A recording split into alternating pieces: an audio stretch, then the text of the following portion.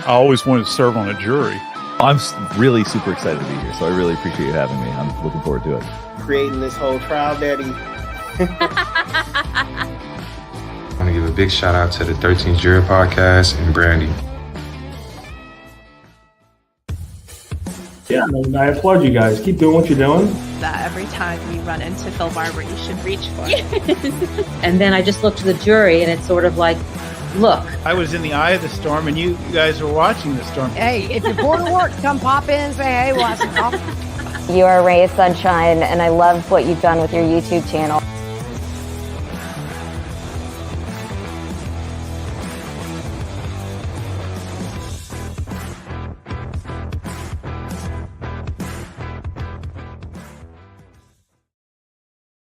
Hello.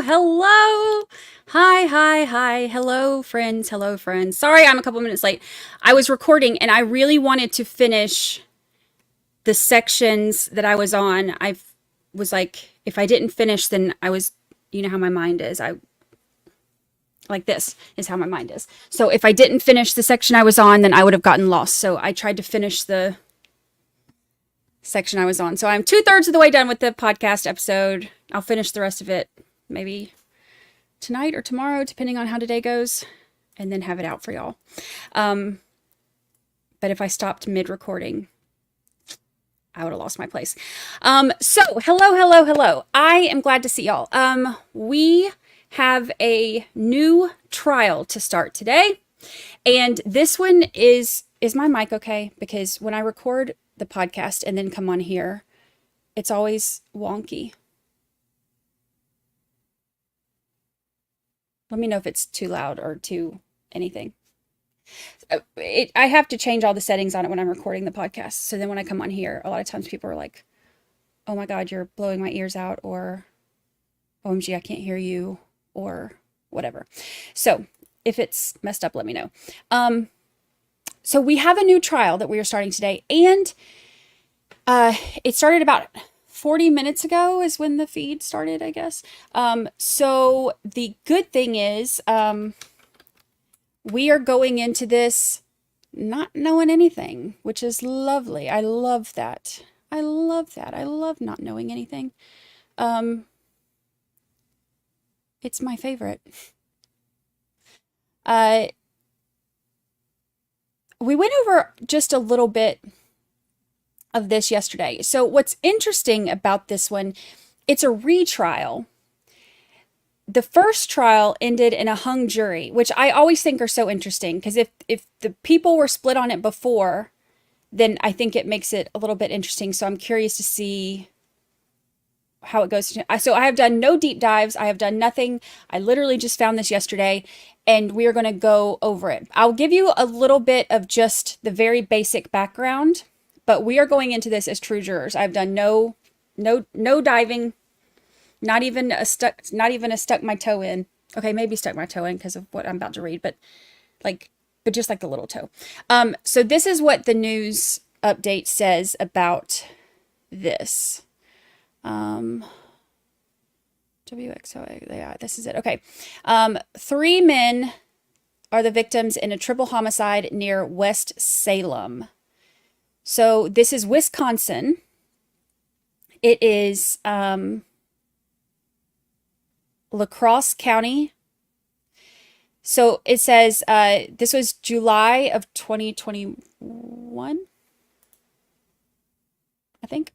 It says early Friday evening, sheriff said in a statement they were working to identify the victims. This is like from when it first came out. Okay, so all 3 of the victims were believed to be in their late 20s.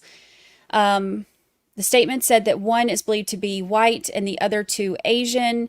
It also said that the 3 have connections to or have lived in the La Crosse area. Let's see.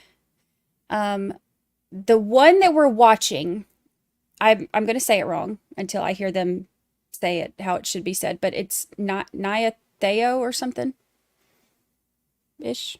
Nya Thao. Thao. I don't know. He's one of 2 men that were charged in the killing of Nemo Yang, Peng Lor, and Trevor Maloney. It was almost 2 years ago when the 3 victims were found shot to death outside of a West Salem area quarry. Now, the trial that was the first trial for the one that we're watching today, Nya Thao, whatever. His first trial ended in a mistrial after a hung jury.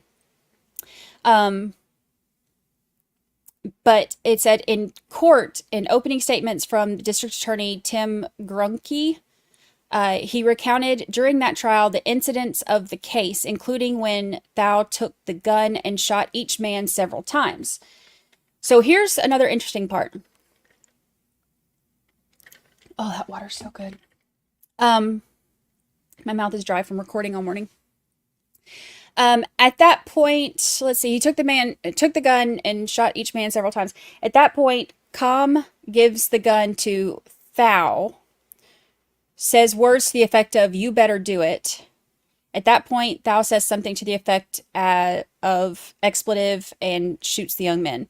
So the other man that they're referring to, Kham or whatever, is Khamthaneth Rattanasack. I'm butchering these names, y'all. But they refer to him as Kham. I guess it's short for Khamthaneth.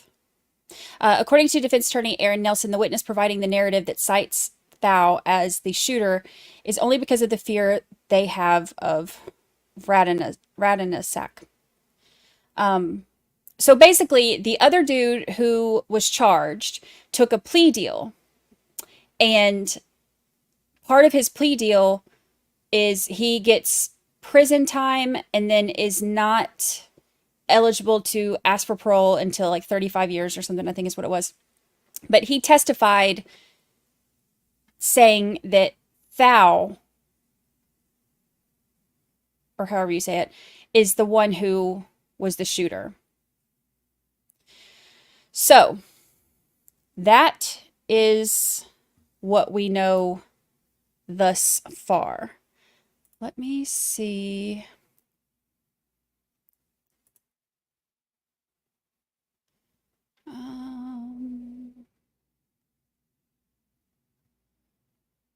And the trial is scheduled to last 2 weeks.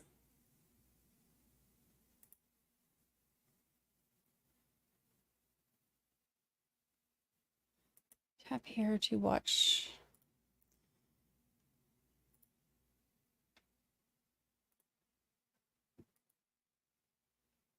All right, let's see here.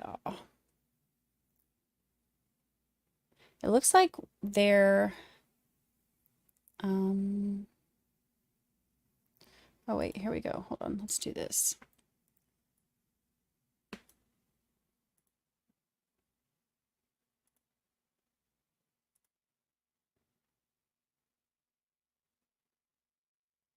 Oh, she has my same Stanley cup.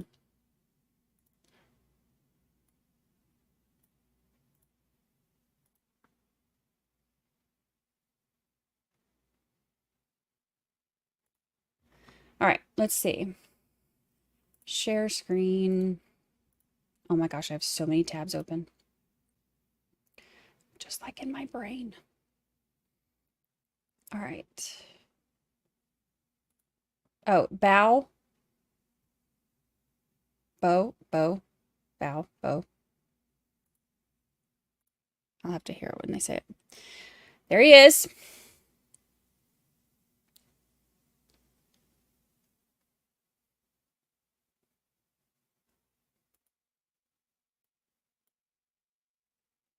Drinking his water. Let's see. I have 2 different news feeds for this. We'll have to see which one is better.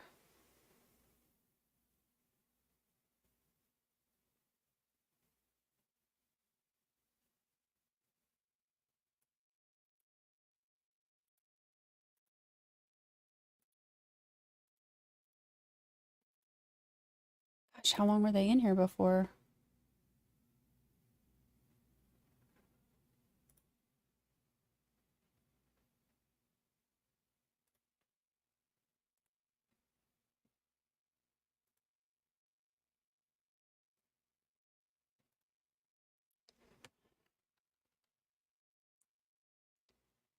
Skip, skip, skip, skip, skip.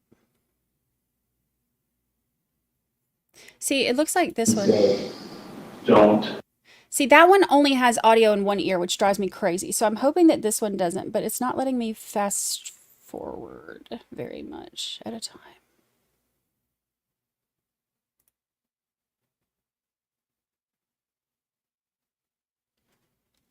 But if the audio is better, it's worth it.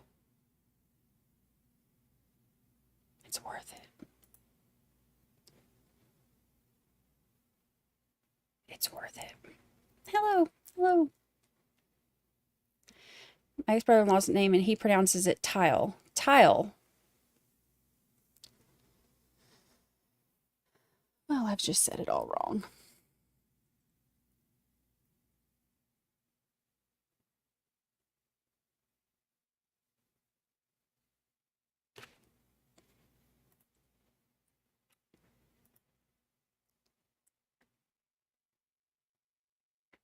I can't see on that screen. Hold on.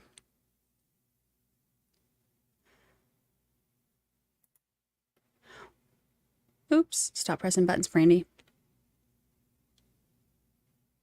See, the other news footage for it has it starting in the middle of opening statements, and it's only in one ear. And that will drive me nuts. So we're going to see, fingers crossed, if this one is better.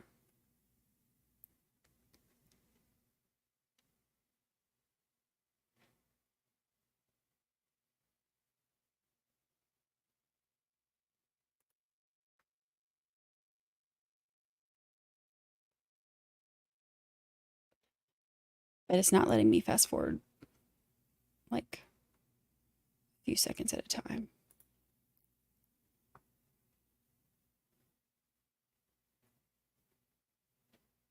Maybe they're not in there long.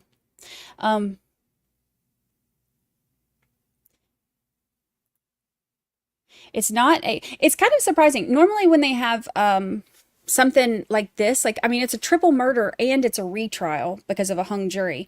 You would think that something like this would be more widespread,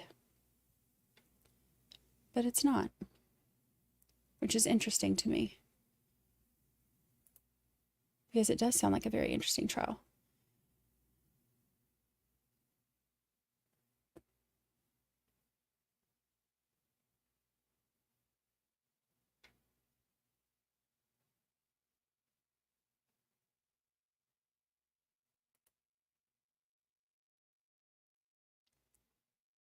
But it's not letting me fast forward.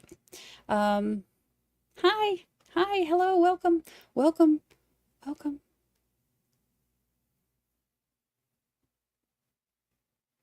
Come on.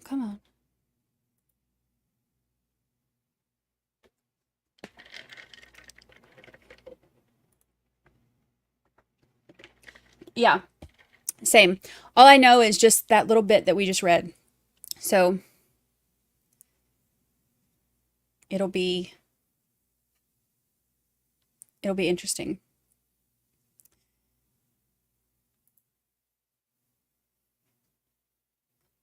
I gave the backstory just a minute ago.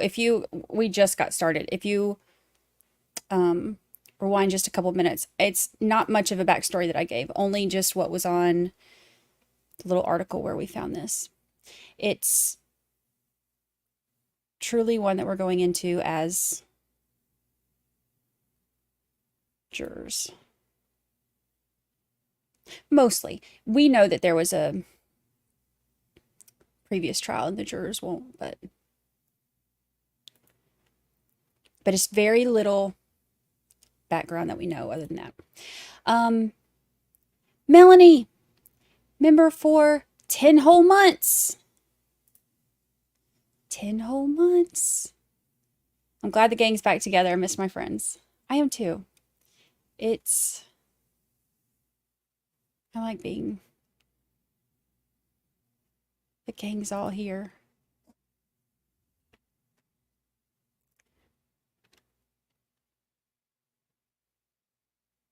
Oh, goodness gracious. Come on. See, it's only letting me do, like, it's not letting me fast forward.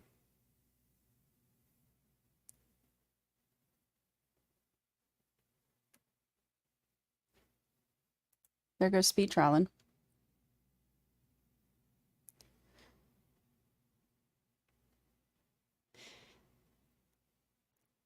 But see, the other one, the other feed I have of this,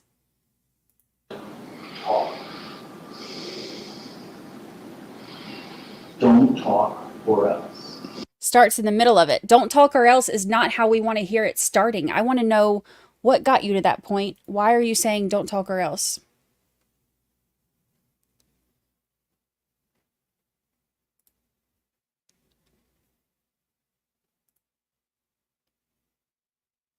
It's like it didn't start in time.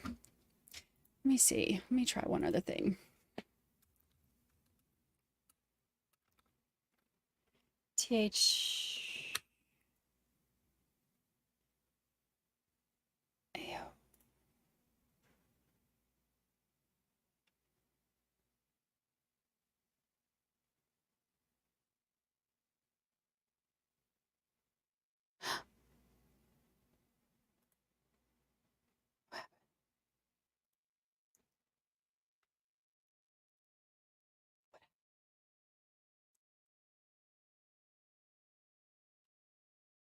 Oh, we got the live view. Missy Russell, member for 8 whole months. Here since Timothy Ferreter, and so glad to be here. I am glad to have you here. I am glad to have you here.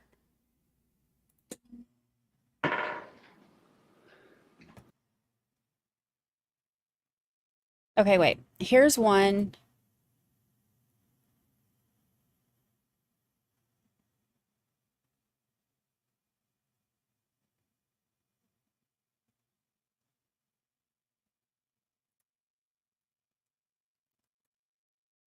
Let's try this one and see if this one's any better. Picture's not great. Give me 1 second here. Britta, member for 6 whole Tell me months. when you're ready to.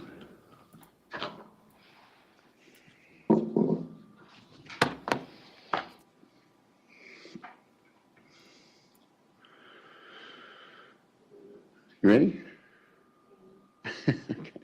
Yeah, this is only All one or right, two. so this is 21 CF 582, State of Wisconsin versus Nya Thao appearances. State appears by Emily Rude and Adrian Blaze. Thao appears in person. Just so you know, I just Here's threw on defendant. this is the beginning instructions before we start the trial. The one thing I did add, I realized that we just had party to a crime in the definition, but we didn't actually have the definition of party to a crime in the instructions. I did stick that definition in there. The way I did it is I did it at the very end. I'll say all 4 counts are charged as party to a crime and to give the definition. I both put aiding, abetting, and conspiracy. They are a little truncated. I don't talk about the case. I don't Thank you, Kelly. interweave it with the charges, but that's partially because these are opening instructions, trying to keep them a little shorter. But I didn't realize I hadn't done that last time, so I decided to do it this time. Is there any concern from the state? Slightly. Are they working? I mean, I know there's a, there we go. I just need to speak more directly into it. Oh, it's not working at all? The speaker is not working now. Oh, great. Oh, boy. All right. Go ahead. Okay. My concern one is looking at the elements of counts 1, 2, and 3. Because it's party to a crime, it's our position that the elements should be the defendant or Khamthaneth Rattanasack caused the death of Nemo Yang, et cetera. And this is going to be more salient at the end of the case, of course. But that would be our position, that even in the preliminary instructions, they should be instructed in that manner as to the elements. And then the only other thing I was going to say was I think putting the party to a crime afterwards for preliminary instructions is fine, and we don't have an objection to that. I think at the end of the case, to make the best record possible, I'll ask Your Honor to do party to a crime along with each one, even though it will read long. I think that's the way to do that, but that's a discussion for another day. Yeah, and this does not set in stone what we're going to do at the very end. Appreciate that. Mr. Nelson, did you have any comment on that? No, Judge. I have no objection to the jury instructions that are in front of me. Do you have any objection to the defendant cause the death of the defendant or Mr. Rattanasack? Yes. Yeah, I think these initial instructions are preliminary instructions. And we can discuss how that's going to read when we get to the final instructions. Just for now, I mean, they haven't even been really introduced to Mr. Rattanasack. It'd be sort of jumping the, you'll explain in the opening statements. We'll go from there. These do not, just so you know, these do not go to the jury. These instructions are just read this morning. And I gave them to you just so you had to see what I was saying. So I'm not going to add that little bit just because I think it'd be confusing right now. The jury wouldn't really necessarily know who Mr. Rattanasack, even if Rattanasack is. Okay, Rattanasack is how they were saying the name that I've totally butchered. Rattanasack. Even though it was in the questionnaire, I understand, but we'll get to that at the final instruction. He was the other one who took the plea deal. Anything else we need to bring up from the state's perspective other than the instructions? Not as to instructions. Anything else? Any other issues from the state's perspective? The one thing I did want to bring up, because I have not been in your Honor's courtroom for a trial, much less one with media, and I did read Your Honor's media order that was filed last week, I believe, if not the week before. I just wanted to make sure that the media will not be video recording either party's counsel table. I think it would be improper for there to be any footage of Mr. Nelson's notes, his table, our table, nothing of that sort. Yeah. Yeah, I agree. That's correct. I may have not said that specifically for media. Hopefully, do not zoom in on the tables and their notes. Those are confidential in nature. I don't even know if they can get that close to your notes from that angle, but I think it's as much the computer screens because those are obviously at a different angle than our notes, and so. But I didn't have a problem last time. So. Yeah, just avoid the computer screens if you could. And they gave me a thumbs up. I take that as a yes. Fantastic. All right. Yes, go ahead, Mr. Nelson. Judge, I just want to make sure that we're all on the same page. The state was kind enough to tell me who their witnesses are for the day. The last witness they told me of is what we commonly in our world call a jailhouse snitch. They certainly have the opportunity to do that. He is a witness. Oh, I love a jailhouse snitch. In the last trial, that doesn't prejudice them from calling him today. They're always entertaining. However, within his interview, this witness makes mention of claims of other acts that my client did. And as Your Honor knows, it has made no motion in order to admit other acts. He has a different purpose for testifying in that I understand he's going to say Mr. Thao told him certain things. That's certainly permissible. I suspect we're all on the same page, and perhaps I'm just voicing my paranoid criminal defense mind. Said. But I want to make sure that within the opening, as well as this afternoon when Mr. Luco, I believe is his name, Lewko, testifies that the state is not offering any other acts regarding Nya Thao. In particular, my understanding is this: Mr. Luco told the police that sometime other than this weekend he had seen Mr. Thao with a Glock gun. Is the state's intention to? I don't know what he said to Mr. Luco. So obviously, this is new. What's the state's position with Mr. Luco? The state's position is that a witness testifying that he saw the defendant with what was ultimately found and determined to be the murder weapon is not another act. That's a witness saying that he saw the defendant with a murder weapon. I can provide Your Honor with more information if you'd like. And when did he see him with a murder weapon? When did Mr. Luco see Mr. Thao with a murder weapon? Approximately a day and a half before the homicides, while Mr. Thao was telling Mr. Luco that he was looking for Nemo Yang. Nemo Yang was one of the victims. And Yeah, he had a hung jury last time. what context did he see the gun? I mean, he was just holding it, he was using it. What was what's the story exactly about him seeing the gun? So about a day and a half, 2 days before the homicides, they were at a house together. Mr. Luco said that he was purchasing methamphetamine from Mr. Thao, and I would agree that discussion of that drug deal may not be relevant, and I have no problem weaving our way around that. But they were at a house. Mr. Thao showed him a firearm in the waistband of his pants and told him he was looking for Nemo. Finding Nemo.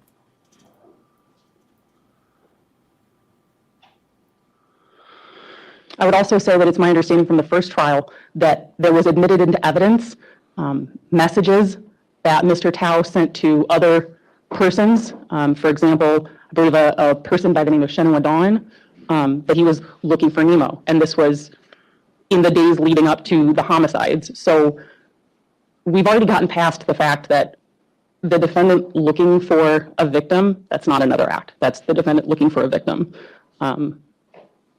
A witness saying that he was doing so while in possession of a firearm that's been located and that's been tied to the murder scene by virtue of shell casings is not another act. That's, I have the murder weapon and I'm going to use it.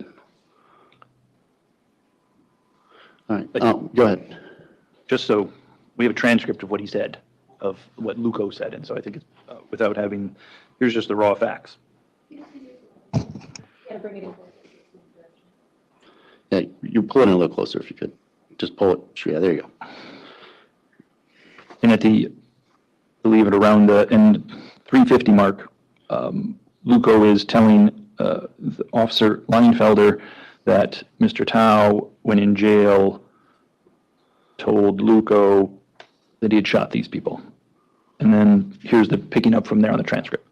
Leinfelder, did he say why it all happened? Luco, well, about 2 days prior to this, he came over to the house. I bought some meth from him. Okay.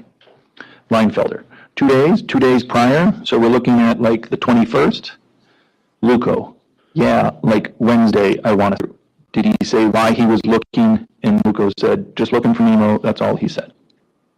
So that's the context under which this witness is going to say that my client had a Glock 40, whether, and I think that is very different than what I think they're going to introduce as motive evidence regarding my client, motive being he was looking for Nemo.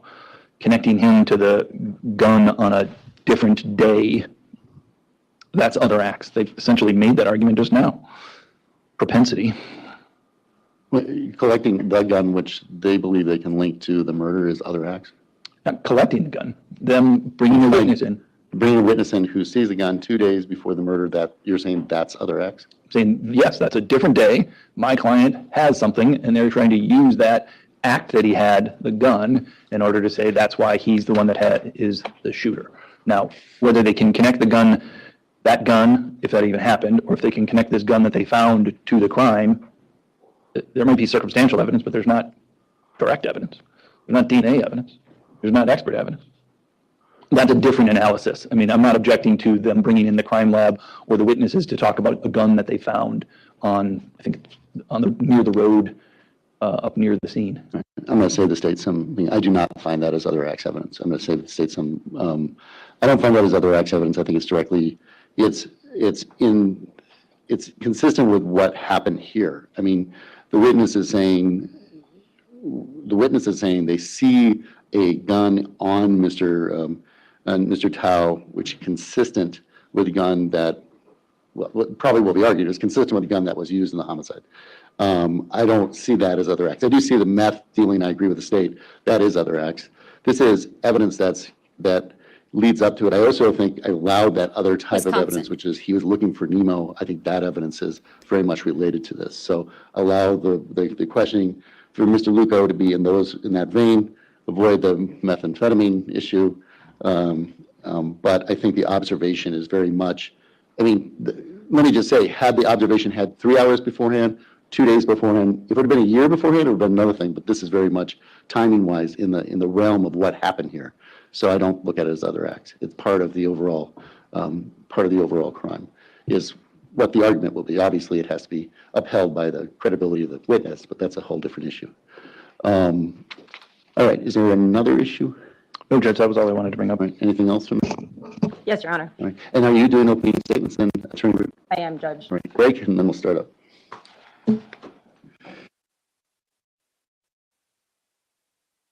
Okay. Please rise for the jury. Bring the jury.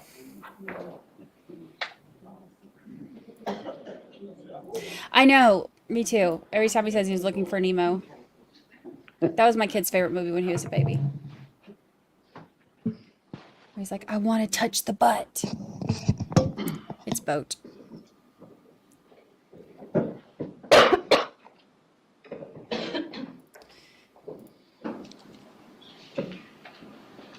All right, everybody may be seated. All right, good morning, ladies and gentlemen. Thank you for being here so promptly. Couple just ground rules before we begin. First of all, if you need a break, please let us know. Raise your hand. I think Jim told you that, but just let us know. Let Jim or Terry know. If I'm not paying attention, we'll just take a break wherever we are if you really need one.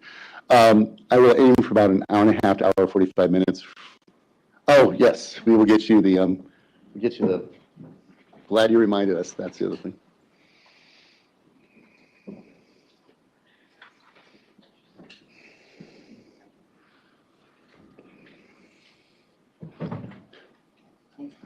Yeah. Let's just make sure it's working. It's actually a different group. So, yeah, the only thing is just remember to drop it off before you walk in.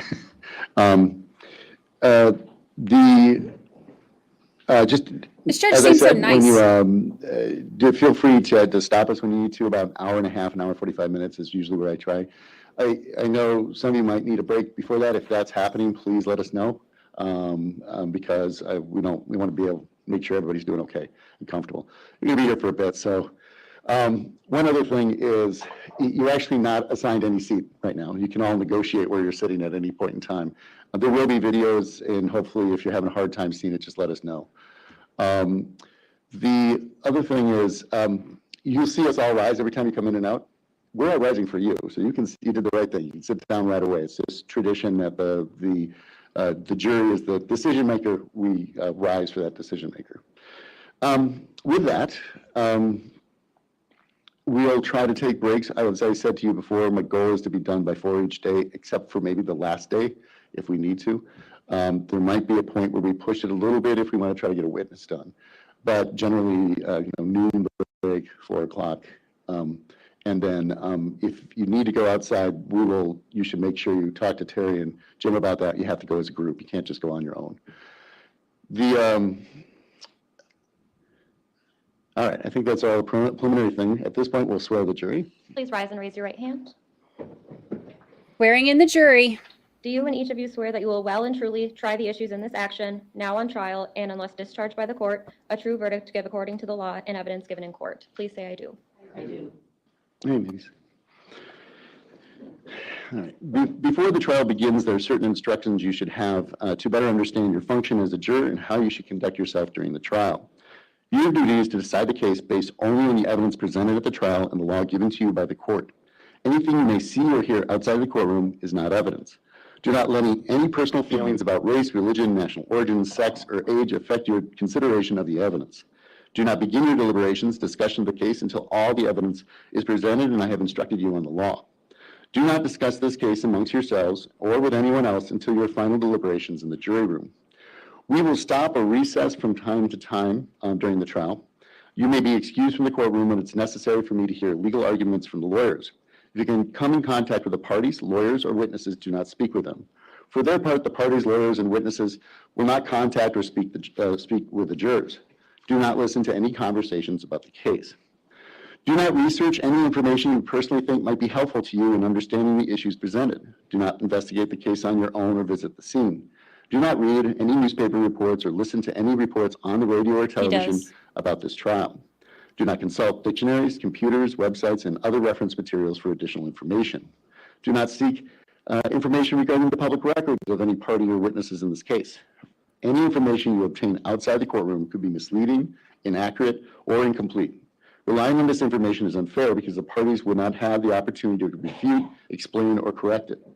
Do not communicate with anyone about this trial or your experience as a juror while you're serving on this jury. Do not use a computer, cell phone, or other electronic devices with communication capabilities to share any information about this case. For example, do not communicate by blog, email, Twitter, X, or any other way on or off the computer. Do not permit anyone to communicate with you, and if anyone does so, despite your telling them not to, you should report that to me. This case must be decided by you, the jurors, based on the evidence presented in the courtroom. People not serving on the jury have not heard the evidence, and it is improper for them to influence your deliberations and decisions in this case. After the trial is complete, you are free to communicate with anyone in any manner. These rules are intended to assure the jurors remain impartial throughout the trial. If any juror has reason to believe that another juror has violated these rules, you should report that to me. If jurors do not comply with these rules, it could result in a new trial involving additional time and significant expense to the parties and taxpayers. You are to decide the case solely based on the evidence offered and received at trial. Evidence is, first, the sworn testimony of witnesses, both on direct and cross-examination, regardless of who called the witnesses. Second, the exhibits the court have received, whether or not exhibit goes to the jury room. Third, any facts to which lawyers have agreed or stipulated, or which the court has directed you to find. Each side have a right and duty to object to what they consider are improper questions asked of witnesses and to the omission of other evidence which they believe is not properly admissible. You should not draw any conclusions from the fact an objection was made. By allowing testimony or other evidence to be received over the objection of counsel, the court is not indicating any opinion about the evidence. You jurors are the judges of the credibility of the witnesses and the weight of the evidence. Note taking permitted. You're not required to, but you may take notes during this trial, except during the opening statements and closing arguments. The court will provide you with materials. In taking notes, you must be careful that it does not distract you from carefully listening to and observing the witnesses. You may rely on your notes to refresh your memory during your deliberations. Otherwise, keep them confidential. After the trial, the notes will be collected and destroyed. Transcripts are not available for deliberations. You will not have a copy of the written transcript or the trial testimony available for use during your deliberations. You should pay careful attention to all the testimony because you must rely primarily on your memory of the evidence and the testimony introduced during the trial. Police reports. During the course of the trial, the attorneys may refer to or use police reports with witnesses. Normally, these police reports will not be provided to you. If you are not provided with a police report, you should use your collective memory regarding any reference to police reports. Credibility of witnesses. It is the duty of the jury to scrutinize and to weigh the testimony of the witnesses and determine the effect of the evidence as a whole. You are the sole judges of the credibility, that is, the believability of the witnesses and the weight you to be given to each of their testimony. In determining the credibility of witnesses and the weight you give to the testimony of each witness, consider these factors.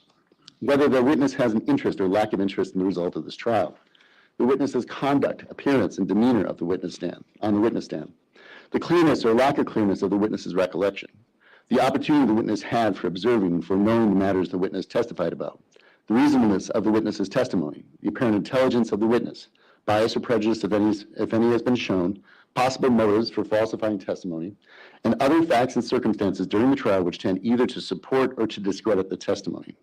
Then give the testimony of each witness the weight you believe it should receive.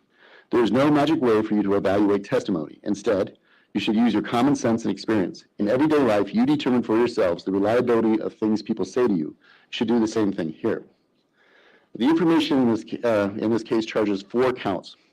Count 1, 2, and 3 are first-degree intentional homicide as a party to a crime. First-degree intentional homicide is defined by 904.01 of the Criminal Code of Wisconsin as committed by one who causes the death of another human being with the intent to kill that person or another. State's burden of proof. Before you may find the defendant guilty of first-degree intentional homicide, the state must prove by evidence which satisfies you beyond a reasonable doubt the following two elements were present. For count one, the defendant caused the death of Nemo Yang. Cause means the defendant's acts was a substantial factor in producing the death. Two, the defendant acted with intent to kill Nemo Yang. Intent to kill means that the defendant had the mental purpose to take the life of another human being or was aware that his conduct was practically certain to cause the death of another human being. For count two, the elements of the crime that the state must prove is one, the defendant caused the death of Peng Lor. Cause means the defendant's act was a substantial factor in producing the death. Two, defendant acted with intent to kill Peng Lor. Intent to kill means that the defendant had the mental purpose to take the life of another human being or was aware that the conduct was practically certain to cause the death of another human being. For count three, the elements of the crime that the state must prove, one, defendant caused the death of Trevor Maloney. Cause means that the defendant's act was a substantial factor in producing the death. Two, the defendant acted with intent to kill Trevor Maloney. Intent to kill means that the defendant had the mental purpose to take the life of another human being or was aware that his conduct was practically certain to cause the death of another human being. When the intent exists, while the law requires the defendant acted with intent to kill, it does not require the intent existed for a particular length of time before the act is committed.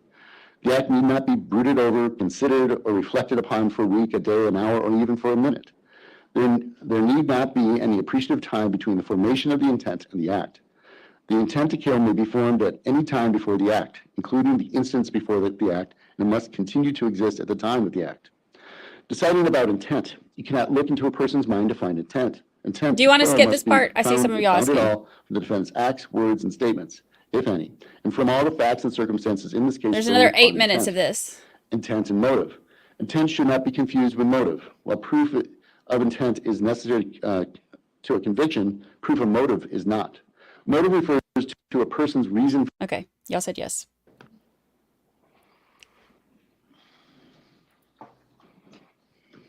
See, jurors don't get to do that, but we do.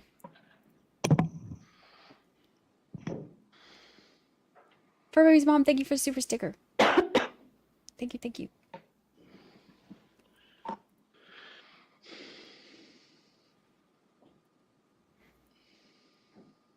Nemo Yang, Peng Lor, and Trevor Maloney. You're going to hear the mention of a lot of names as we present our case to you. But it is so important that these names don't get lost in the shuffle, because they are the reason we're here. Because on July 23rd of 2021, these three young men were murdered.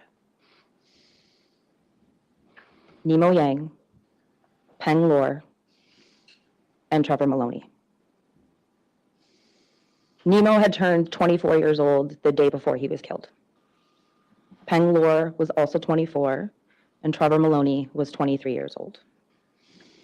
You're going to hear me refer to them collectively as the boys, and I don't mean any disrespect with that title. They were actually, as I stated, young men. But they were essentially just getting started. They were just getting started with their lives when they were taken from them. And the defendant, Nya Thao, is the one who did the taking. Thao. I was saying it wrong. Mr. Thao and his friend, Cam Rattanasack, who Mr. Thao referred to as Black and also referred to as his brother, took Nemo, Peng, and Trevor out to the middle of nowhere, the Ramscog Quarry, in the dead of night. Quarry is located where County Highway S and County Highway M intersect north of West Salem. The boys knew they weren't going on a field trip at 2 o'clock in the morning. They knew that Mr. Thao and Mr. Rattanasack had been looking for them. They knew they had a gun. You saw that the entrance to the quarry was blocked off by a pair of swinging cattle gates. When they got there, they told the boys to get on their knees. They told them to move towards the gate. At one point, Mr. Rattanasack hit Trevor in the back of the head with a gun because he was mad that Trevor had told him a lie. Mr. Thao kicked Nemo into the chest, and they were accusing them of being disloyal. Mr. Rattanasack demanded that they empty their pockets, and then Mr. Rattanasack handed the gun to Nya Thao and told him, "You better do it before I do it." Mr. Thao took the gun, hesitated for a moment, and then said, "Fuck it." Mr. Thao shot Nemo Yang, then he shot Peng Lor, then he shot Trevor Maloney. Mr. Rattanasack and Mr. Thao took their cell phones, and Rattanasack was the one driving. Mr. Thao was in the passenger seat, and they left the boys there.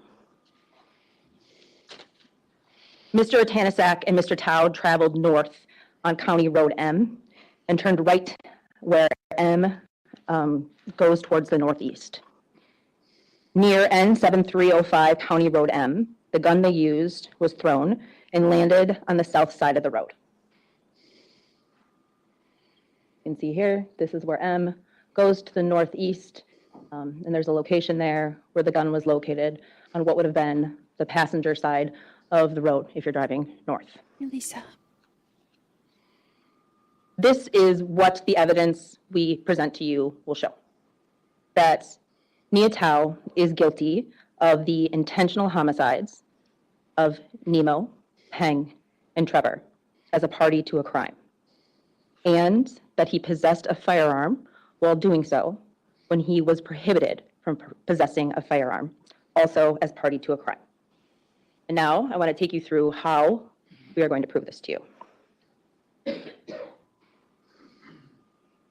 For starters, there was someone else at the quarry with Mr. Rattanasack and Mr. Thao in those early morning hours. They left a witness, a woman named Bridget Schlicht. At this point in Bridget's life, in July of 2021, she was living in two very different worlds. She's going to tell you some things that aren't normal, everyday topics of conversation. But at that point in her life, her home was in Vernon County. She shared equal placement of her young daughter with her ex-husband. And when she was at home, she was mom. When she didn't have placement of her daughter, she would go to lacrosse and seek out and use meth. Bridget was familiar with both Mr. Rattanasack and Mr. Thao, as well as Trevor Maloney. She got to know Peng and Nemo in the days just before their deaths. Bridget had known Trevor the longest, about 6 months. She met Mr. Thao in early June of 2021 at a house on the north side. Mr. Thao was in a little bit of distress, and Bridget's a little bit of a caretaker. Her mama bear instincts kick in sometimes. So she gave Mr. Thao a ride to Holman. For the next month and a half, she would see Mr. Thao pretty regularly when she would come to lacrosse. Sometimes she'd give him a ride or give him a place to crash if she had a place and he needed it. Mr. Thao introduced Bridget to Cam Rattanasack, but only by the name of Black. This happened about 2 weeks before the homicide.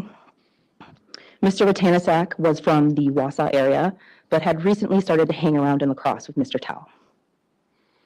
In the time that Bridget knew all of these gentlemen, she used meth with them.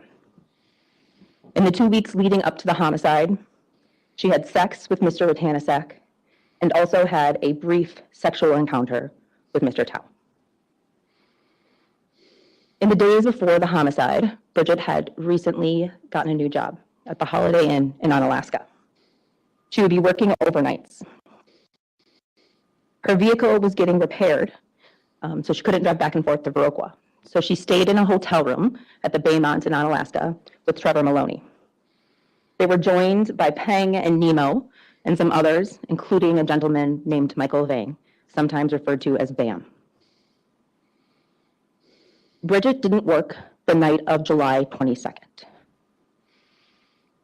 And Trevor had gone to Westby earlier in that day to deal with some family matters. Bridget needed to go home to Viroqua to get her birth certificate. She needed to provide it to work as identification. Nemo and Peng asked to ride along with her, with the plan that on their way back, they would pick up Trevor in Westby. They left for Vernon County at about 10 p.m. that night.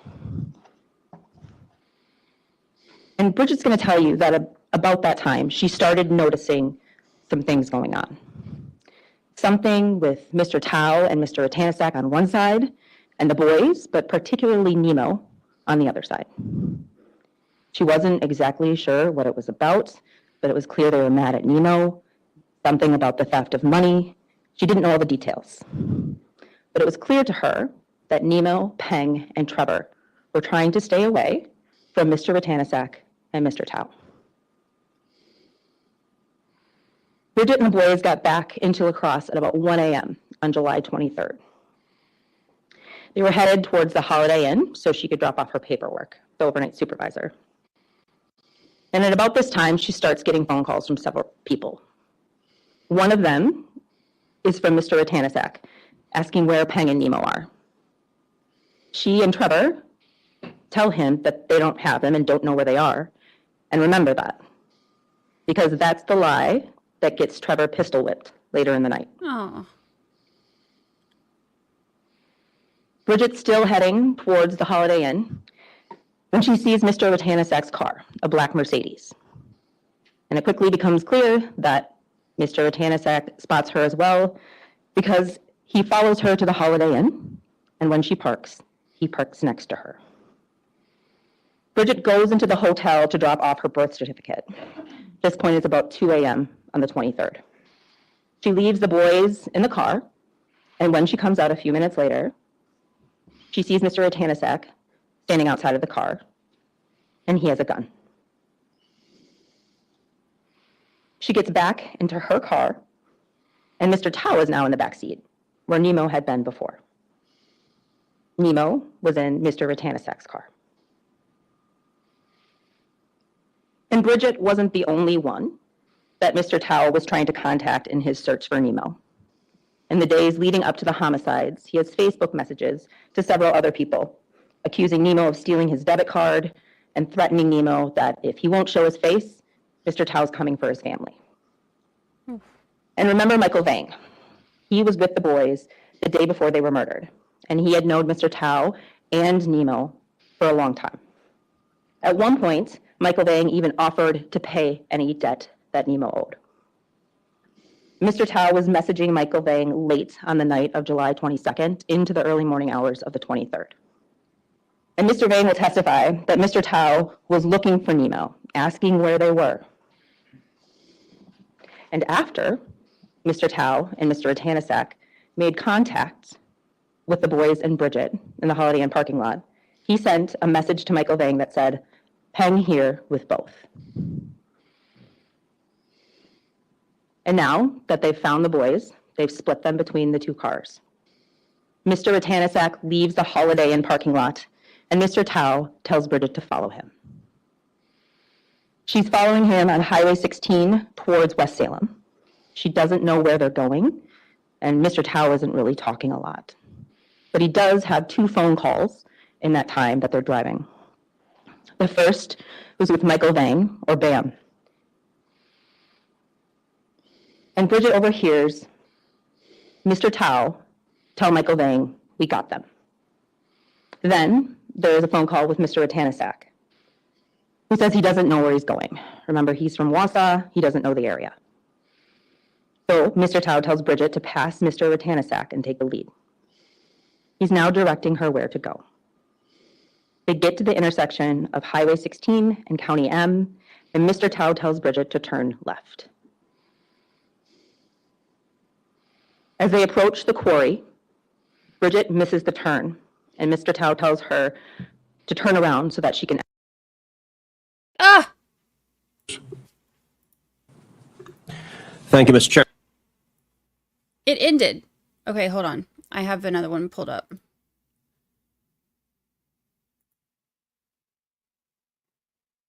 That was like...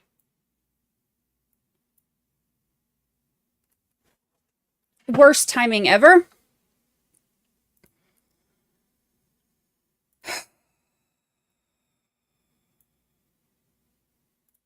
Mr. Thao showed him a firearm in the waistband of his pants.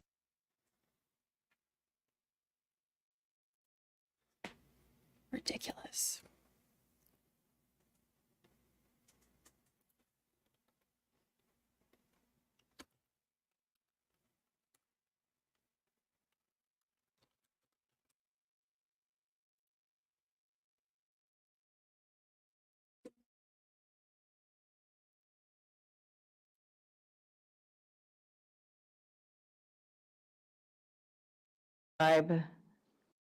He's a man that's new to this area. Oh, see that one go. That one's the defense attorney. That's the one that starts mid defense attorney.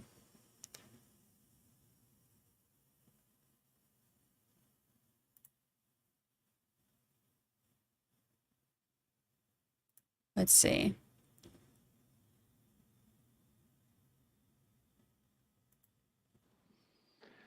And some associated contusions with That feed on that channel like stopped, missed some time, and then started up again.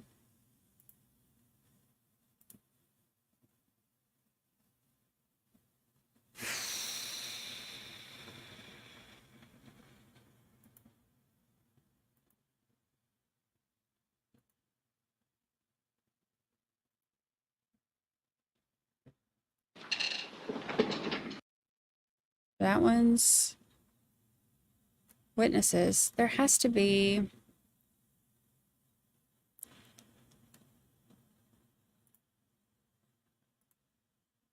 there has to be another feed.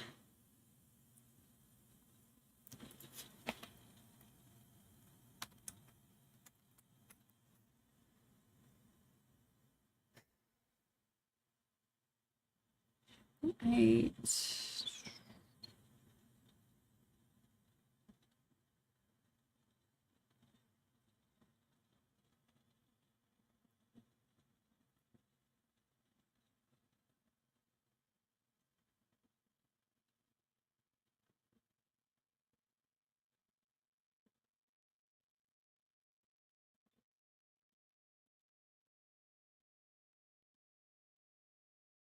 Maybe there's not. Maybe... oh, let me try one more thing.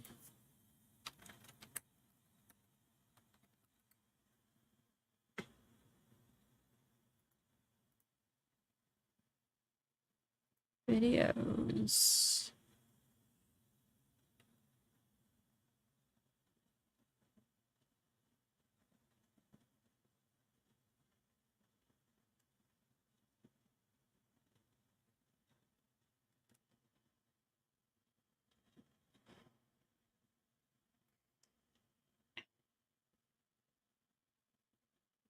Dang.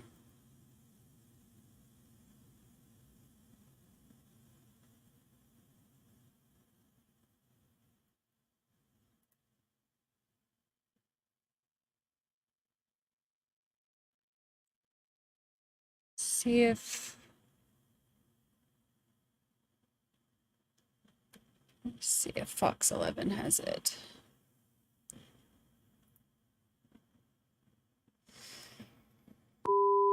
Ooh. Shh. Too loud. Too loud. Shh.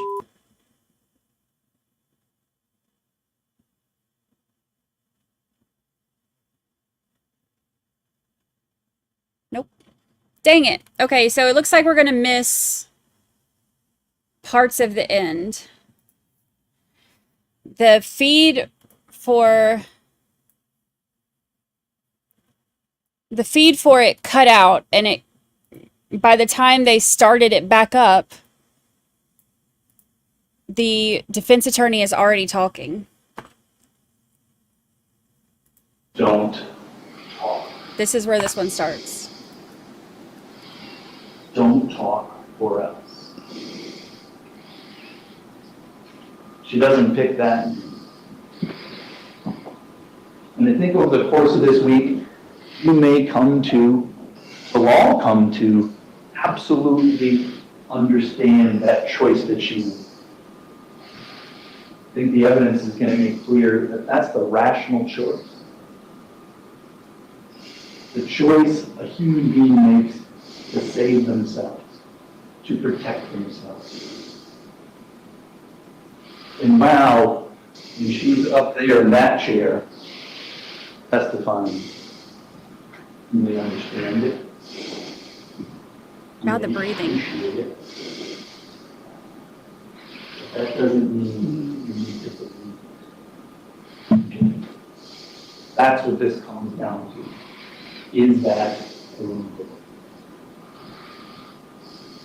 The judges told you a couple of jury instructions that I just want to get you so you can start thinking about it, so you can put things into the context as you listen to it. The judges told you that it will be your duty to scrutinize the testimony that the judges told you that you will need to consider whether or not there is a reasonable doubt. The judges told you that a They sound reasonable asleep. doubt is a doubt for which a reason can be given. So let me tell you about what the evidence is going to be and the reasons that you can consider. The reasons of doubt.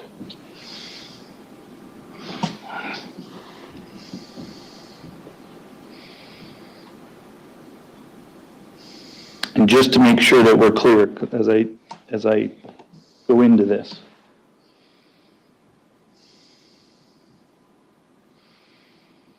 The judges told you, and we'll get to see it again, that you can reconcile the evidence on any reasonable hypotheses consistent with Nia's innocence.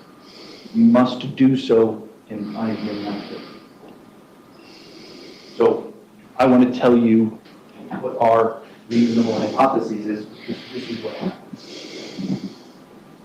Cam Rattanasack, Blackie, heartless, the man who Bridget Schlitt is deathly afraid of, a violent man who's threatening people with a gun, who's angry, who's tweaking out on meth, executes 3 people up at the floor.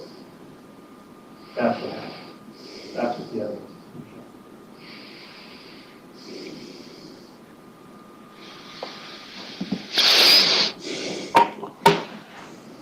At some point, like I said, Bridget Schlitt's going to be up in that chair. Before she was in this chair here in a couple of days, she'd been in that chair before and told the story under oath. Before she told that story under oath in 2023, she was in this chair talking to that man in 2021.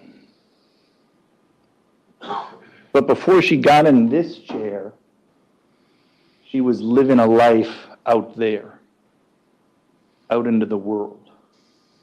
And to understand why she said what she said in this chair, why she said what she said in that chair in 23, why she's going to stick to that story, I'm guessing, in 2024. You need to go back in time and understand who she was back then, what she did back then, what was her life like. So let me tell you a little bit from her, what I think is her perspective. She's a single mother who's living, as we heard, perhaps a dual life. A life that involves use of methamphetamine when she comes to the club. She'll tell you that she's a meth addict. She'll tell you in those 2 weeks before she gets into that chair after she's witnessed, threatening everybody. She'll tell you how she got to know him. Who's Cam Rattanasack, right? So before I talk, let's just talk about who is Cam Rattanasack. the person Blackie, the person who's called Heartless, right? The person that the state is going to call as a witness. He'll come here from prison. We don't know what he's going to say. We don't know that because I think everybody's going to agree. Everybody in this courtroom is going to agree. Everybody at that table is going to agree. He's a liar. So he's not trustworthy. He's not credible. And he's not to be believed. If he coincidentally says something that's echoed by Bridget, we'll get to that. But who is that man? Here's what Bridget says she knows. So from her perspective, when she's in that chair, what does she know when she's out on the street? She knows he's a man that just recently got out of prison. He's a man that's new to this area, that's from a different area, and he's coming here to lacrosse. She knows that he's a violent man. She'll tell you that she told the police, don't cross Blackie. He'll hurt you. She'll tell you, don't lie to Blackie. He'll hurt you. She'll tell you, he puts his hands on women. He'll hurt you. That's who Blackie is. When she shows up and she sits in this seat and talks to that man, you can't see it because it's covered up in makeup. She's got a black eye. Violence has been done to her. Blackie, she'll tell you, is an alpha male. First I thought of him as a leader. You know what? He's not a leader. That's a word that I think we inspire people to see. He's not a leader. He's a full leader. He's an alpha male that wants to dominate everyone, everything. He's come to a new place, a new community, and he's set to dominate. Somebody wake him up. So how do we get there? We know out there, how do we get to that chair? We know out into the world, he's somebody that was looking for me. He's threatening me. If you act, when Bridget comes up and testifies, and I believe that there's another prisoner that's going to testify as well, Michael Bennett. They will talk about this debt that Nemo had to pay. Bridget's going to say that Nemo owes Blackie. Michael Bang is going to say that Nemo owes Blackie. Blackie's going to tell you, if he tells you what he said before, he's angry and he's pissed. His words. He's angry and he's pissed at Nemo Yang. Somebody who took his money. She's going to tell you that she saw him in the parking lot at the motel, at the hotel, Holiday Inn Hotel. Here's what we know happened at that hotel, right? Bridget Schlitt pulls up into a car. In the car, she's driving and she has a 3-wheel. Right? In another car, we have the alpha male Blackie who's driving. And his passenger is me. They pull up. Blackie gets out of the car, pulls out his gun, points it at me. What you'll hear from Bridget is she'll say, she saw that. And then she strolls into the hotel and talks to people in the hotel. You're going to see her on that video. You're going to get a chance to see her after she makes observations of Blackie putting his gun to another man's head. You'll see her calmly walk into the hotel, calmly speak with her co-workers, and then walk back out. She walks back out, she'll say that Camden, Blackie, puts a gun to her head, points it at her and says, follow me. At this point now, Nya is in Nemo's spot. Gunpoint of Blackie, Nemo is forced to get into Blackie's car. The two then drive. Bridget's driving a car, Blackie's driving a car. And they're taking the 4 passengers, so there's 6 of them, to go up to this. We know that at the quarry, Blackie gets out of the car and immediately pistol whips Trevor Maloney. He's got the gun. It's his gun. He's doing violence with the gun. He's doing violence with the gun to a man who crossed him and lied to him, and that's why he pistol whips. It's all I can hear. There's no they. It's Blackie. Blackie orders these 3 young men to get on their knees, empty their pockets, and to crawl to a particular place. He is the ultimate alpha evil man. Bridget's a witness to this. Nia's a witness to this. What Bridget will say is she thought there was going to be, which she'll say is a beatdown. Maybe that's why she was not scared when she saw the gun come out. Maybe that's why she looked the way she did when she walked into the hotel. Because she could not imagine a world in which this execution takes place. She thinks there's going to be only a beatdown. There's going to be no evidence that there was a plan, no evidence that anybody had talked about this other than Cam. Cam gets there, he threatens Bridget, points the gun at her head, because at this point he knows Trevor lied, Trevor got pistol whipped, Bridget had lied, get to that, Bridget had lied to him, she shows up at the police with a black eye. Bridget says, points the gun at her and says, do what I say or it'll be you. Then, the shooting occurs. And that's, I think, ultimately what you're going to need to decide is in this little box here, the shooting. Okay? Because I think we have uncontroverted evidence about Blackie being the alpha male violent leader. He's got the gun, he's got the motive, he's got everything, he's in charge, he's driving people. And then we have this moment in time where 2 of the state's witnesses are going to say, everything changed during that. And then we'll come to after that moment in time. And it's back to Blackie threatening people, Blackie getting rid of evidence, Blackie creating a world in which other people are blamed.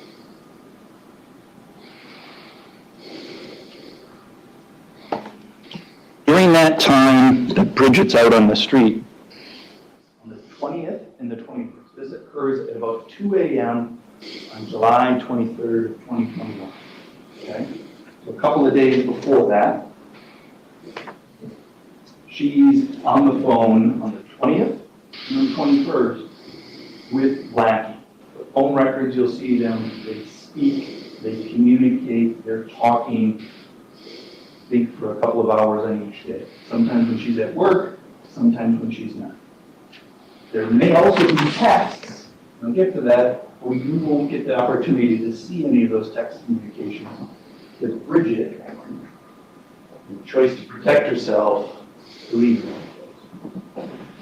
On the 20th and 21st, she's communicating with this man, she's talking to him, and she has text. She's clearly connected to Cam Rattanasack 48 hours before the execution. She has a phone, and in her phone, she lists him as a contact. The London Bridge is falling down. Like that. I don't know if it makes sense, but London Bridge is falling down. London Bridge is falling down isn't just a contact in her phone, it's her emergency contact. So we're going to get to ask her about this relationship and how it escalated over those 2 weeks to get to be that she's now afraid of him and sleeping with him, and he's somebody that's her emergency contact. That all happens just before we get to the 23rd.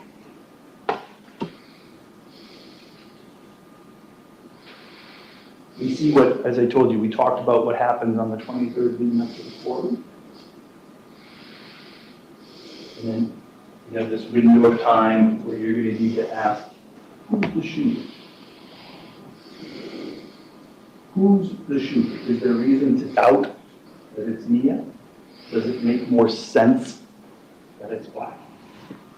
That's the first question you're going to need to ask. Here's what happens after that moment in time. Blackie picks up the phone and he starts calling Bridget. Right? The phone records are clear. Blackie's got a phone, he's trying to call Bridget. And Bridget doesn't answer the phone. Makes sense. I would imagine you're thinking, that makes sense. If that person just saw somebody execute 3 men, is she going to pick up that phone from that person? She says she doesn't pick up the phone. She says what she receives is a text message after she doesn't pick up the phone from Blackie, in which Blackie sends her a text that says, don't talk. The only reason we know about that is her word. We don't know exactly what that text said. She deleted that text. After she receives that text from, who I submit to you as the shooter that says, don't talk, she picks up her phone. She then calls her good friend, Nya Thao. She calls the person who's in the same boat she is, who's just witnessed this horrific act as a bystander. She calls and she speaks with him for 9 minutes. So, how does she get from there, the quarry, to this chair? Already when she's on the phone, she, like any human being, is thinking of what is she going to do. She gets to that chair, and beforehand she says she wants to protect herself. When she eventually gets to that chair, she'll tell you. She's motivated, she has a reason to protect herself. That's what she's doing, that's what any human being does. And so the first thing she does is she drives to the Holiday Inn and parks in the parking lot where there's a camera that records her, and you won't have to watch all 4 hours where she sits in her car in the parking lot and contemplates life or death or sleeps or is overwhelmed. She sits there for that 4 hours. That's the first thing that she does to protect herself. After some moment in time, she eventually leaves from there about 8 a.m. She gets to the police station at about 12. In those 4 hours, she does other things to protect herself. She'll tell you that she had 2 8-balls of meth. She had these 8 balls of meth that she'd gotten from one of the, I believe it's Nemo, one of the young men that was at the court. She'd gotten these 2 8-balls of meth. And, again, I know there's a lot of names, Michael Bang, another prisoner that you're going to hear from. We have the 3 young men, they're connected to Michael Bang. Michael Bang had talked to Bridget Schlitz about get those 2 8-balls of meth. She's doing that work for another prisoner to get those 2 8-balls. When she's sitting in that car in the parking lot, and the video's watching her, before she goes to the police station, she goes and gets rid of those 2 8-balls of meth. She'll tell you she does that to protect herself, and she does it to save it for later. What she doesn't do is, she doesn't take the meth and throw it down the toilet. She doesn't take the meth and get rid of it. She doesn't take the meth to the police. She takes the meth to a friend's house and puts it there for safety. And what she'll tell you, if she tells you what she told us before back in 2023, what she'll tell you is the reason when she went there, to, I believe it's a Tim Marks, when she goes there, she tells Tim Marks what happened. She tells him what she saw. She tells him about this box that we're trying to figure out what happened. What you won't hear is Tim Marks here, come here and corroborate it. But she told him the same thing that she's going to tell you. he's not going to be here to corroborate her. After she gets rid of the meth, she then goes to the police station. Oh my God, wake him up. She's Wake him there, up. she's Please wake in him up. that chair, and she's in that chair for 11 hours. Right? There's times when she's sleeping in that chair. She comes back a couple of days later. But in those first 3.5 hours, we're going to get into some of the details because it's important for you to know whether there's reasons to doubt what she said there. You need to know what she said here. And when she was there, she immediately minimized her involvement. She says, I was there, they put a gun to my head, I left, I don't know what happened, I found out about it on Facebook. She says she doesn't know who the two people are. She minimizes her involvement. She doesn't tell them about deleting texts. She doesn't tell them about the mess. She doesn't tell them about having sex with Blackie. And slowly, she sits there, maybe starts contemplating things. She starts to add little bits. And the story's starting to come out, but they're having to pull it out. They're really having to pull it out of her. She's reluctant to talk about it. It might be the trauma. But it also is undoubtedly that she's protecting herself. And about 4 hours into it, she's asked about that. She then says, well, it was Blackie, it was Nya Thao. Asked to describe Nya Thao, she says, he's a short, bald baby.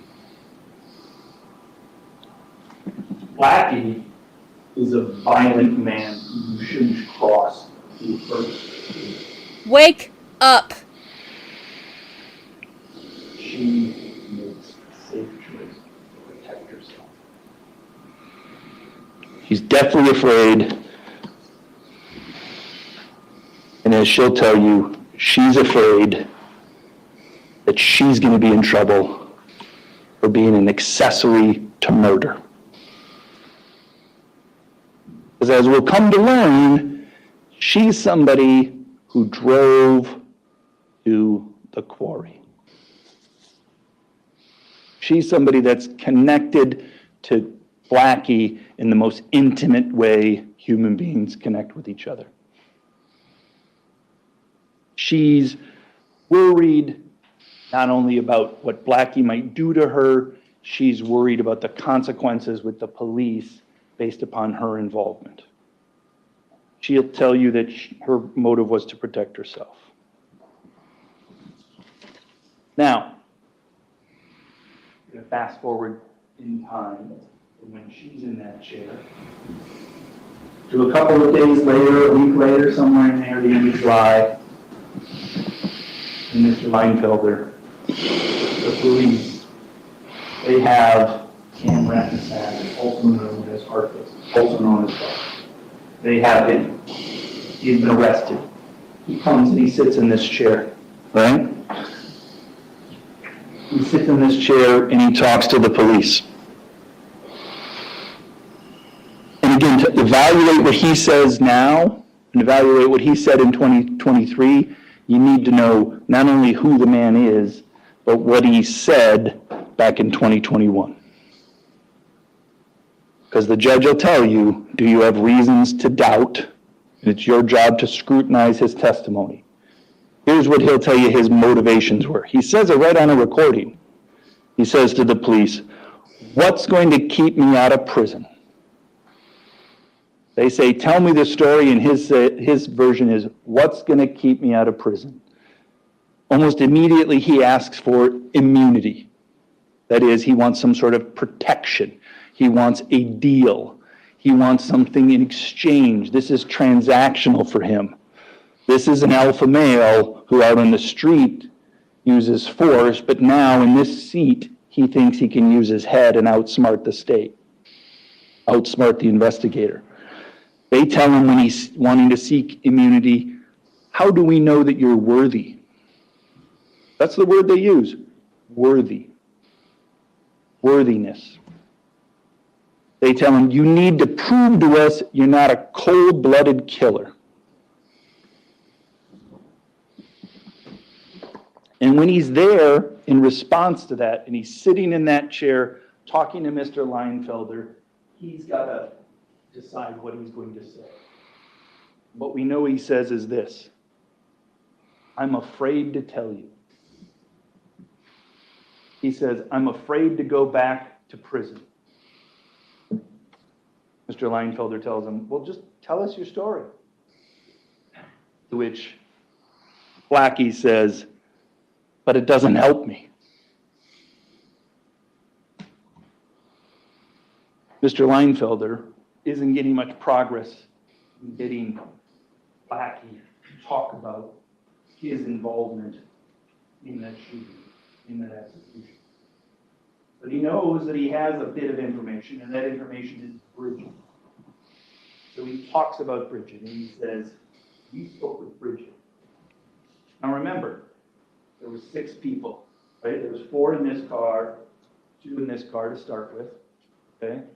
Bridget and the 3 boys, Cam and Rattanasack, Blackie, and Nya Thao. 2 of them switch, right? So all of a sudden they come into there, but at the end of the day, there's still 6 people that go there. 3 of them are executed by a cold-blooded killer. We know that. 3 lose the war. One of them is the cold-blooded killer, and 2 of them are either party to the crime or they're bystanders. Cam knows this.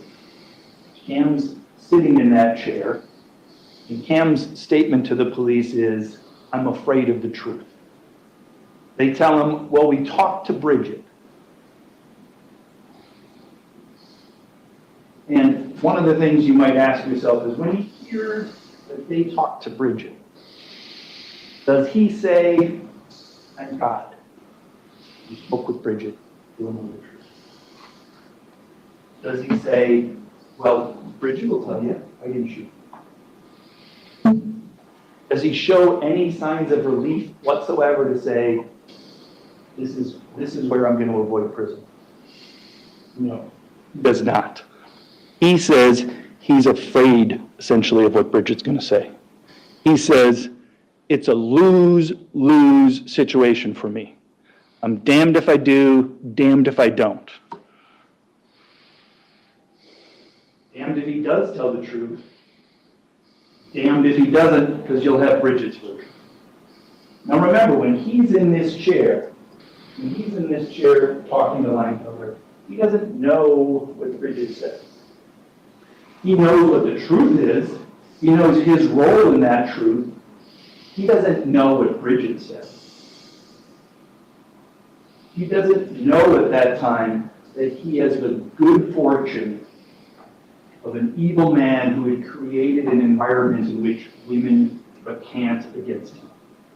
You're going to hear from him that this is somebody that has done violence to women in the past. You're going to hear from him that, and from Bridget, knowledge about women recant. He does bad things to women. Women won't talk to the police. Women change their story to the police. Whether it's Stacy in Wausau, whether it's Sarah Horton south of here, or whether it's Virginia Creel in Door County. He's created an environment in which he can manipulate people, especially women. But even he in that chair doesn't think of his good fortune. He's worried about what Bridget says.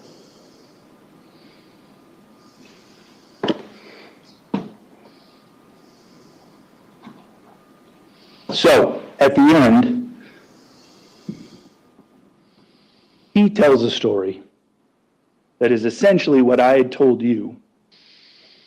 He had the gun, he had the motive, he had the reason, he did the violence, he threatened people with a gun, and then his version is, as soon as they got up to the quarry, he does all of these bad things. He points the gun at people, he puts them on their knees, he walks them to the space where they get executed. He has the gun in his hand, and the story that he's going to try to sell to you, the story that he used to dupe the police, the story that he's going to tell you is, I just put the gun on the hood of my car, and I was worried my Bluetooth on my phone wasn't connected to my car. So I just got back into my car, and I just sat there, was trying to connect my phone to my car. And then, I don't know what happened. Nya got into the car, and then we drove off. That's what the story told to the police. That's the story he said in the 23rd, or in 2023. That's the story he's going to try to sell to you. That when this event here that is unknown happened, he put the gun down, walked away. This alpha, evil, violent man. Of course, again, it's our reasonable hypothesis that Blackie, who was high on meth, tweaking, he shoots them because they lied to him, because they crossed him, because they stole from him, because he wanted to dominate. Now, I'm going to come back to you probably next week where I can talk more about the law. You might hear both sides, tell you the reasons why you think you should vote in a particular way. The things to think about between now and then are what the judge is going to tell you with the law, right? We talked about this in jury instruction. You need to apply the law. And so the judges told you about party to the crime. The theories under which Nya Thao or anybody could be guilty of that. That they directly committed it. Who's the shooter? What happened in this box that we're talking about? Who did that? Alternate theory is that a person aids and abets the shooter. They help the shooter. The alternate theory number 3 is that person was acting in a conspiracy. Now the state is going to call the 2 witnesses, right? There's 6 people at the scene, one's a cold-blooded killer, and 2 people are witnesses.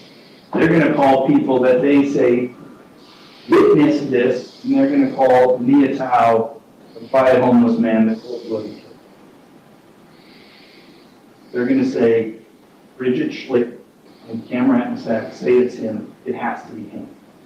That's their story about who's the shooter. Now, in a week, they might come up here and say, well, we don't know who the shooter is. You might have reasons to doubt Bridget Schlick. You might have reasons to doubt Cam Rattanasack. Because I'll submit to you, there will be ample reasons to doubt their shooter. And then you might see them switch gears. Say, okay, well, even if he's not the shooter, he helped in some other way. And so as we're going through the trial, I want you to listen for certain things if you could. You can listen for anything, right? You're going to find out what you want to hear. But is there going to be any evidence of a plan? All right? Donna. Will there be any evidence of a plan? Because what Bridget Schlick will tell you from that day all the way up until when she comes here that day, she thought there was going to be a beatdown. That's what she thought. And that is why Mr. Langfelder said, well, that makes you a bystander. That's what the police told her. If you didn't know that there was a plan, if you were just there because you're witnessing, you're a bystander. And as the judge will tell you, a bystander is not guilty. There's going to be zero evidence that there's a plan from anybody that's going to talk about this, other than a plan to Cam wanted to beat these guys up. That's what they thought. Neither Schlick nor Mr. Vang or Blackie, none of them are going to say that there was a plan to execute. Now, the reason that's important is what we talked about beforehand. What happened if Bridget Schlick is a bystander because even though she helped him by driving people there, if she lacks knowledge of the execution that he did, that Cam Rattanasack did, she's not a party to that crime. She knows that, and when she sits in that chair, she'll tell you she knows that. She'll tell you she's worried still about being an accessory to murder, and that's what motivates her testimony.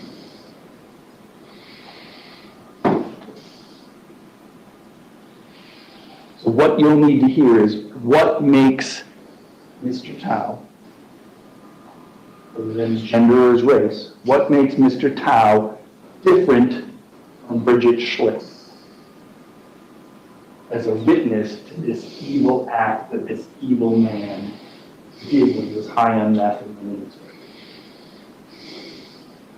One other thing that you're going to learn about from Mr. Schlick that others haven't got to hear in the past is that, or excuse me, from Mr. Rattanasack, Blackie. When Blackie was in jail, after he gets done talking to the police, they put him in the La Crosse County Jail. And when he's in the La Crosse County Jail, he's with somebody called, it's Michael Luca. L-E-W-K-K-O. Might be mispronouncing it. Luca. You're going to hear from that prisoner, right? A person who was a prisoner. He's going to come here and say, I was in a jail cell with Cam Rattanasack after this homicide. You're going to hear that he goes to mental health professionals and say, I'm with the guy who did the shooting. And then those health professionals tell that to Mr. Leinfelder. Mr. Leinfelder goes to ask him about it. And you'll hear about what Mr. Leinfelder says, which might give you reasons to think Mr. Leinfelder was skeptical of what Mr. Lucas said. Because what Mr. Lucas says is, I'm in a cell with Cam Rattanasack, but I'm talking to Nya Thao across the hall, across another space. And when he's talking to Nya Thao across it, he says he hears Nya Thao say, he did it.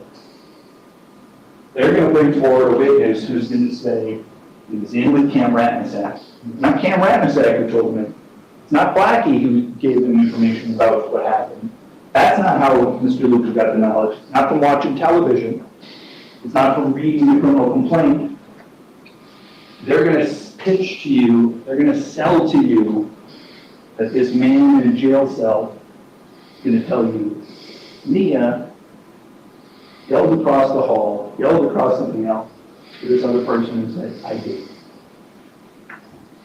And the only person you're going to hear from the jail about that is Cam Rattanasack's bunkmate, roommate, cellmate. I don't know if they're actually in the same cell, but they're in a pod together. That's what they're going to bring to you.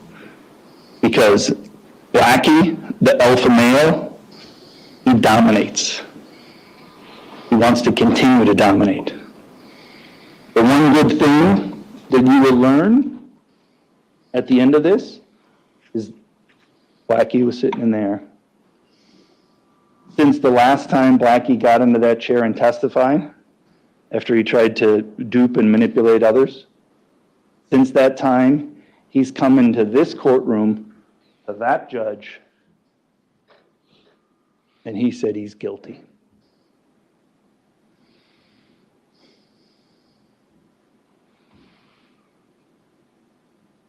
He said in this courtroom to that judge, he's guilty. I don't know what he's going to say now to you. I don't know. But I know he's in prison for a long time. And even though we might not need to be afraid of that evil man, Bridget still is. Bridget still needs to protect herself. Because when Bridget made those statements in that chair to Mr. Leinfelder, and Bridget made statements under oath to others in this courtroom, she committed to a story. And if she changes that story now, Bridget knows she's in trouble. Over the next week, you're going to hear all kinds of evidence about this evil man who does violent things. And you're going to have reasons to doubt the story that the two people who were sitting in that chair, who were connected, who had reasons to lie, that they try to sell to protect themselves. And in the end, the reasons to doubt are going to require you vote not guilty. Thank you. Thank you, Mr. Nelson. What I think we'll do is, this is a good time to take a break in the morning. As I've said to you, and I'll probably say this over and over again, just so you know. Okay, so that was a lot. That was a lot. I tried really hard to focus in between the mouth breathing and the sleeping sounds.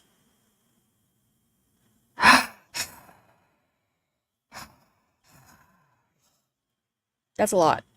So, anywho,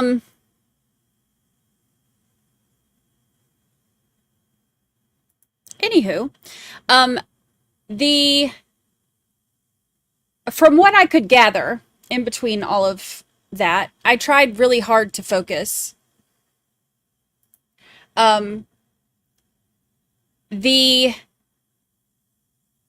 There were a lot of names too, so let me see if I can get this right.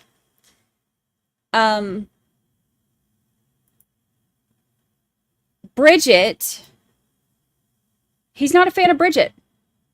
Not a fan. Not a fan of Bridget. Apparently, Bridget testified before, he said, and he thinks that she's going to stick to the same story.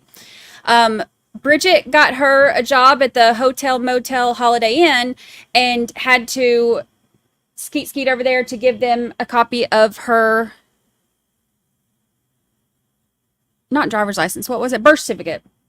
So when she goes over there to the Hotel Motel Holiday Inn to give them a copy of her birth certificate, she has all three of the victims in her car. When she leaves the Hotel Motel Holiday Inn, she apparently is held at gunpoint by Rattanasack, or whatever his name is.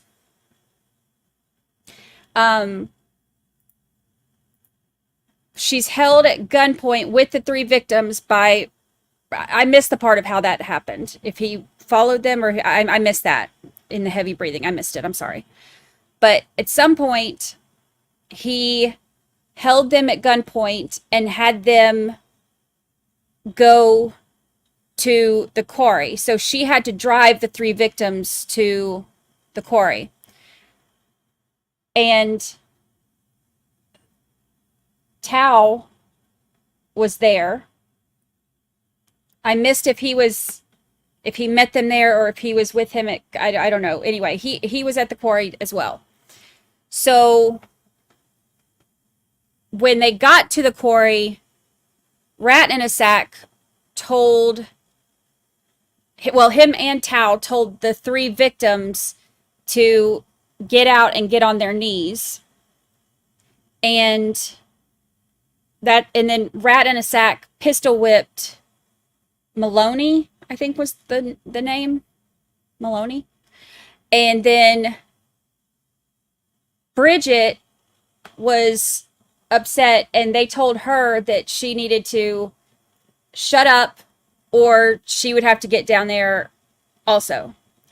And then after Rattanasack pistol whipped Maloney, then he handed the gun over to Thao, who shot the three boys. And they tried to then, but she didn't go to the police right away. She was left unharmed. I mean, as unharmed as you can be, having witnessed that.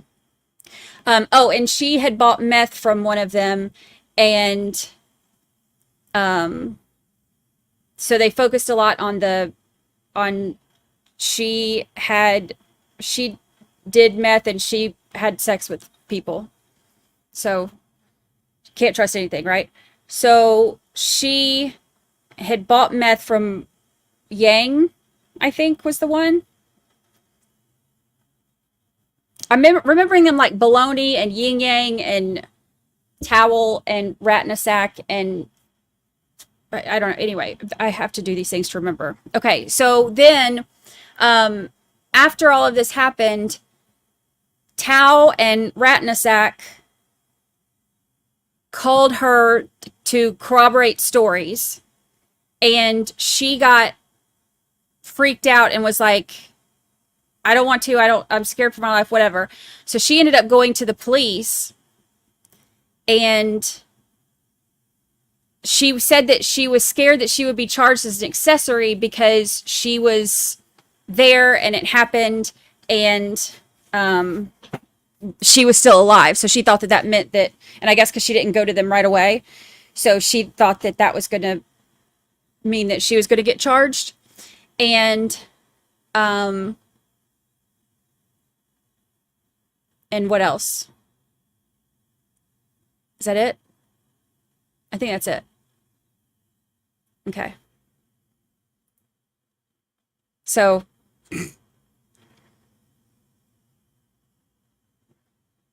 let's hope that the mouth breather wakes up.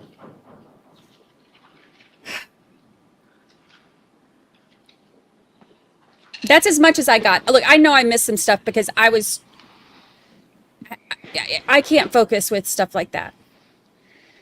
Raise your right hand. Do you solemnly swear the testimony you give in this matter shall be the truth, the whole truth, and nothing but the truth? Have a seat over here. And the breather is back.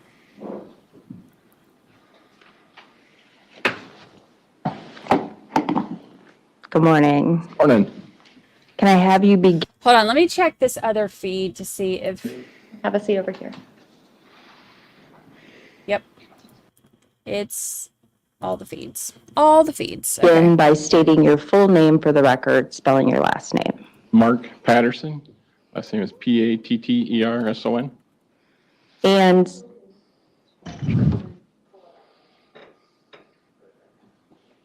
And where do you work?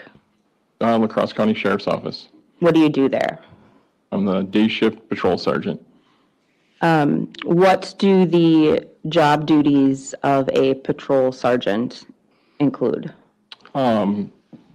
Supervising the on-shift deputies, various other tasks. I got scheduling, patrolling. So you also patrol in addition to your supervisor duties? Correct. And were you on patrol the morning of July 23rd, 2021? Yes. On that date, were you dispatched to N629 County Road M? Yes. And is that address in the town of Hamilton and the county of La Crosse? Yes. Sergeant, do you know approximately what time you were dispatched to that location? I believe it was like 4:57, a little before 5. And what was the reason for that dispatch? Caller stated that there was dead bodies at the quarry. And you said dead bodies at the quarry. What do you mean by the quarry? It's the Romskog quarry. It's on the top of the hill on M. Through your work as a patrol sergeant, were you previously familiar with this part of the county? Yes. How long have you worked for the La Crosse County Sheriff's Office? 20 years. And had you driven past that location previous to July 23rd of 2021? Yes. More than, how many times would you approximate you've driven past that location? It's got to be in the hundreds, I'm guessing, over 20 years.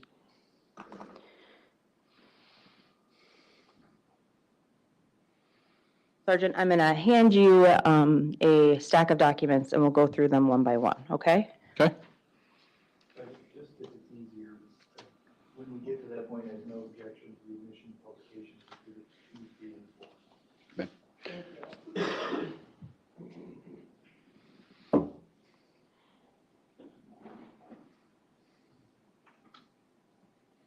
Sergeant, if I can have you look at the first document that's been marked as Exhibit 2, do you recognize this document?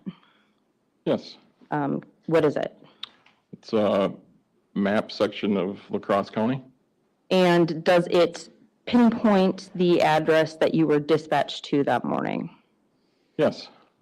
Relying upon your knowledge and your previous familiarity with this part of the county, is it a accurate and reasonable depiction of that part of the county? Yes. And Your Honor, given the stipulation by counsel, I'm going to ask for the publication of Exhibit 2. Go ahead. And 2, 3, and 4 you can publish. You don't have to ask each time.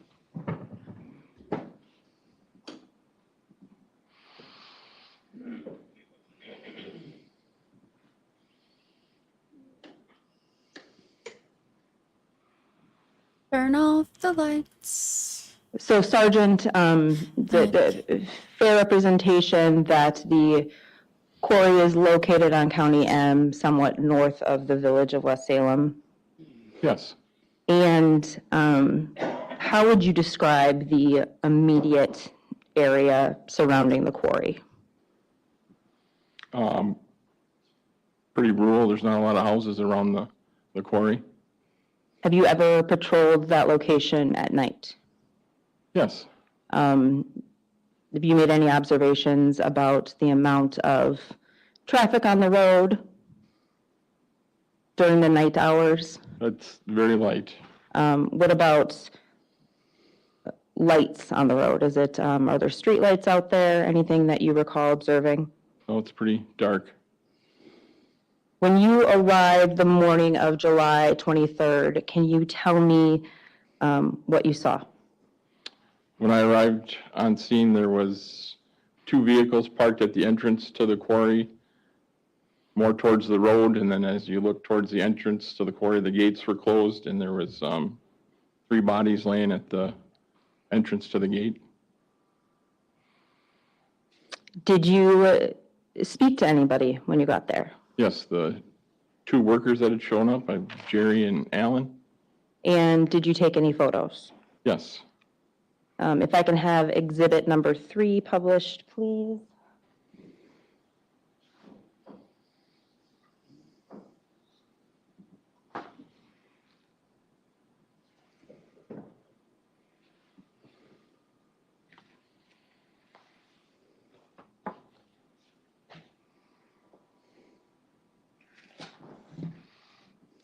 She talks slow. We'll go to 1.2. Sergeant, is this a photo that you took that morning? Yes. And how shortly after arriving on scene did you take this photo? That was probably within 10 minutes. Can you explain to us what we're seeing here in this photo? So I'm standing on County Highway M, almost directly across from S, looking towards the quarry to the east.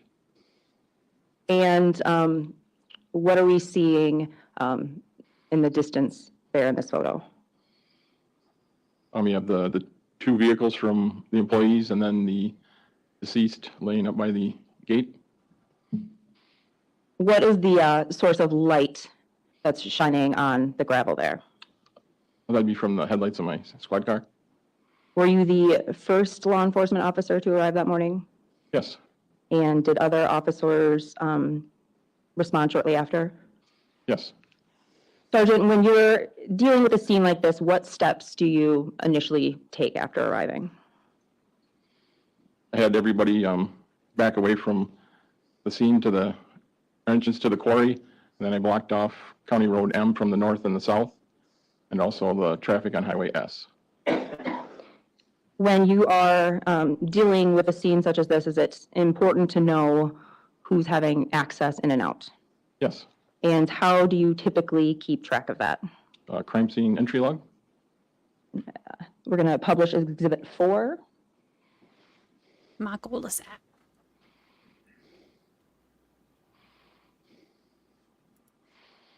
The breather's back.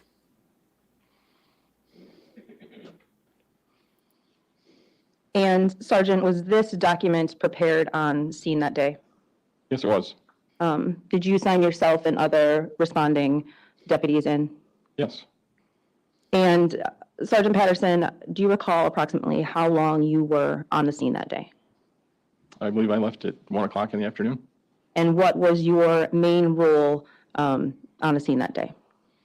I moved to secure the scene until our investigators got there, then showed them the original photos that we had taken.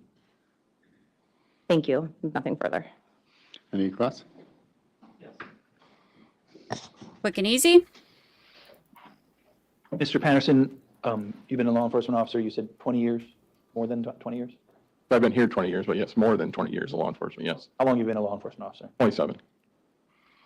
And when you arrived at the scene, you were probably wearing something very similar to what you're wearing today? Correct. That's your uniform that you work in, correct? Yes. That includes probably a firearm, right? Yes. Other things to keep you safe? Yes. As a law enforcement officer of 27 years, I imagine you've seen your share of traumatic events. Yes. I imagine that, for lack of a better term, at some point you, I don't want to say become hardened, but you figure out a way to deal with that. That be fair? It's fair, yes. But still, I would imagine 27-year veteran, you look like somebody who could handle yourself. Fair to say? Yes. Still, 27-year veteran, man who can handle himself, a man there armed. What you saw there that day probably had a lasting impact on you, correct? Correct. Probably had an emotional impact on you in that moment when you were there and you had to see that. You agree? That's fair to say, yes. Yeah.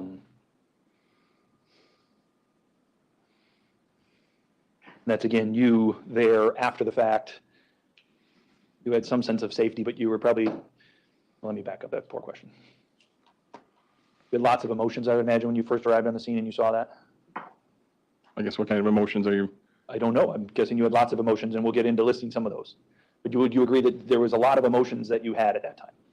I don't know, a lot of emotion. I guess I had thinking of things I had to do. Absolutely. And I don't mean to, sometimes we feel emotions and we don't show them. Would you agree? True. Sometimes we feel emotions and we're still capable of going about our tasks and our duties and doing our jobs, correct? Correct. That doesn't necessarily you as a human being would have felt those emotions, agreed? Agreed. So that's all I'm trying to imply, not that you Okay. did something different, but just when you go there, you see that you're feeling lots of stuff because this is not something you've seen in your 27 years before. Agreed? Correct. Right. And so it's those kind of feelings that I just want to talk a little bit about. Let's talk about your Okay. feelings. Can you tell us what some of those feelings were? I guess I was kind of shocked that there was actually 3 deceased bodies at the quarry. Okay. I mean, I was kind of taken back, yes. Right. Again, you can have lots of emotions at the same time, right? Yeah. Correct. I would imagine somewhere mixed in there was probably some sense of sadness as well. I suppose there was. I guess I don't. Probably some sense of maybe not fear, but concern for your safety at least, correct? Correct. And this is you, somebody who'd been there much later. That's how it's impacting you, 27-year veteran, right? Correct. Imagine, you probably can't imagine what it would have been like to witness that happen, right? Correct. I can. That's all. Any redirect? No, Judge. All right, thank you. Please step down. We call your next witness. State will call Dr. Ross Reichard. What just happened? What? What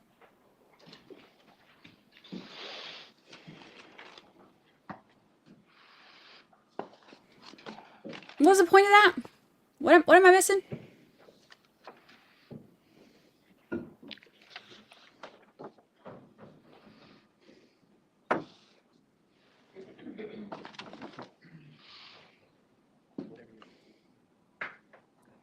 Feelings. All right, swear in right over here. Please raise your right hand. Do you solemnly swear the testimony you give in this matter shall be the truth, the whole truth, and nothing but the truth? Yes. What are we thinking? How are we feeling? Basically, he just pulled a me on that cup. What are we thinking? How are we feeling? Judge, if I may, I understand that there's going to be also exhibits involved with this witness. Again, I have no objection to the admission of and publication of the autopsy reports. What, if Or the anything, exhibits, were you which in this feeling? case happen to be the autopsy reports. That 5 through 12? Looks like. Yes, Judge. Since we're gonna zip through them a little bit, I'm just gonna take a moment, Your Honor, to Zip. make it so we can do that a little faster for everybody. I should actually clarify that. Were you okay with the CV and there's some type of PowerPoint?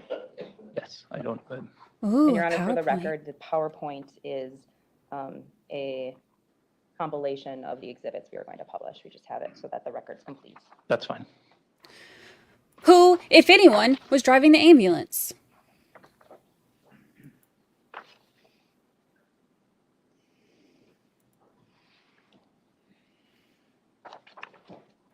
Okay, I need y'all to put a little pep in your step, Wisconsin.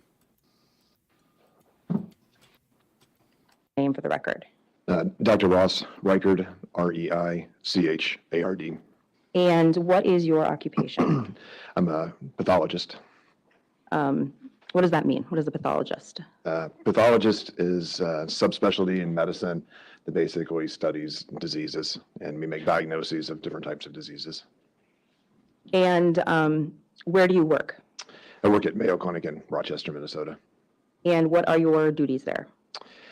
I have a number of duties. I'm a forensic pathologist and a neuropathologist, and those are subspecialties within pathology. And I also have a number of different leadership roles in the institution. Do you perform autopsies as part of that role? Yes. Doctor, can I have you briefly describe your education for the jury? So after graduating from medical school from the University of Louisville in Louisville, Kentucky, I went to the University of Texas Southwestern Medical Center in Dallas, Texas, and I did 4 years of pathology training there in anatomic pathology, which is like a general pathology that does things like biopsies of cancers, autopsies, and then 2 years of neuropathology, which is specializing in disorders of the nervous system. Then I went to Stanford University in California and then did an additional year of pathology training there. And then I went to the University of New Mexico in Albuquerque, New Mexico, and did a forensic pathology fellowship. It's a lot of school. Yeah. Doctor, I'm going to hand you a stack of documents and we'll go through them one by one, okay? Okay. Documents. That's a whole heap of documents. Did you see that? Which is marked as exhibit number 5. What is that document? My curriculum vitae and bibliography.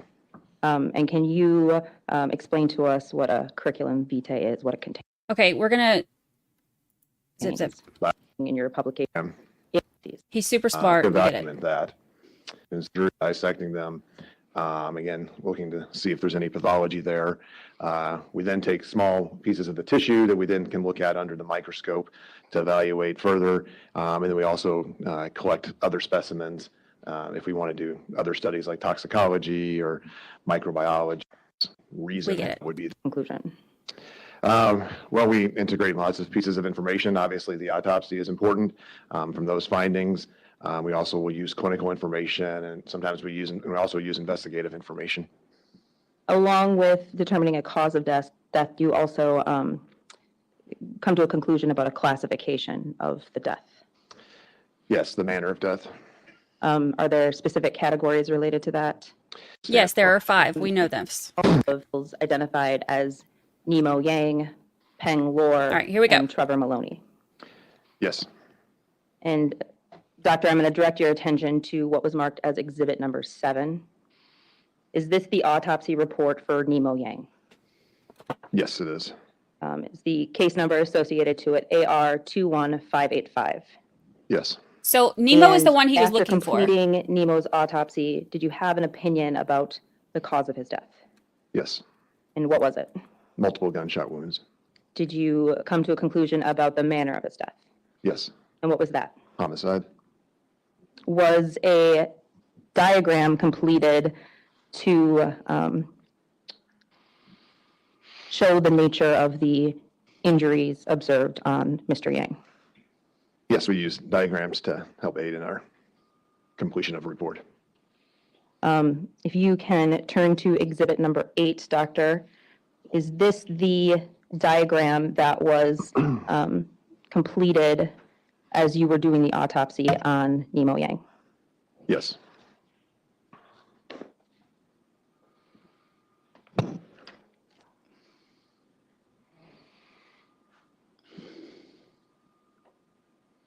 And Your Honor, I'm going to ask that we bring up Exhibit 6.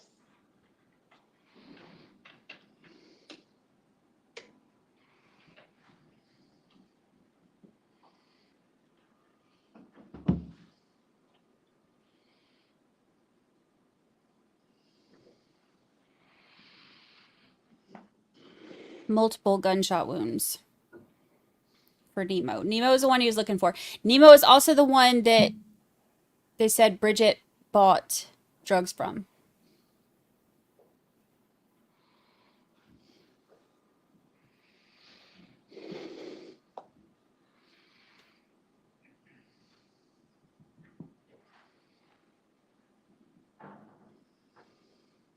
Oh my gosh, can we just...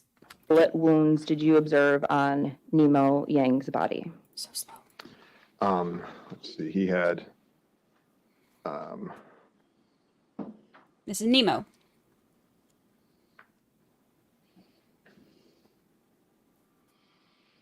I think 5 defects. And in your report, you reference both penetrating and perforating gunshot wounds, correct? Yes. What's the difference, doctor? So a penetrating wound just means that the wound goes in to the tissue or the body and stays there. A perforating is a perforation, so it goes through the tissue or the body. Hand you a laser pointer in case you want to use it at some point in your testimony. Red button right there, doctor. Okay. And if we can move to page 4 of the diagram.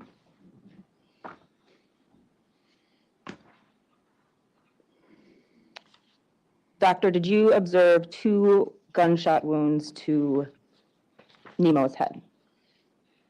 There are 2 defects on his head, yes. And you're using the term defect. Can you tell me a little bit about that?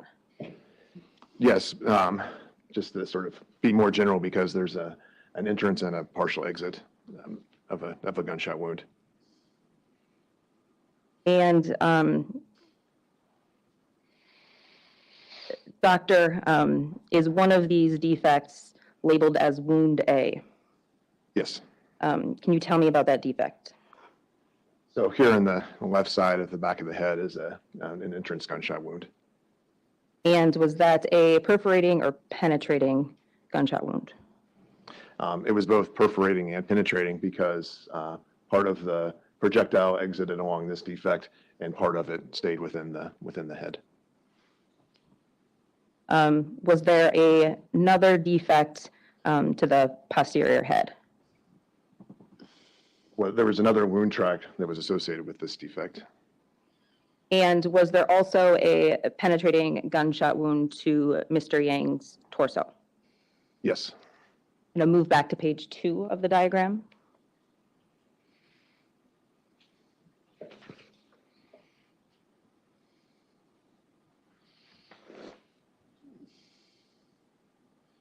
And doctor, can you indicate for us on this diagram where the defect is that's labeled as wound B? Yes, here in the left posterior side, or the back of the back. And can you describe that injury a little bit for us? Yes, so this injury went through the skin there, went through the underlying ribs, and then it tore or lacerated the lung, and then embedded in the spine and the sort of chest region, the thoracic region. And it was a penetrating injury, correct? Yes. So a projectile was located within that injury? Correct. I'm learning. Your Honor, sorry, doctor, not enough caffeine this morning. Was there also a defect to Mr. Yang's hand? Yes. We'll move to page 3 of the diagram, please. And is that wound labeled as wound C, or defect labeled as wound C on page 3 of this diagram, doctor? Yes. Can you describe that injury for me? Yes, so on the back of the hand is a defect, which is the entrance gunshot wound, and then on the palm of the hand is another defect, which is the exit wound. So the projectile went through the hand. besides these defects caused by gunshot, did you note an injury to Mr. Yang's mid-chest? Yes, I mean, he did have some blunt force injuries, yes.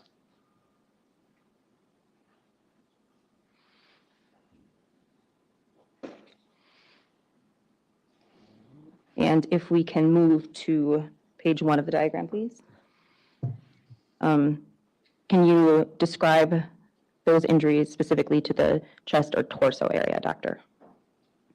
Yeah, so he had a laceration or a tear of the central portion of the chest, and he also had some abrasions or scrapes on the side of the chest or torso,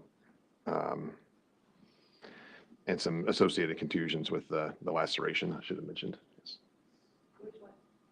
He had some associated contusion or bruise associated with the laceration.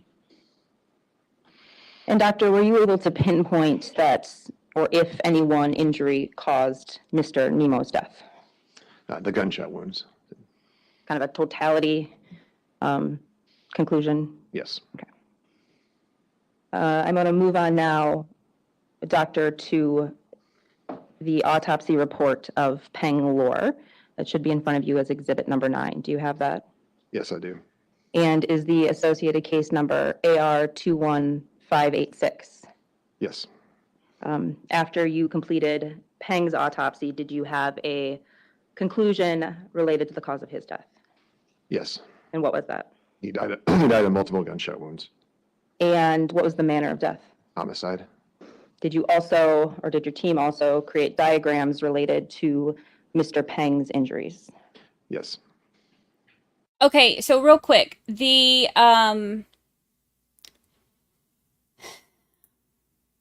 interesting. The left back of his head, and then part of the bullet exited above that. So that one would have had to have been done when he had fallen, I would think.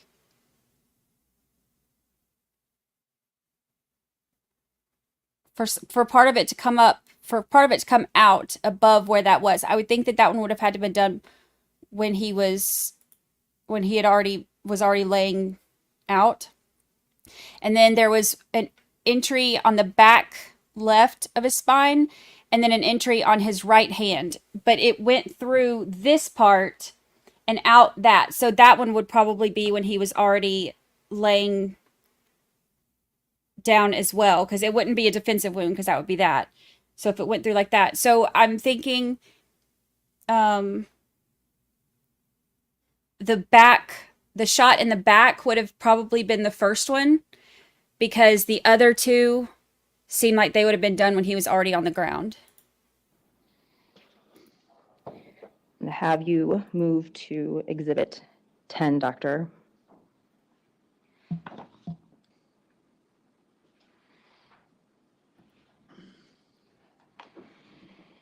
This is on 1.25, and listen to how slow they are. Doctor, do you recall if you had any opinions or observations related to how close a firearm may have been to Peng's body when the shooting occurred? Yes. And how did you come to an opinion about that? Because of the features of the wound. So one of the wounds in particular, had this gray discoloration around the edge of the wound that's typical of when a firearm is discharged in very close contact to the skin. And is there a name for that gray coloration, or? It's soot deposition. And that's something you've seen in your practice as a pathologist? Yes.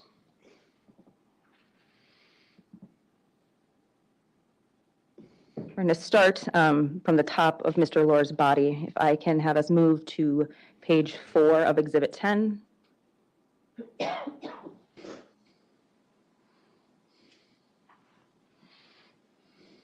Doctor, can you describe to us what's labeled as wound E on this diagram? Yes, that's a entrance gunshot wound here on the back of the head. And was this a penetrating or a perforating wound? It was a penetrating wound.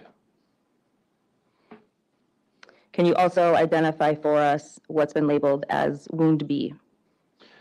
Yes, that's on the anterior or the front surface of the neck. And was that were any projectiles located related to that wound? And so that's the corresponding to a wound that's here on the left side of the neck here. And so this is the entrance for the wound on the neck that I mentioned that has the evidence that it's a close contact range, and then the exit here is B on the front of the neck. Okay, so the entrance wound is labeled as wound A and exit is wound B, is that correct? Yes. Thank you. We can go to page 2 of the diagram, please. Doctor, can you describe for me what is labeled as wound D and wound C on this portion of the diagram? Yes, so wound D on the right side of the back here is an entrance gunshot wound, and wound C, the chest area is the exit that corresponds with that gunshot wound. And were there any projectiles located related to those wounds? No. We can go to page 3 of the diagram, please. Can you please give me some information, doctor, about what has been labeled as wound F? So this is a lacerated defect of the hand. That's a gunshot wound. Because of the nature of the disruption of the tissue, I couldn't determine whether or not what aspects of it was like an entrance or an exit. It's just sort of been injured significantly.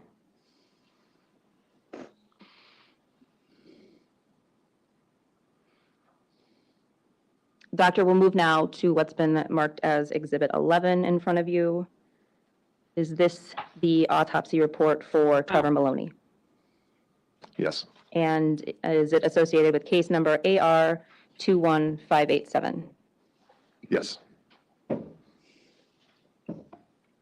I can have you then turn to exhibit number 12.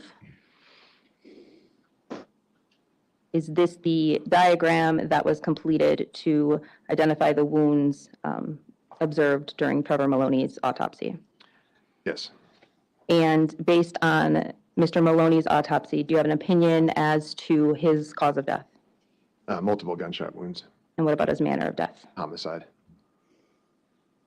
So the same cause and manner for all Did three. you locate any of that soot residue when you were making observations about the defects on Mr. Maloney? Yes. And you know what part of the body that was located on?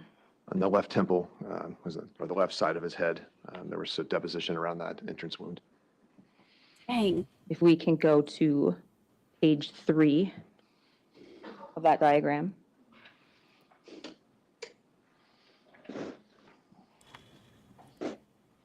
Is this the wound you were just, or the entrance wound you were just referencing as labeled as wound A, doctor? Yes. Can you provide us a little bit of detail about that wound? Yes, so this is an entrance wound here, and then the projectile went back through the brain, sort of towards the back of the head, and that's where the projectile was recovered, so within the skull. What about wound D on this same page of the diagram, doctor? Yes, so this is a entrance gunshot wound at the back of the neck, and it too had soot deposition on it. We can turn to page 2.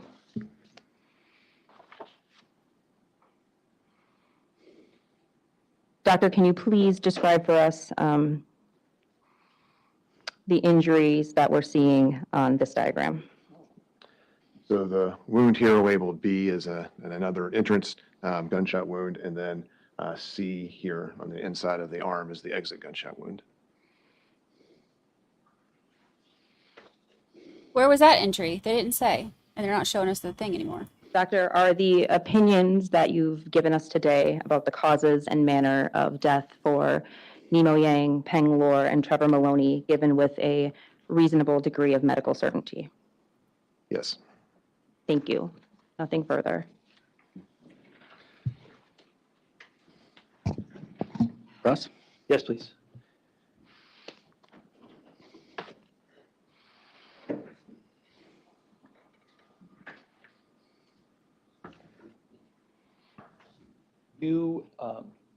You were able to opine the cause of some of the wounds, and some of the wounds you were not able to determine. Fair to say? Yes. For instance, there was some wounds that you've described as gunshot wounds, correct? Yes. That's because you were in a position to opine that the cause of that defect, the cause of that wound, was a bullet from a gun. That's why you call it a gunshot wound, correct? Yes. There were other wounds that on all three of the decedents you marked, but you weren't necessarily able to determine a cause. Fair to say? Yes. For instance, abrasions, right? Correct. So like you mentioned your examination of Nemo Yang, you noted certain abrasions on his body, correct? Yes. There were some abrasions, I believe, to the, what I call the left chest side. Would that be fair to say? Yes. There were some abrasions to his left elbow. Is that right? Yes. And some abrasions to his right knee. Yes. Correct? Again, you don't know the cause of those abrasions, right? Yes, that's correct. That's why you didn't offer an opinion, because there's lots of different ways in which somebody could, their body could receive those abrasions, right? Yes. And again, same thing with Trevor Maloney. You did an autopsy of Trevor, you noted abrasions, you're not able to determine the cause of those abrasions, agreed? Yes. And again, same thing on Peng Lor, you noted abrasions, correct? Yes. And in fact, I think one of the abrasions you noted on him was abrasions to the right side of his, perhaps face, lower cheek, is that right? Is that right? Yes. Again, same thing, you don't know the cause of those abrasions, right? Yes. You would agree that a potential cause to all of those abrasions might be somebody falling in their body having contact with a hard surface covered by gravel, agreed? I mean, that's a possible explanation. It's a reasonable hypothesis. Yes. I want to ask you some other, just very briefly, on each of the, as part of the autopsy, you do a review of toxicology, is that right? Yes. And sometimes that might be, you just do it, correct? That's just standard operating practice, fair to say? Yeah, for our medical examiner cases, we routinely do it. And sometimes the information that you gather from those toxicology reports, that is relevant to the cause or manner of death, correct? Yes. Sometimes it's not, correct? Yes. Here, would it be fair to say that for each of the three decedents, you note in your autopsy report that the toxicology comes back positive? Your Honor, objection to relevancy. Overruled, go ahead. Comes back positive for methamphetamines? Yes. I want to ask you also just some questions here about your expertise, okay? And I imagine, and again, I'm not here to question whether you are or aren't an expert, sir. You're clearly an expert, okay? I just want to lay that out where I'm coming from. But you, probably like all of us, even if you're an expert, there's limits. You would agree? Yes. And so, for instance, here, your job, I think, is to make two determinations, right? Essentially. The cause and manner of death is what you're referring to? Yes. That's basically what your job is this is what I'm seeking to do. Can I determine the cause? Can I determine the manner, right? Yes. And in those cases, you've said in all cases, when you have that job, you conduct an autopsy, which means you're examining the decedent's body, right? I mean, not in all cases, but yeah, I mean, many. Overwhelming majority of them. Actually, I signed a lot of death certificates without doing autopsy, so I don't necessarily. Yeah. And that's fair. I'm not trying to be. In this case, you did. Correct. All right. Some cases, you examine clinical information, right?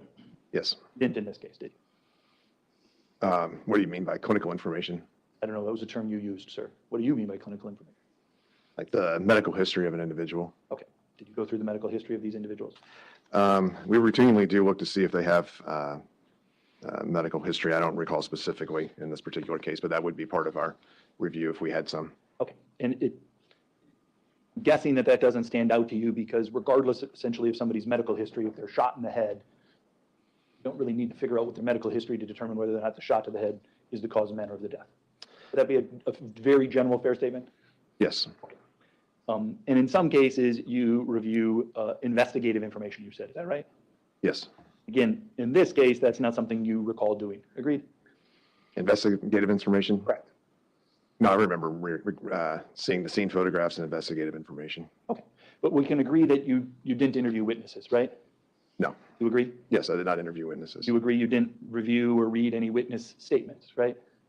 What does that have to do with it? You agree you did not read or listen to any recorded verbal statements from any witnesses. Agreed? Yes. You agree that you did not listen to any witnesses' trial testimony or any testimony that a witness has given under oath. Agreed? Yes. And part of that is because that's not what you needed here to determine the cause and manner of death, correct?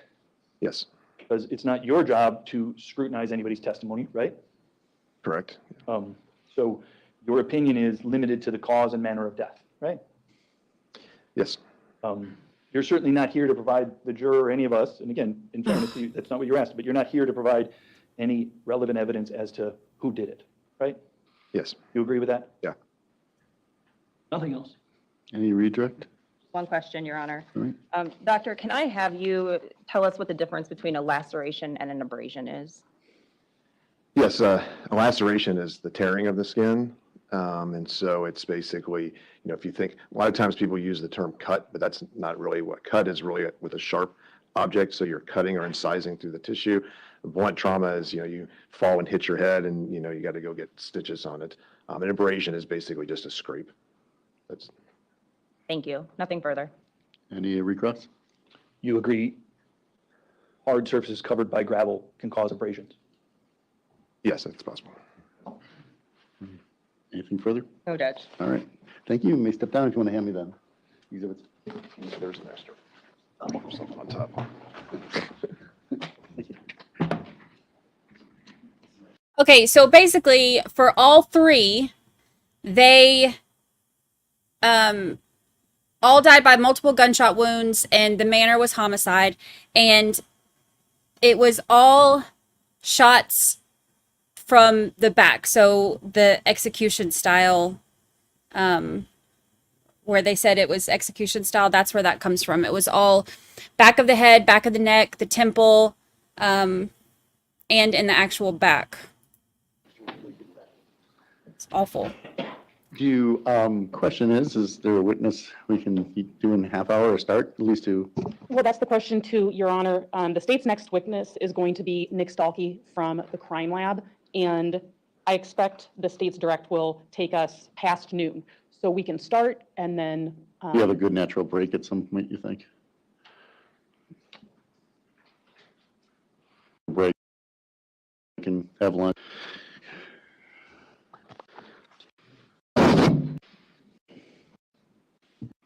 It's just, I've been handed a stack of exhibits, and again, Zoom. 34. Yeah, Mr. Stalkey.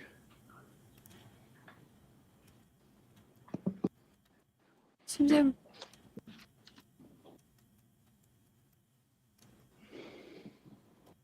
Your name for the record? Yes, I am Nick Stalkey, S-T-A-H-L-K-E.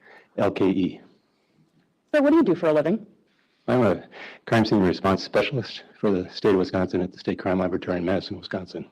And is that a job that you are currently holding and doing every day, or something else? I am not. I retired in October of 2023. Before you retired, sir, how long had you been doing that job?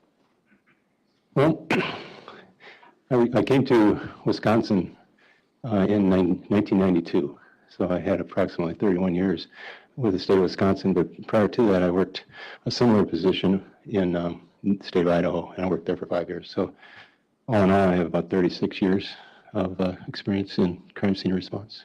36 years in crime scene response. When you retired, can you explain to us specifically what your job duties were in crime scene response? Okay, we're going to zoom through this part. Process team, so responsible for or training that lets you do. We know the training. I'm sure he's 3. Do you recognize that document? Wonderful and smart. Yes, I do. What is it? Exhibit number 33 is a copy of my statement of qualifications. And is that a document that summarizes of July 23rd, 2021? Were you working that day as a team leader with the crime response team? Yes, I was. Were you called, or did you become involved in a case involving the deaths of 3 men at a quarry in La Crosse County? I was. Did you get a phone call? How did you become involved? Yes, approximately 6:30, if I recall, that morning, Captain John Siegel requested the crime lab's assistance in the process of this crime scene. So we rallied our team and came over to La Crosse and County and got here about 10:45 that morning. Got the call around 6:30. You got there about 10:45 in the morning. You're based in, did I hear you correctly, Madison? That's correct. Okay, so bit of a drive, right? It is. You said you assembled the team, I believe? Yes. Who all was on the team that day? We always have two people that attend scenes, the team leader, of course, and then a photographer to document the crime scenes. That particular day, we had an additional person. We like to have 3 if possible, have extra set of hands. But that day we had Cassidy Bowles and Michelle Obst, which Michelle was the photographer and Cassidy Bowles was training in photography, so Michelle was overseeing and helping train her in photography. And just for the record, for the court reporter, Obst is OBST and Bowles is BOLLES.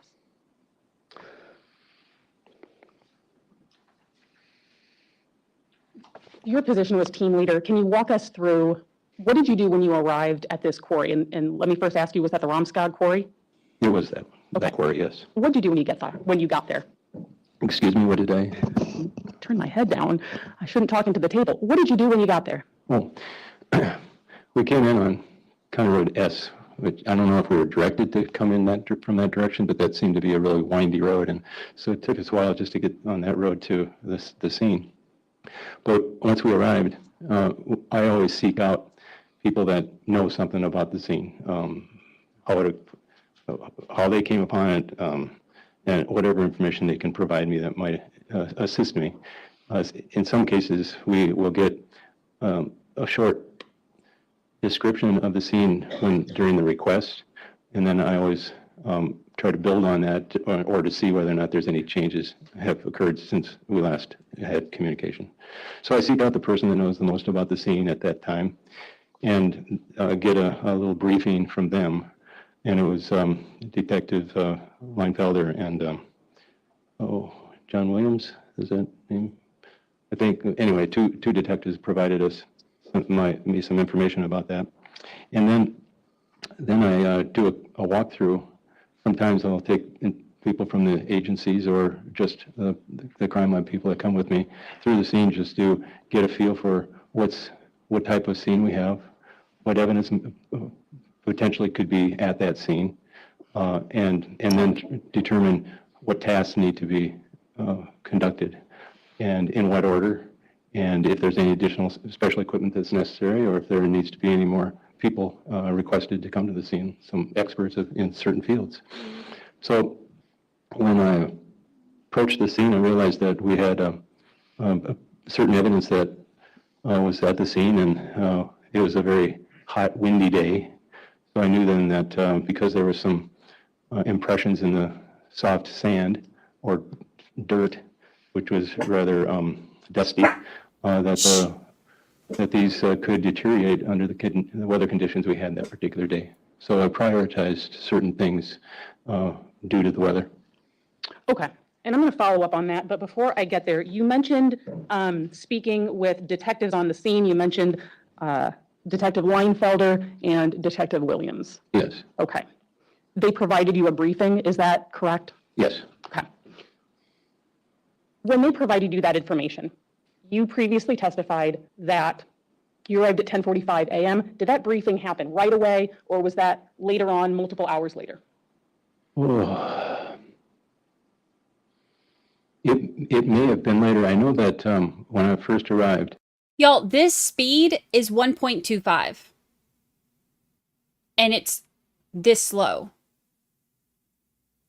We might need to start an hour later tomorrow so that we can zoom through this?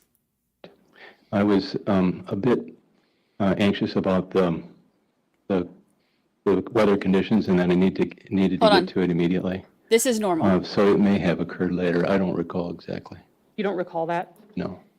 Sir, did you ultimately, as the team leader on this case, prepare a report documenting your observations, your opinions, information about the scene? I did. May I approach, Your Honor? Go ahead. You don't need to ask permission each time. You can just go up. Okay? Fantastic. Thank you, Judge. Yeah.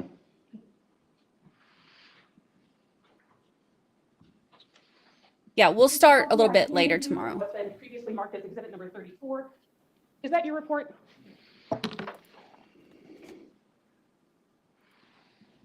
Because I like to be able to listen to them a little bit faster and zoom through the stuff where they're like sitting here shuffling through Number documents and 34 stuff. is a copy of my report, which also includes technical review checklist and 3 minutes sounds like exhibit 34, Your Honor. I'd move it into evidence.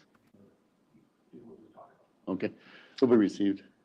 Thank you. And just because I want to be clear on these kind of things, does the Wisconsin State Crime Lab attach to a case its own numerical designation, its own case number? Yes, it does. What's the case number for this one? The case number for this particular case was M21-1670. Okay. Now, looking at your report, does that help you recall being briefed when you got there or sometime later on?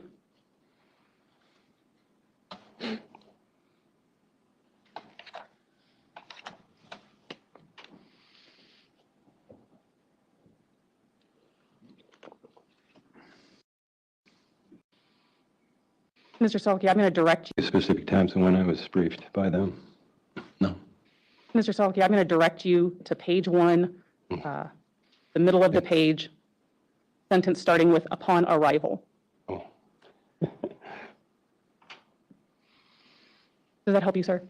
Yeah, I'm finding that. Oh, sure enough. Upon arrival at approximately 10:45 a.m., the team was met and briefed by Detectives John Williams and Fritz Leinfelder of the La Crosse County Sheriff's Office. Yes. Okay, thank you. If you recall during that briefing, were you given any names of potential suspects? No. Were you given any names of any potential witnesses? No. Were you given any names of any potential eyewitnesses? No. Thank you. Okay. I'm going to pick up where you left off a little bit ago. You were talking about it being a hot and windy day. It was. Thank you, Sadie. And you're also talking about sort of the quality of the sand or the dirt. Is that the right word? Sure. Okay. Why were those two things, well, one thing, dirt or sand, why was that important to you considering the weather? Our entire track impression evidence is one of the most overlooked evidence at crime scenes, generally. So I make it a point to look for it first thing, because you can lose that evidence not only from contamination or just from activities that occur during the processing of the scene. You could destroy that type of evidence, so you lose it if you're not looking for it immediately. So again, it was one of the things then that I tend to do is I look for that types of evidence, and this scene had not only forward impressions, but it had tire track impressions, and this type of evidence is fleeting in that it's very vulnerable to the weather conditions, and that particular day with that type of surface, it's a dusty, dirty scene, at least that driveway, that with the heat and the wind, those impressions are going to not only lose, maybe be obliterated entirely, but it will certainly lose some detail if we did not process them early and quickly that particular day. Thank you. Now, sir, I want to be clear about something. You're not any kind of expert. You're not a footwear or tire impression comparison expert. Is that right?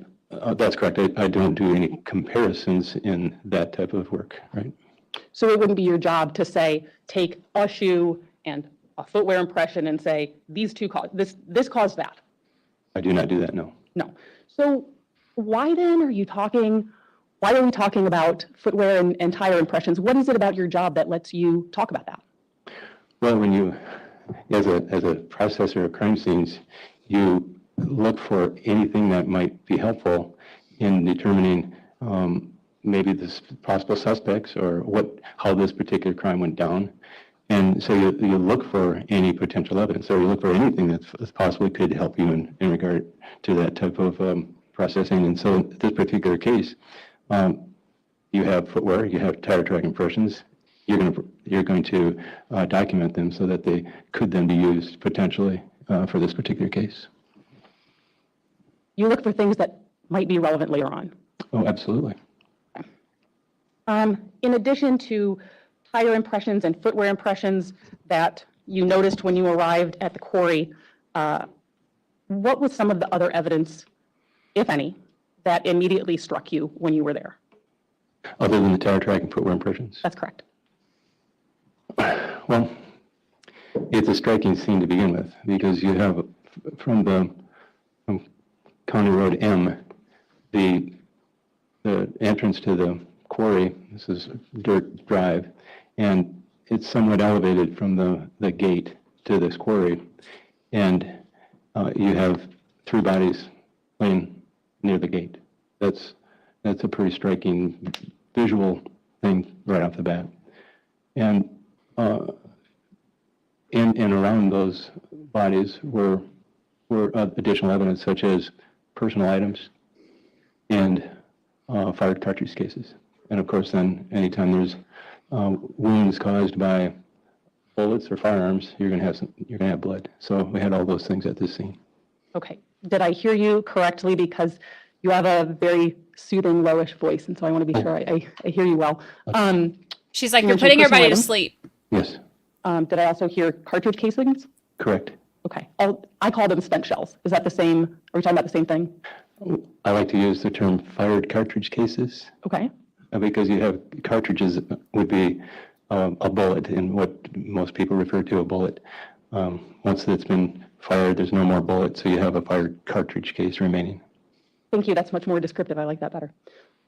And then there were the 3 bodies. Sir, can you tell us during your time at the crime lab, how many homicide scenes have you responded to?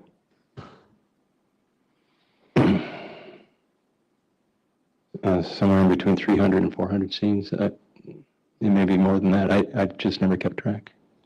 And out of those, as many as 300 or 400, how many where there were 3 bodies? There's been a couple that had 3. There's been some that have had more, and of course, numerous singles and doubles. Fair to say it's not the norm? No, 3 is a significant scene. With those 3 individuals at the quarry who were deceased and the personal items, were you actually able to identify the persons using their personal items next to them? I think through the assistance from law enforcement, we were able to identify who the bodies were, or the individuals' names for the bodies that were present there at the scene. And so with that, were you able, and you can use your report, exhibit number 34 if this helps, refer to the individual bodies by their actual names? Yes, I could. Okay. You mentioned that on the crime response team, you were joined with Ms. Obst and Ms. Bowles, and Ms. Obst was the photographer? She was in that primary role, but because we were training Cassidy Bowles, she was overseeing that training. But so she was both of them were pretty much actively documenting through photography the scene. Okay. Taking photographs of a scene such as this, is that a primary job of the crime response team? It is, yes. And just ballpark, do you recall, were a lot of photos taken at this time? Oh, there's always a lot of photos taken, but I can't recall the exact number. Your Honor, I'd say this is a pretty good time for us to have a natural break. Okay. So, ladies and gentlemen, we'll take a lunch break. Again, please don't talk about the case. If you leave your headset right there, and we will start back up about 1:15. If you need something, let the Jim or Terry know. We'll go from there. Okay, we'll see you after lunch.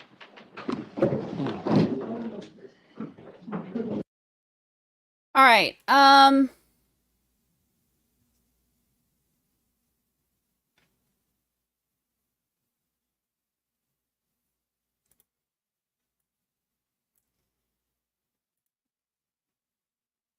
A drive south over the bridge on Shh, too loud.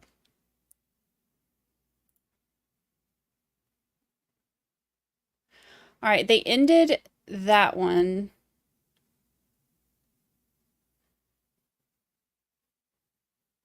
Let's see.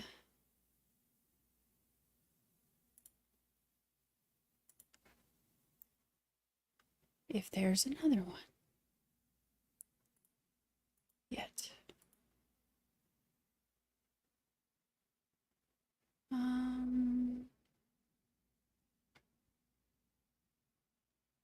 Yet.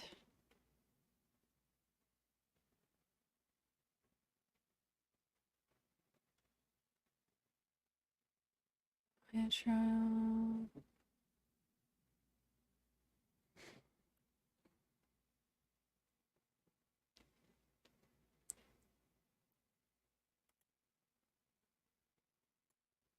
I don't see. We don't even get an OnlyFan to watch. You're right. What kind of trial is this? Shh.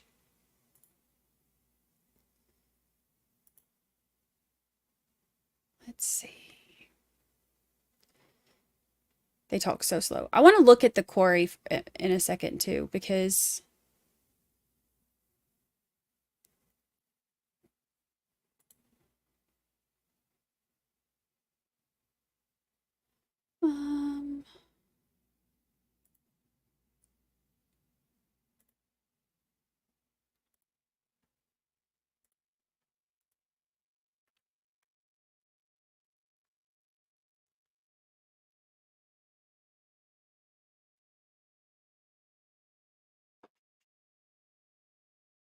all he said. So that's the. Oh, there oh.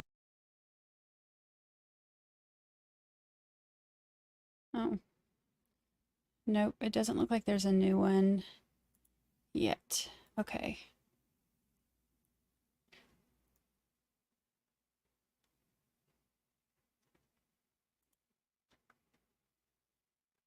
All right. Let me find. All right. I wish y'all could see how many tabs I have open right here. You would think I'm a crazy person. Okay. Let's see.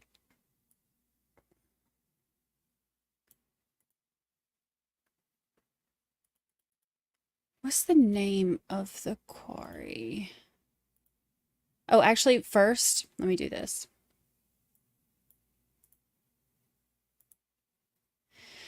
Dream Landry gifted membership. Thank you, thank you, thank you. Thank you, thank you.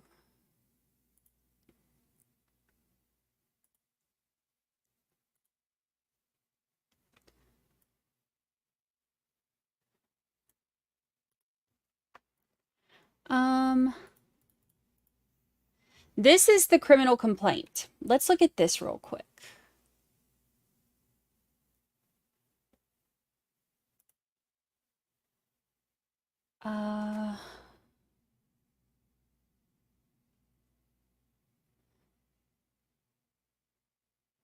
North County okay, hold on. I'm going to put that in the thing too. Let's see. In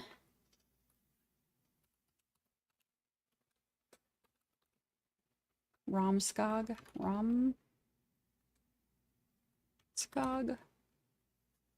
Quarry.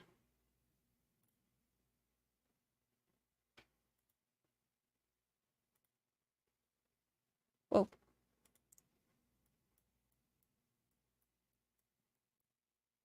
Whoa.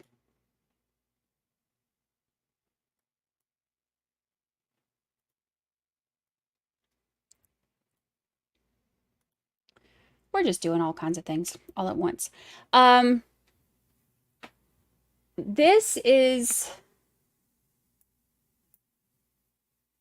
Ramskog Quarry.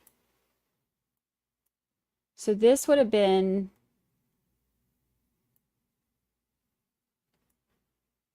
this is the gate they were talking about.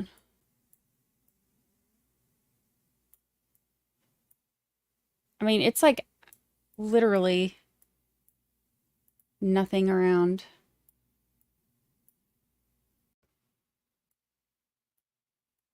So when he said when he pulled up, there was the cars parked here, I guess, where the people who worked there had gotten there or whatever. And then the 3 bodies were, he said, by the gate.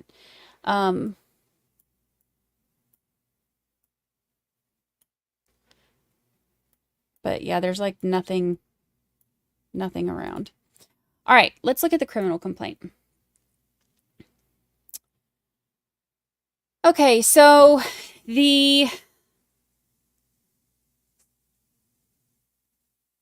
oh, he's also known as Kush.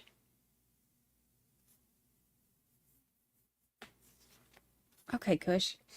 The above named defendant on or about Friday, July 23rd, the Ramskog Quarry, party to a crime, did cause the death of Nemo Yang with intent to kill that person.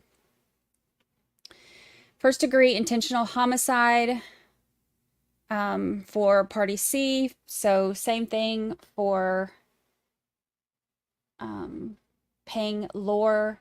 And then the 3rd count of first degree intentional homicide for Trevor Maloney. And then possession of a firearm by a felon. He did possess a firearm, having been convicted of a felony in this state. I wonder what his previous felony was.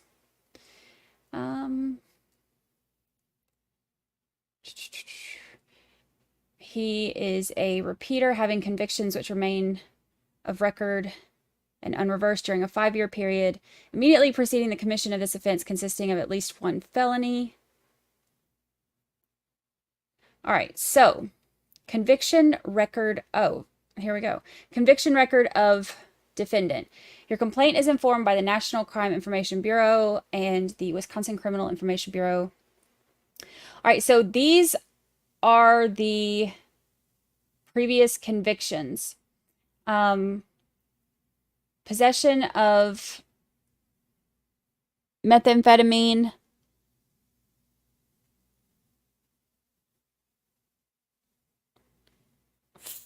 felony 1, probation for 2 years, and then that was December of 2019, and then August of 2019, theft,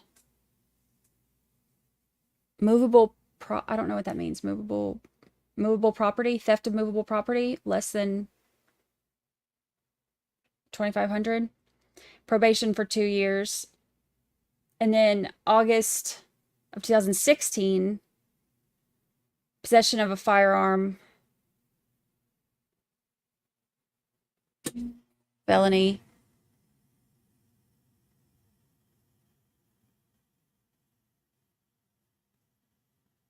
theft by, I'm assuming theft by, that means theft by movable property. All right, so complainant has reviewed the defendant's criminal conviction history. Nikki, happy 15-month anniversary. Happy 15-month. Let's see. Oh, he stole a car. Oh, okay. Got it. Complainant has reviewed the defendant's criminal conviction history above, which reveals that the defendant is a convicted felon and a habitual criminal, having at least 1 felony conviction which remains of record and unreversed, dated within 5 years of the above alleged offenses, and excluding time which the defendant spent in actual confinement serving a criminal sentence.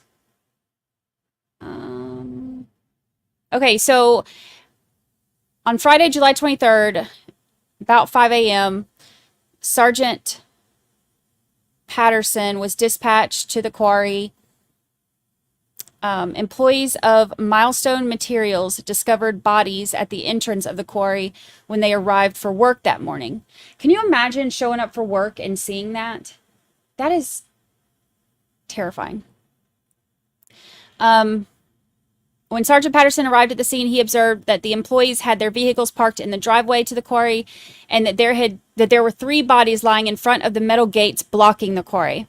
He observed that they appeared to be younger males. He checked on the bodies to confirm they were deceased and had the witness relocate to the intersection of County Road M and County Road S. Investigator Sergeant John Williams of the La Crosse County Sheriff's Office arrived at the quarry shortly thereafter and reviewed the scene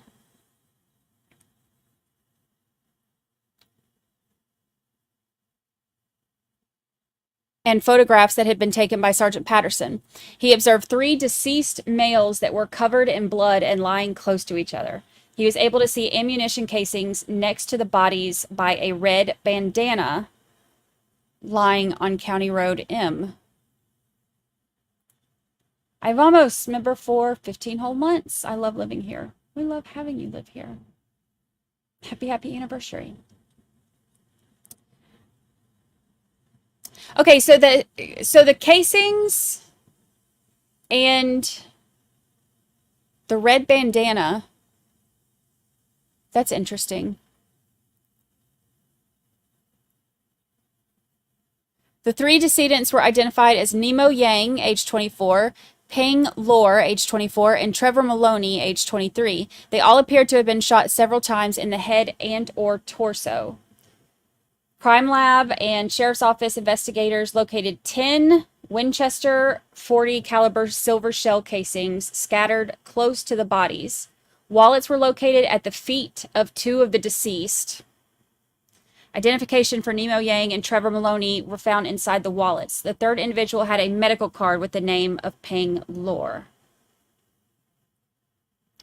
Approximately 12 p.m., Wisconsin Department of Justice, Division of Criminal Investigation Special Agent Jonathan Meyer and Investigator Rich Amundsen of La Crosse County Sheriff's Office were assigned to interview a female at the City of La Crosse Police Department who had information in reference to this investigation. So this must be where Bridget comes in. Meyer and Amundsen conducted a recorded interview of the female, later identified as BLS. Yeah, that was Bridget Schneider, something. BLS indicates that she was with the 3 victims on Thursday, June 22nd, and was staying in the same room as them at the Baymont Hotel in whatever that is, Onalaska. In the early morning hours of June 23rd,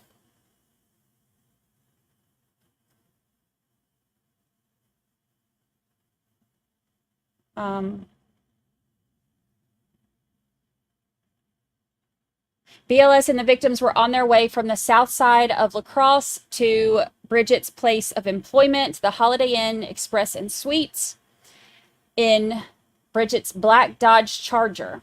On their way to the Holiday Inn, a car began to follow them and pulled up along the passenger side of Bridget's car in the parking lot of the hotel at approximately 2 a.m. So that's part that I missed when they were talking about that. So that was something I missed because of the breathing and snoring and all of that. I missed how he was all of a sudden there. So that's how. So he followed them to the Hotel Motel Holiday Inn and pulled up next to the passenger side of Bridget's car in the parking lot of the hotel at 2 a.m. Bridget believed that, okay, can we pause? Why is she taking her birth certificate to the hotel at 2 a.m. for her new job? Why is that what we're doing? Okay. Maybe they do things different in Wisconsin. So Bridget believed that the car following was a black Mercedes-Benz. She briefly went into the hotel to drop off some identifying information.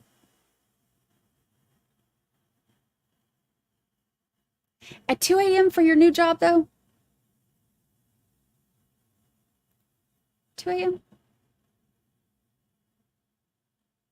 You think they'd be side-eyeing her a little bit at 2 a.m. for bringing it in? Maybe. I don't know. Maybe it could be third shift. Maybe. We're not going to judge. I just have questions.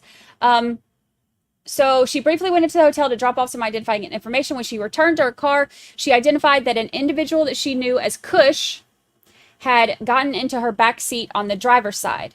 Nemo had moved into the passenger seat of the black Mercedes-Benz. Bridget identified the individual driving the other car, as an individual that she knew as Black, and she indicated that Black was holding a gun. Okay, so Cush is... Hold on. Cush was Thao, right? Yeah, Thao, also known as Cush. Okay, so Cush is Thao. And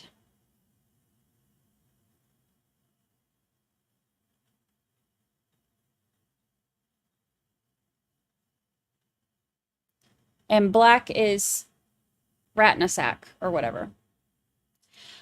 Okay, so Bridget was instructed to follow the black Mercedes-Benz in her car. At some point, she was instructed by Cush, the defendant, to pass the other car, and Cush gave her directions as they drove to the quarry. When they arrived, Bridget missed the turn into the driveway, so she had to turn around and then pulled into the driveway. The car driven by Black Rattanasack also missed the turn into the driveway. When he reapproached, he backed in on the passenger side of Bridget's car. Bridget stated that everyone got out of the cars and Black Rattanasack hit Trevor with the gun that he was holding. Black Rattanasack then instructed Nemo, Peng, and Trevor to get on their knees and knee crawl toward the gate. Black gave the gun to Cush, the defendant. Cush, Thao, defendant, used the gun to shoot each of the victims. Black and Cush then got back into the black Mercedes-Benz and drove away from the quarry. Bridget returned to her vehicle and also left. Law enforcement is familiar with an individual who uses the name Cush with a legal name of Thao. Bridget was also shown a photo array, and she positively identified the individual that she knew as Cush as Nya Thao. On Saturday, July 24th, Deputy Sloan observed the autopsies of the 3 victims at Mayo Clinic. As to Nemo Yang, the doctor observed 4 bullet entrance wounds. 2 of the entrance wounds were in the back of Nemo's head, 1 in his hand, and a 4th entrance wound midway up his back along his spinal cord. As to Peng Lor, the doctor observed 4 bullet entrance wounds into his person. The gunshot wounds were to the back of his head, his back, his neck, and 1 in his hand. As to Trevor Maloney, doctor observed 3 gunshot entrance wounds to his person, a gunshot wound that traveled through his arm, 2nd entrance wound to the area of his left temple, and a 3rd entrance wound to the back of his neck that traveled up along with the mandible area of his jaw. Gosh. So they, let's see. On July 24th, Wisconsin Department of Justice Division of Criminal Investigation Special Agent Joe Welsh. Okay, so Welsh and investigator Fritz Leinfelder of La Crosse County Sheriff's Office went to North Minneapolis area to interview MV. Oh, this would be Varga or whatever it was. regarding the July 23rd homicides. Earlier that day, MV indicated to Leinfelder that he could provide information regarding who was responsible for the killings. He stated PZ, who is Nemo Yang's mother, reached out to him and that he considered Nemo family. He indicated that Nemo's mama said that the homicide occurred over $600 and that he was going to pay Nemo's debt himself, even though he knew Nemo did not steal the money. He stated that the debt in question was with some dude named Black.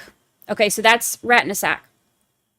So MV did not know who Black was, but he just got out of prison.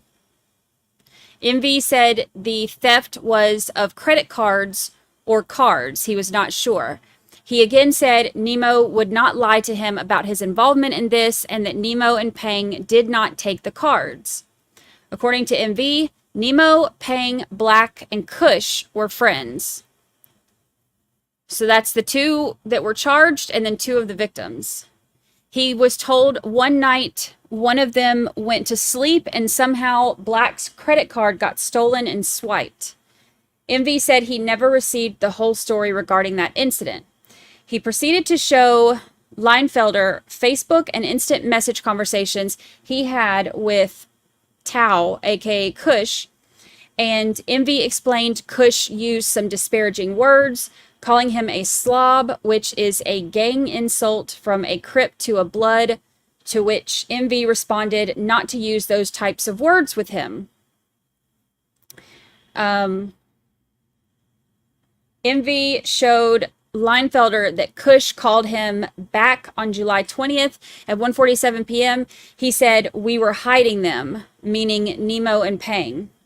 Nemo and Peng were with him almost every day, and the cameras would show that at the Baymont.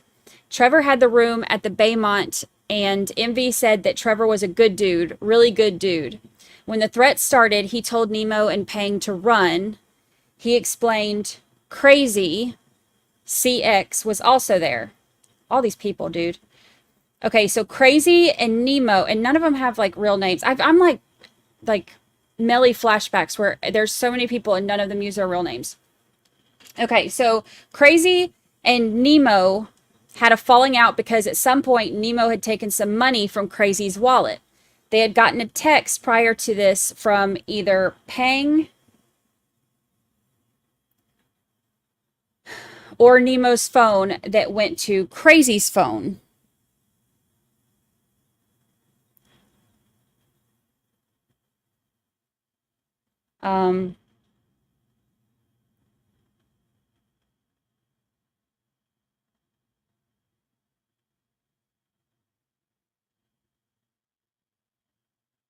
It appeared to be an urgent message that said, "Pick us up now." Okay, so they got a text prior to this from either Peng or Nemo's phone that went to Crazy's phone.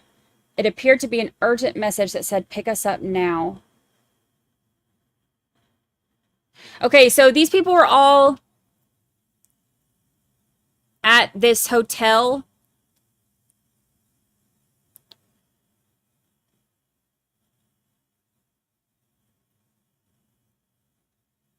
Okay, so Nya and Kush explained Kush use. Okay, so Kush, I have to read it again because I'm not comprehending. There's too many people. I have to read it one more time. Kush, the defendant, called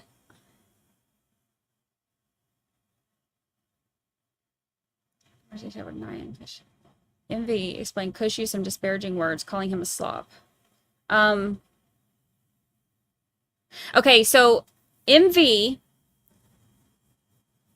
talked to Thao, the defendant, who called him the slob, which is a gang insult. And he said, "Do not use those types of words with me." And then Kush called him back at 1:47 and said,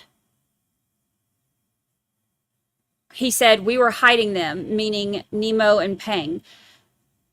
They were with him almost every day, and the cameras would show that at the Baymont. So they were hiding Nemo and Peng, which were two of the victims.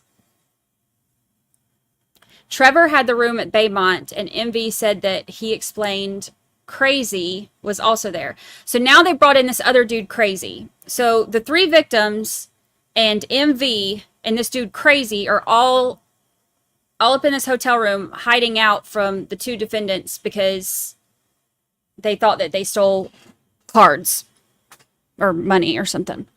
And then Crazy and Nemo had a falling out because at some point Nemo had taken some money from Crazy's wallet. So while all these dudes are at this hotel, Crazy and one of the victims that are there at some point had a falling out because Nemo took money from Crazy.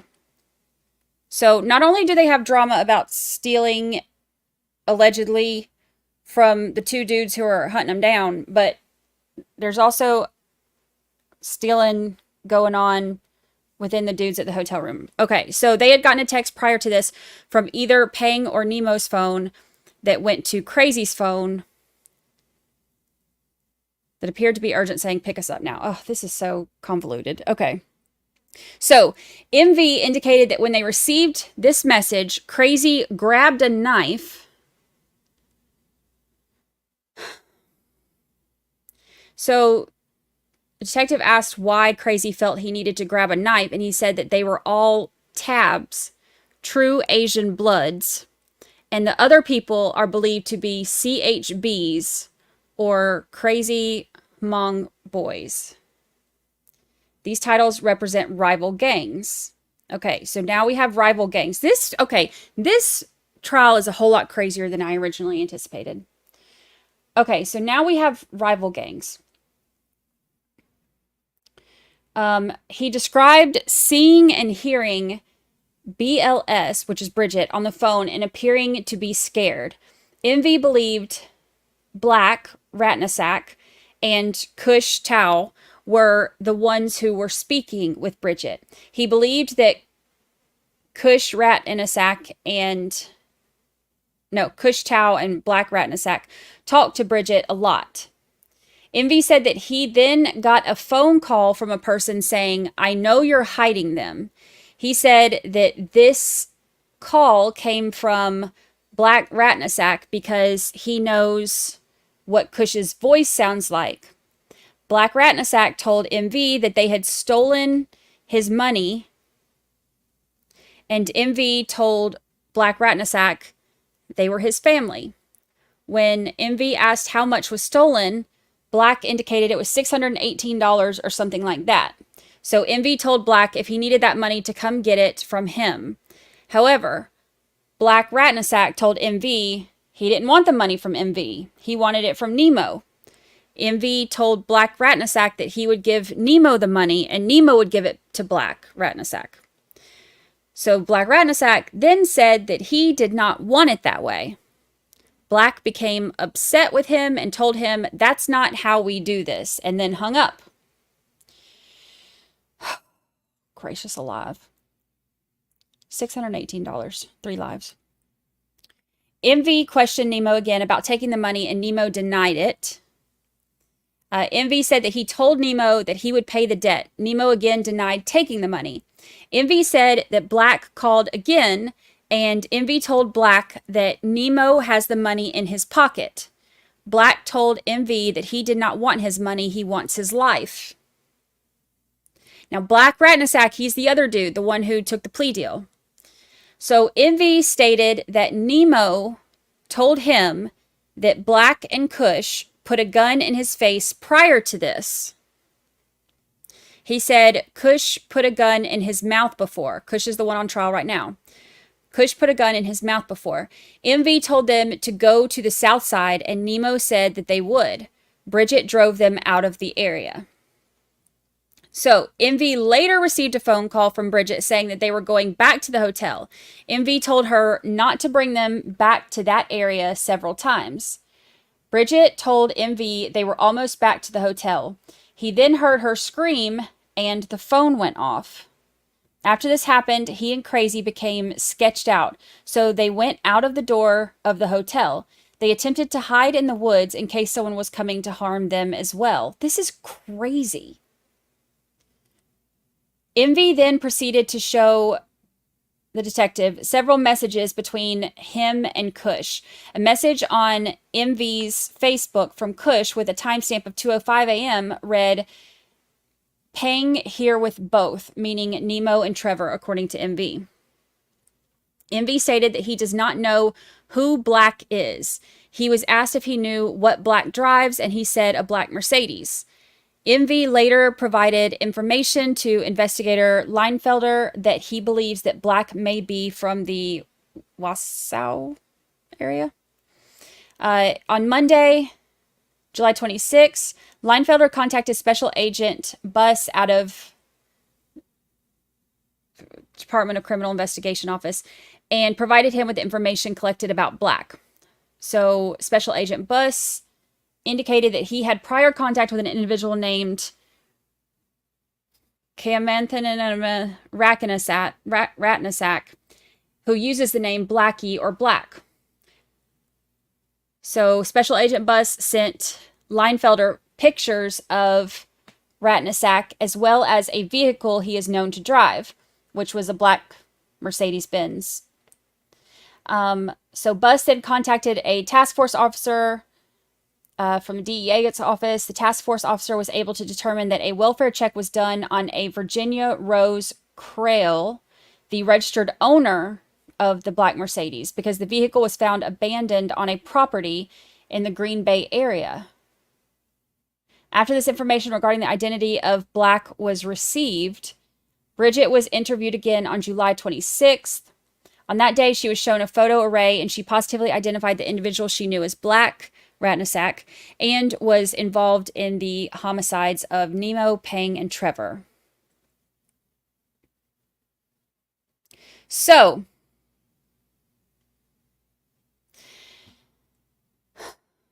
that's a lot.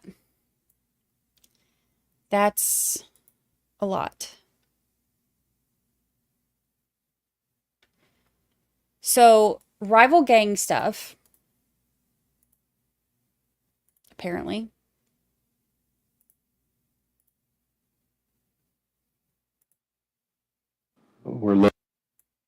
There's no All right, and they're back, but of course it cuts off objection to the admission of exhibits the very beginning. 36 through 66.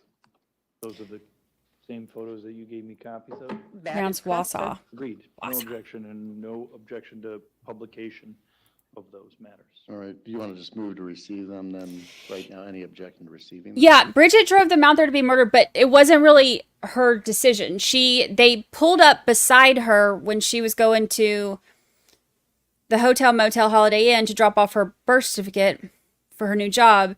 They pulled up beside her and in the parking lot, and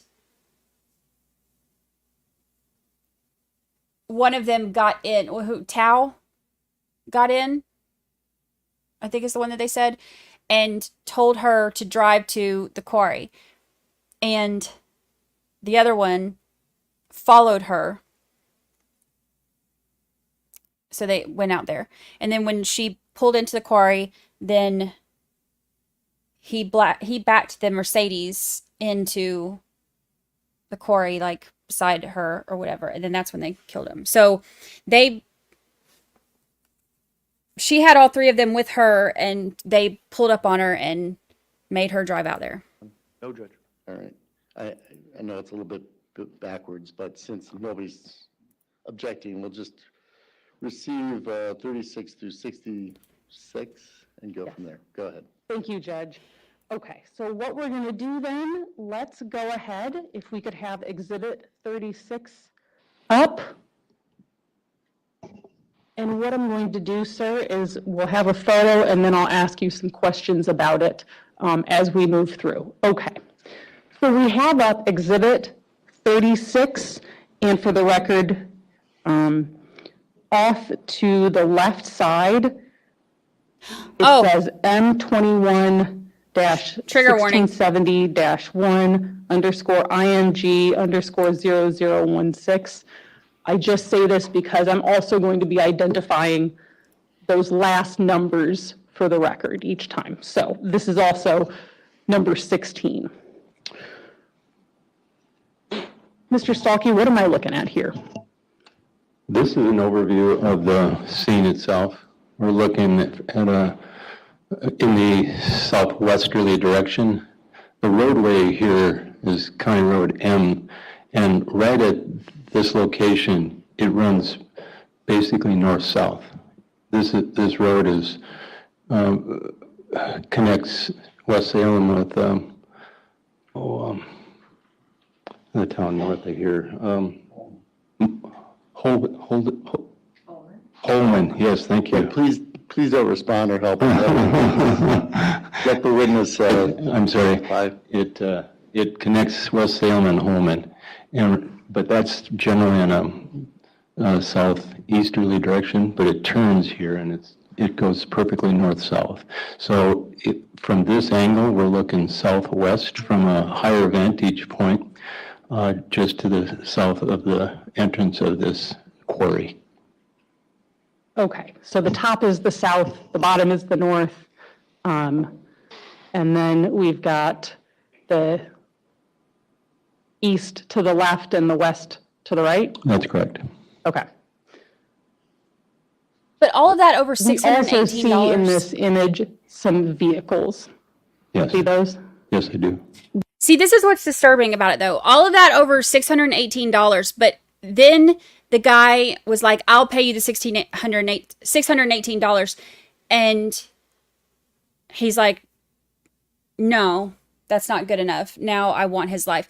It's such a just senseless. It's just sad. Were you able to identify those vehicles? Well, what I was told was these vehicles had arrived prior to our arrival. These two vehicles that are in the driveway, the blue Volkswagen Beetle and the white Chevrolet pickup, were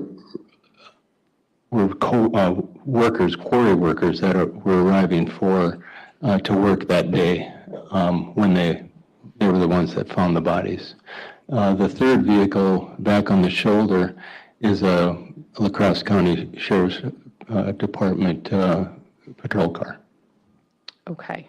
And if we could advance to Exhibit 37 then? And sir, this is image 17. Largely the same, but a little bit different. Can you just orient us and let us know what we're looking at here? Yes, Exhibit 37, number 17, image number 17, is a similar photograph as the previous one. This is looking directly south. It has the locked gate in the center of the photograph. Off to the left is the quarry. There's a small weigh station there inside that gate, and then of course you have the three vehicles and the three bodies that are placed or located near the gate.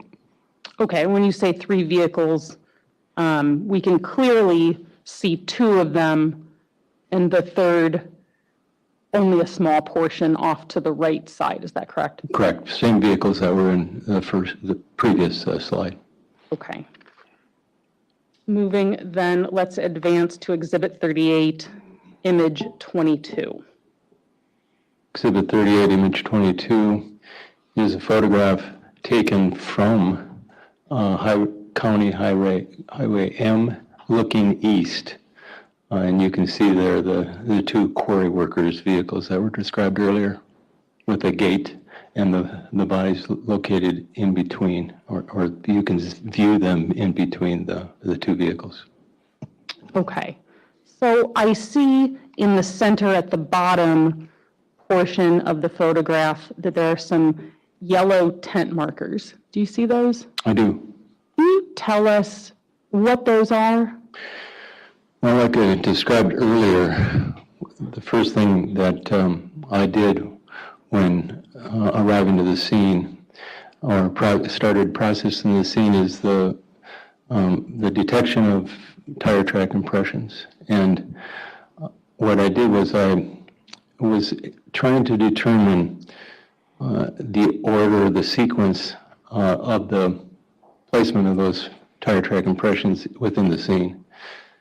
I numbered them 1 to 7, 7 being the one that is the oldest tire track impression, 1 being the most recent tire track impression that was laid. And I did that by determining or establishing that these impressions were overlaying each other and was then able to determine their sequence. So 7 is the oldest, and number 7 actually passes through and under the gate. My objective was to determine all impressions made after the gate was closed and locked. Okay. I think that there may be a laser pointer in front of you on the ledge a little bit. Okay. Is that working? Yes, it does. Excellent. So can you just point out to us a little bit on sort of a large scale, do you see those tire tracks, tire impressions that you've mentioned in this photograph? Yes, I see Can you that. point them out for us a little bit and describe how you're seeing them? Okay. This is the crime scene specialist. I'll go ahead and point that one out real quick. 7 travels from the roadway, Highway County Road M, right through, and it passes underneath the gate. There's also impressions laid by the vehicles that are present here in the scene. These are tire track impressions made by the white Chevrolet pickup. And then it's hard to see, but there's impressions laid here by the Volkswagen Beetle. There were tire tracks that were passing through or traversing the scene, and multiple tire track impressions I didn't even consider because number 7 overlaid them. So I knew that they were older than 7. So anything more recent were the ones that were most probative, and those were the ones that I concentrated on. That's interesting.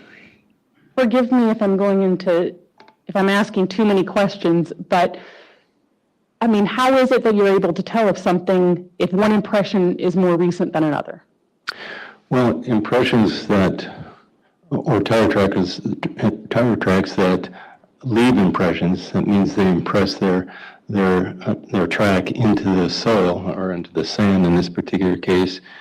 When there's multiple tire tracks at a scene, and there was laid at different times throughout the process, you can sequence those by determining which one occurred more recent than the other because it passes over the impression that's already laid in the sand or soil.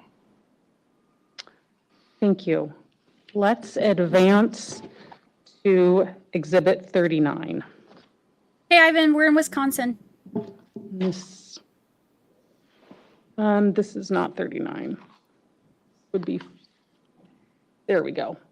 Fantastic. Exhibit 39, image 41. So what are we looking at here? Exhibit 39, image 41 is a mid-range photograph of the 3 bodies that were present at the scene. We're looking generally in a southeasterly direction. And this is, they're located at or below the locked gate of the quarry. Okay. Now, and if you need to look at your report, Exhibit 34, you may do so, but can you tell us who is who out of these three bodies, starting first with the gentleman who's closest to us in terms of the photograph, with it appears to be shorts on? Yes, the northernmost is how I will describe them. The northernmost, the center, and the southernmost. The northernmost victim is Nemo Yang. The one in the center is Peng Lor. And the victim in the southernmost position is Trevor Maloney. How were you able to tell who was who? How were we able to tell the individuals? Correct. They actually had their wallets and identification on their bodies. We gathered them and were able then to identify each of the victims from the photographs. Just out of curiosity, sir, as I look at this photograph, it appears that the gate is on top of these individuals in varying degrees. Excuse me? Well, as I look at this photograph, it looks like the gate sort of is over top of these individuals.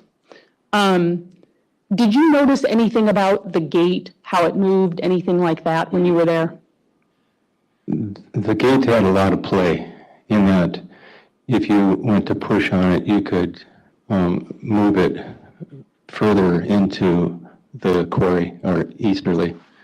So there was one body, that would be Trevor Maloney, was actually, most of his body was located under the gate.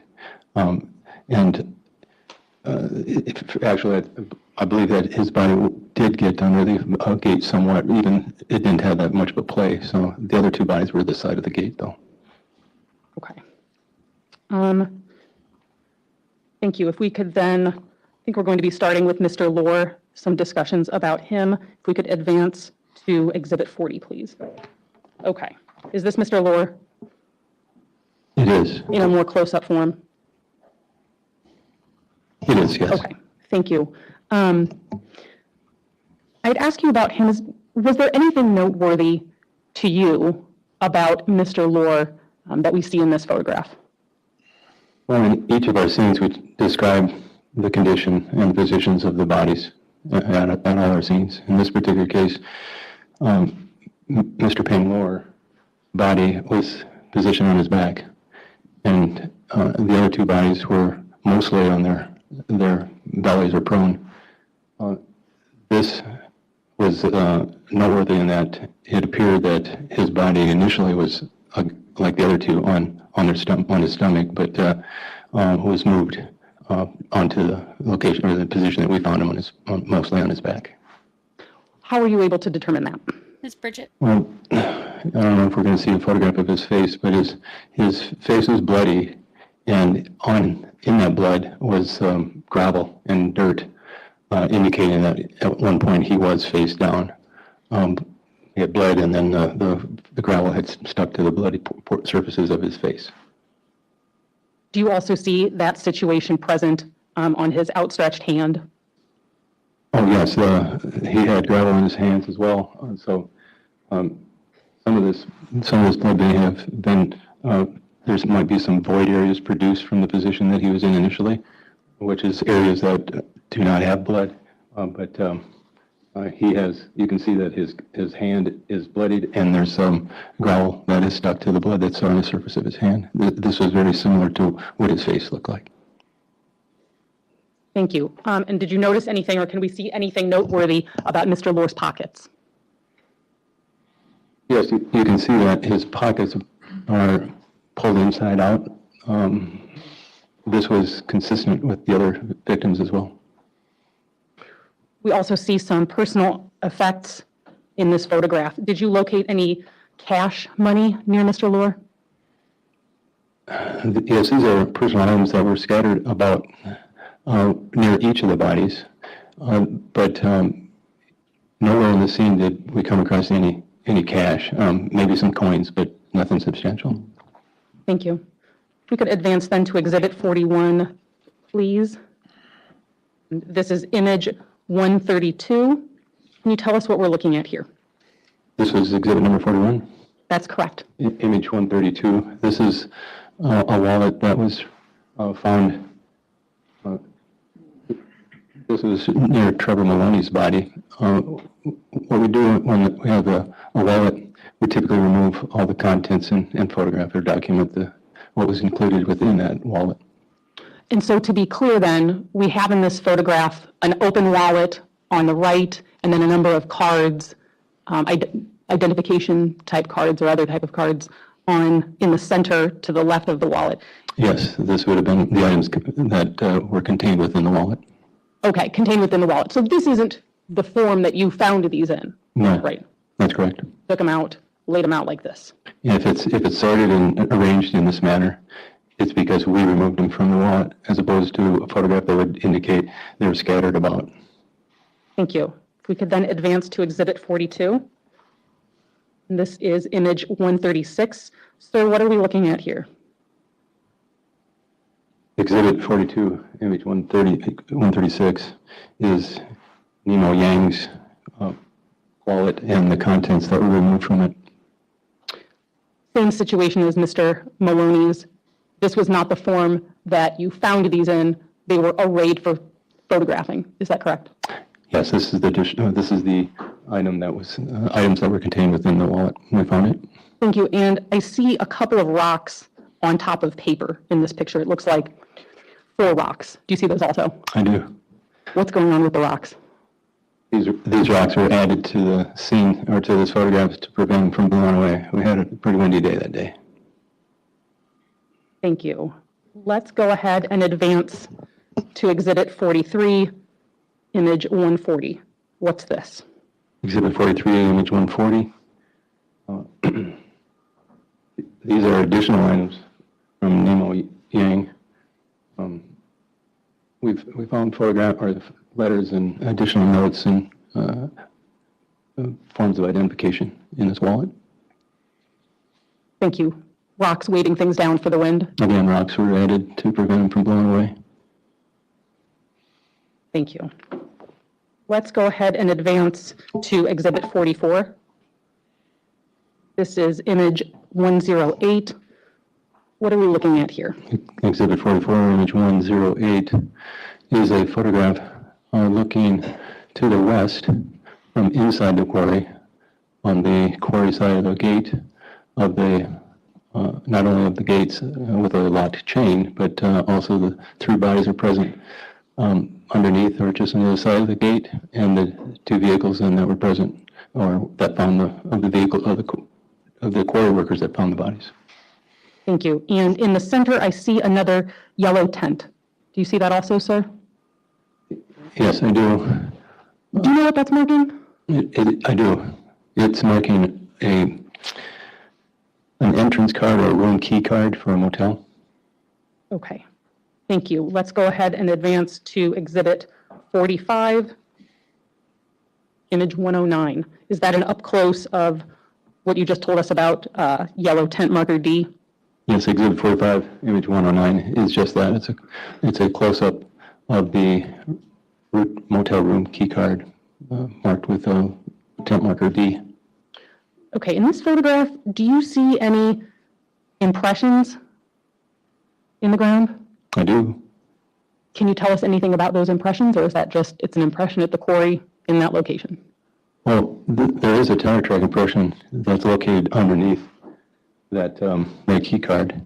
This is on the inside of the gate, so this would have been associated with a tire track that would have been impressed into the soil or sand prior to this event. Okay. Let's advance to exhibit 46, image 190. What are we looking at here, sir? Exhibit 46, image 190, is a photograph with a southerly view point. The white Chevrolet pickup truck is still present. At this time, we had removed the blue Volkswagen Beetle. So when we have vehicles or anything that's within the scene that we can remove to assist us in processing the scene, we'll do that, but we have to process everything up to that point before we can remove anything, just potentially destroying any evidence that's present there. So everything was processed up to the point where we could remove the Volkswagen Beetle. And once we did, then we started to mark additional evidence that we could see. In this case, we have tent markers that are numbered, marking footwear impressions that I'd located within the scene. Okay.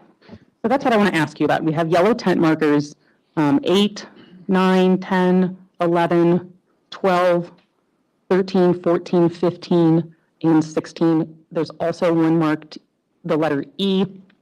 Let's start with the numbers. Can you tell me what kind of impressions or what kind of evidence, or if it's neither of those things, correct me. What are those marking?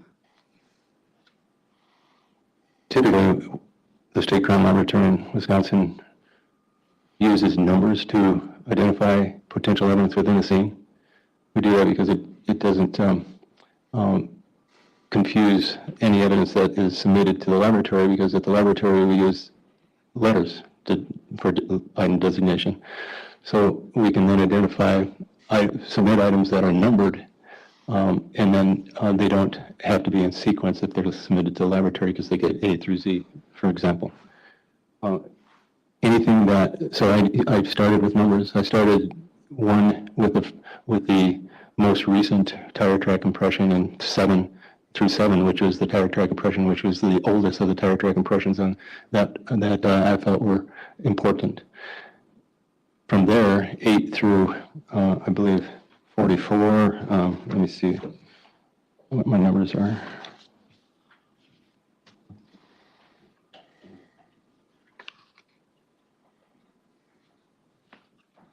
Oh, goodness gracious. If I were to, were numbers that I used to identify or to mark footwear impressions. There was a additional tire track impression, however, that was located and detected that I used, and I marked it as 22.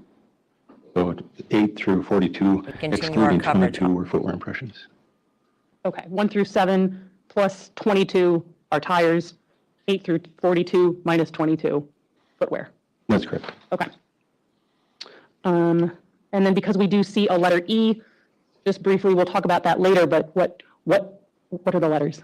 Well, once we came across or identified items that we would collect as items that would be might have a probative value, we marked those with letters. We wanted to keep the items that we were going to collect separate from the items that we were just going to document and not collect.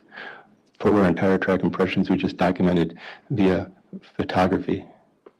Nothing was collected. We didn't cast those impressions because the soil wasn't conducive for that, and it was at a point where when we were able to, if we were able to collect them via casting, they would have been deteriorated to the point where they wouldn't have been of any value anyway. Okay, let's advance to Exhibit 47, and this is image 479. I see yellow tent markers 9 and 10. Do you see those also? Yes, I do. Sir, what are we looking at here?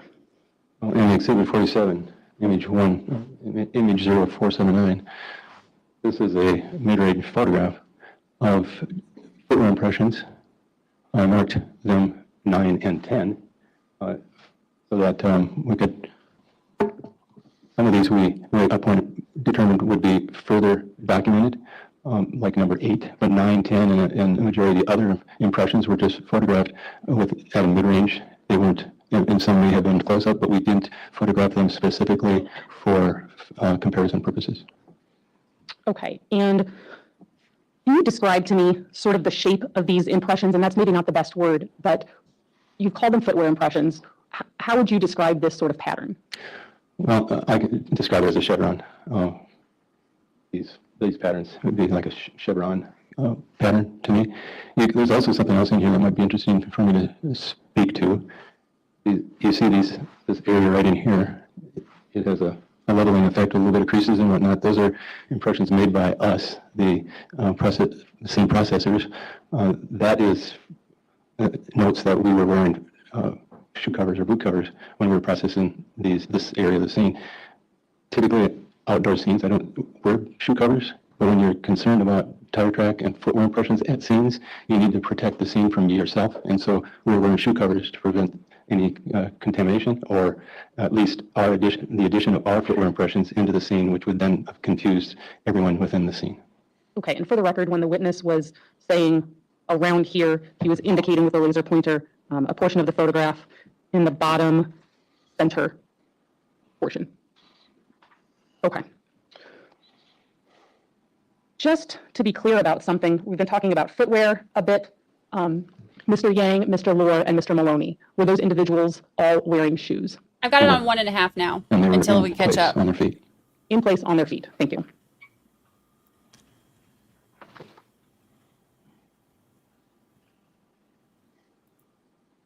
They were in place on their feet. Did you have the opportunity to look at the bottom of those 3 individuals' shoes? Yes, absolutely. These chevrons, as you call them, did it appear just to an untrained observer to match any of their shoes? Objection. Approach. Sustain. They did not appear. Go ahead. Sustain. You can answer the I'm question. sorry. Go ahead. Apologize. So he's going through the shoe impressions. Your Honor, I'd request a sidebar on that matter. Going through the shoe impressions, and he said earlier that he's not an expert at matching them.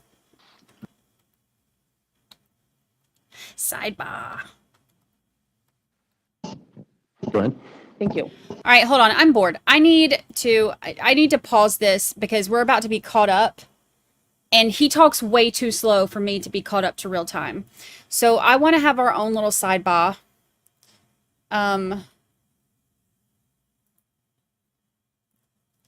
Okay, this is Bridget. Oops. Gunshots. The defense argued that during the time Schlicht was a meth user and had drugs on her person, and that she never feared Thao, but feared Rattanasack. So this is from the trial last time. I tried to find... You told Mr. Thurston, I don't think he would kill me. That's the truth, correct? Correct. But you previously told the jury that you've always been afraid of black. Correct. That you're deathly afraid of black. Correct. Black is Rattanasack. Sounds like I'm trying to rap. That's her. I am also curious to see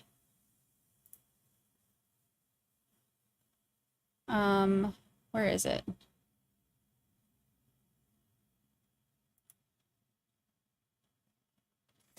Okay, this is the other dude. That's Rattanasack.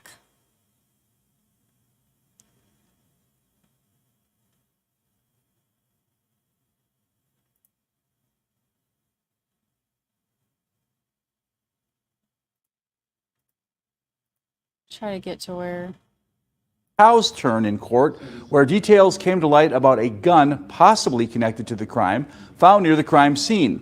The state requesting a DNA test from Thao to compare to the DNA on the weapon. Yeah. I mean, I'll say that, you know, the question on probable cause, this is from last year. There enough evidence to raise to that level right now, and given the statement by the accused co-defendant, I think it does. Also, the information that the gun was found relatively in the same spot that he had mentioned. Now, according to the district attorney, it was Rattanasack who said Thao threw the gun out of the car window after leaving the scene. Law enforcement. So they say Rattanasack. I say Rattanasack because that's how it looks. However, he testified at the last trial. And get this. Hold on. Let me find. Okay, so listen to this. We're going to take we're doing our own little sidebar here for a minute to wake us up, because this guy's voice is super soothing and super slow. And that's amazing for him. However, it's putting me to sleep. So we're taking our own little sidebar. Okay, so I found this. I was looking up some news stuff when I zoned out. Okay, so at the last trial, it said that he took the stand for over 4 hours, Rattanasack. He's the one who took the plea deal. Sitting in the La Crosse County courtroom, Thao watched as Rattanasack testified against him. Okay, so this is a quote from Rattanasack. Quote, "Everybody's just like yelling and arguing. There was just a lot of what I would call baby mama drama chaos. I said, I don't know what you're doing. Nut, don't." So now we have baby mama drama. What is wait, time out. What? Where did baby mama drama come from? Where? Who? Wait, what? I'm gonna need him to take the stand. Again. I have questions. A lot of what I would call baby mama drama chaos. What the? Because I wouldn't refer to old dude stealing money from me as baby mama drama. So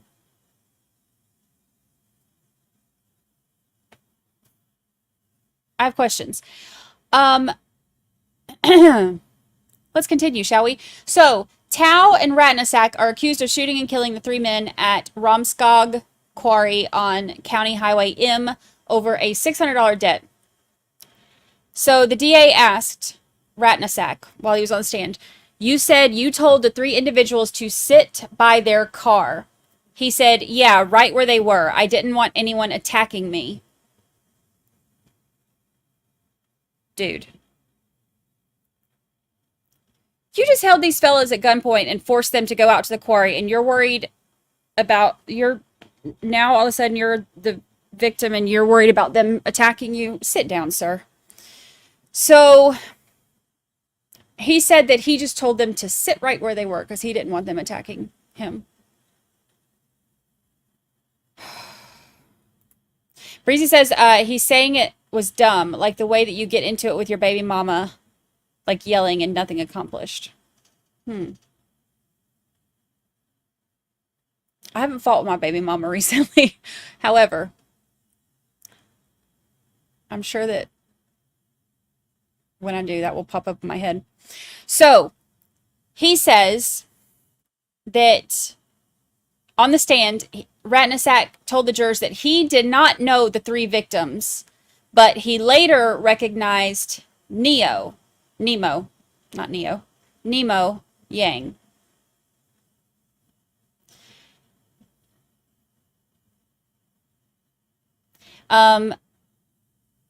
And it said that he handed the gun to Thao, who shot and killed the boys. He said they were alive when I got in the car, so yes, I assumed that. He also stated that he never saw the gun go off because he was in the car picking the playlist.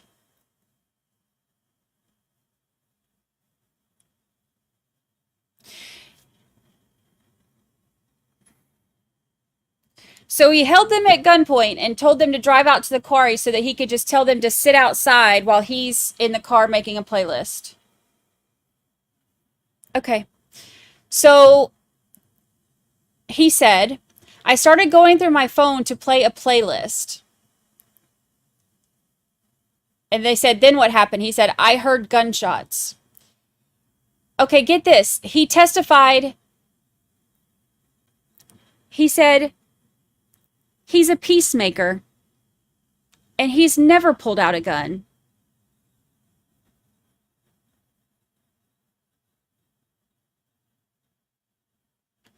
He said he's a peacemaker, and he's never pulled out a gun.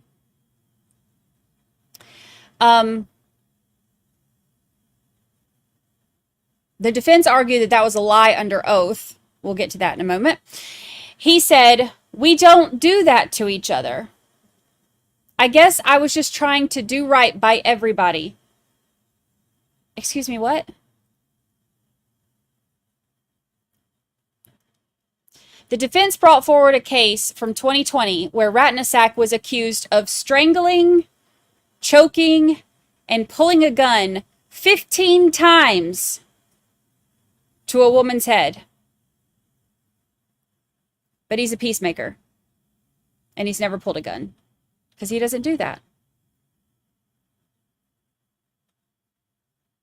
So the peacemaker was strangling, choking, and pulling a gun 15 times to a woman's head. But the charges were dropped because Blackie Rattanasack, peacemaker, allegedly intimidated the witness and she recanted her testimony.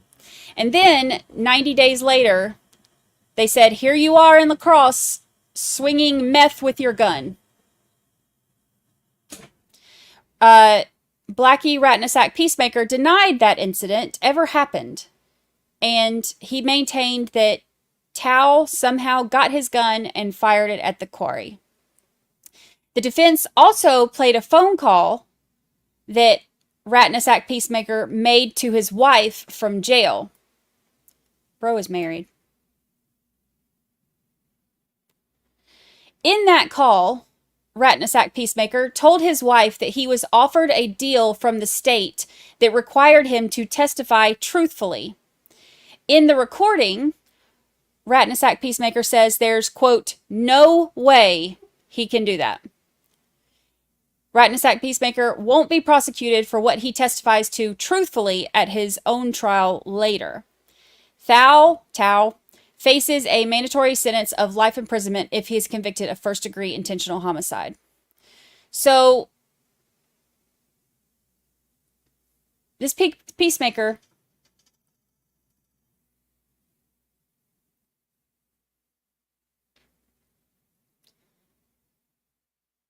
whatever. I don't even, I have no words. That's not, he's just a peacemaker. He's just trying to do right by everybody. He's just in there trying to pick out his playlist. What in the heck? He's just trying to pick out his playlist. That's all. He's just a peacemaker. Just a peacemaker. That's all. And told his wife he can't, there's no way he can testify truthfully.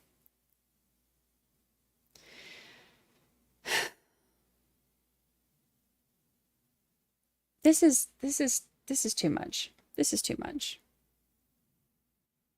This is too much. All right. That's our sidebar. Our baby mama sidebar. Okay.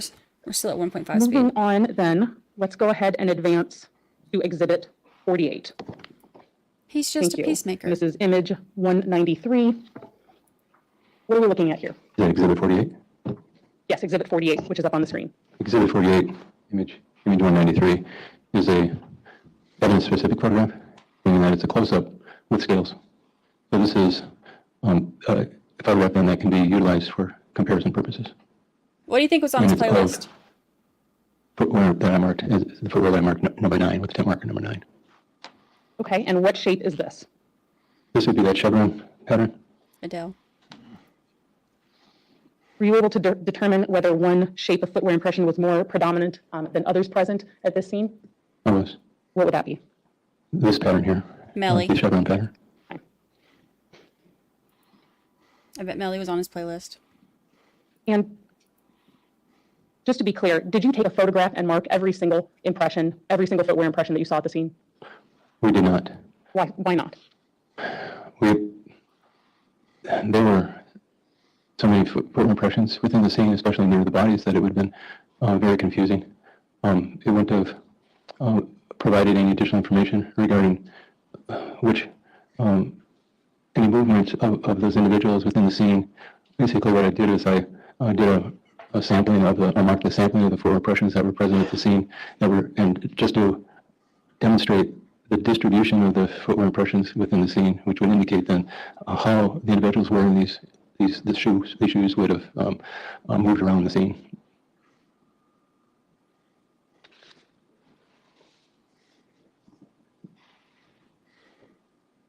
Okay, thank you. If we could advance, please, to Exhibit 49.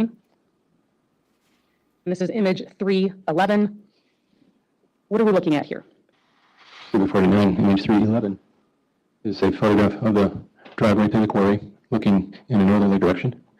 You see the front end of the white Chevrolet pickup truck is still present. The Volkswagen Beetle is gone. But this shows a distribution of the footwear impressions that were marked. Right here in the foreground, image with marked 23, 24, and 25, were a different type of impression on the outsole of that shoe wear produced a different type of impression than what we'd seen earlier, like the chevron pattern. Okay, 23, 24, 25 were different from the chevron? They were. Can you tell us where or which tent markers in this photograph are the chevrons?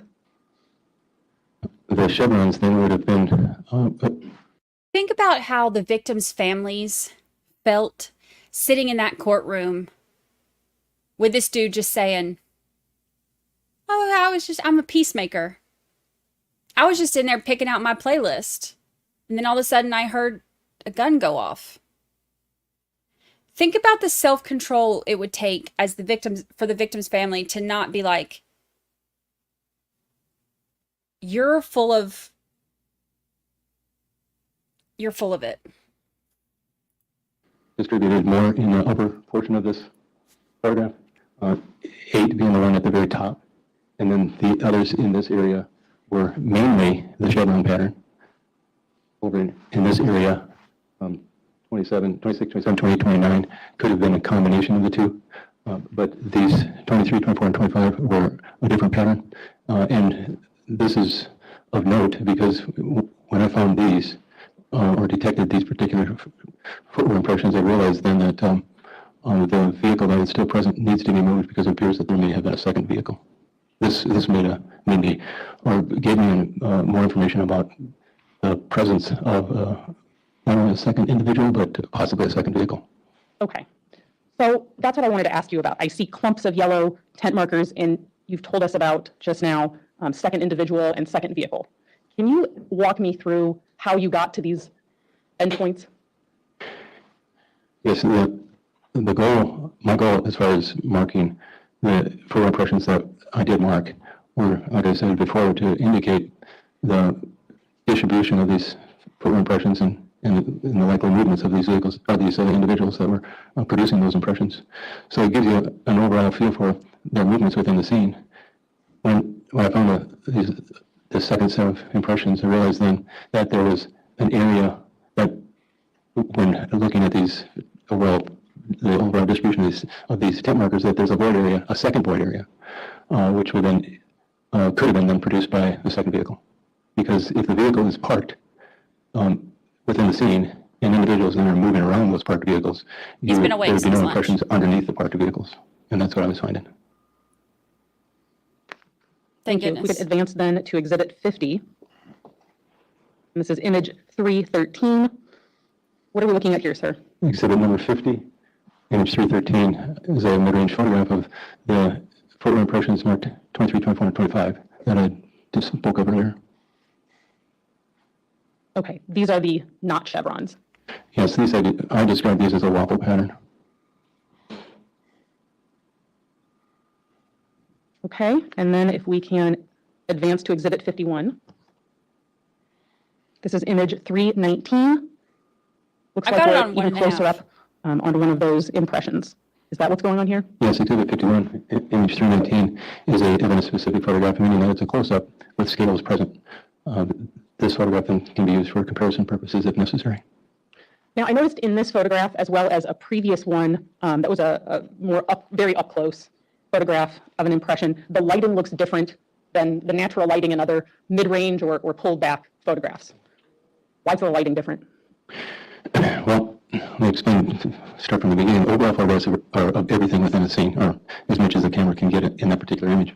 Mid-range then is a photograph you use to get an idea of the what you're going to start to concentrate on within the scene, and then close-ups are photographs taken of a specific item within a scene.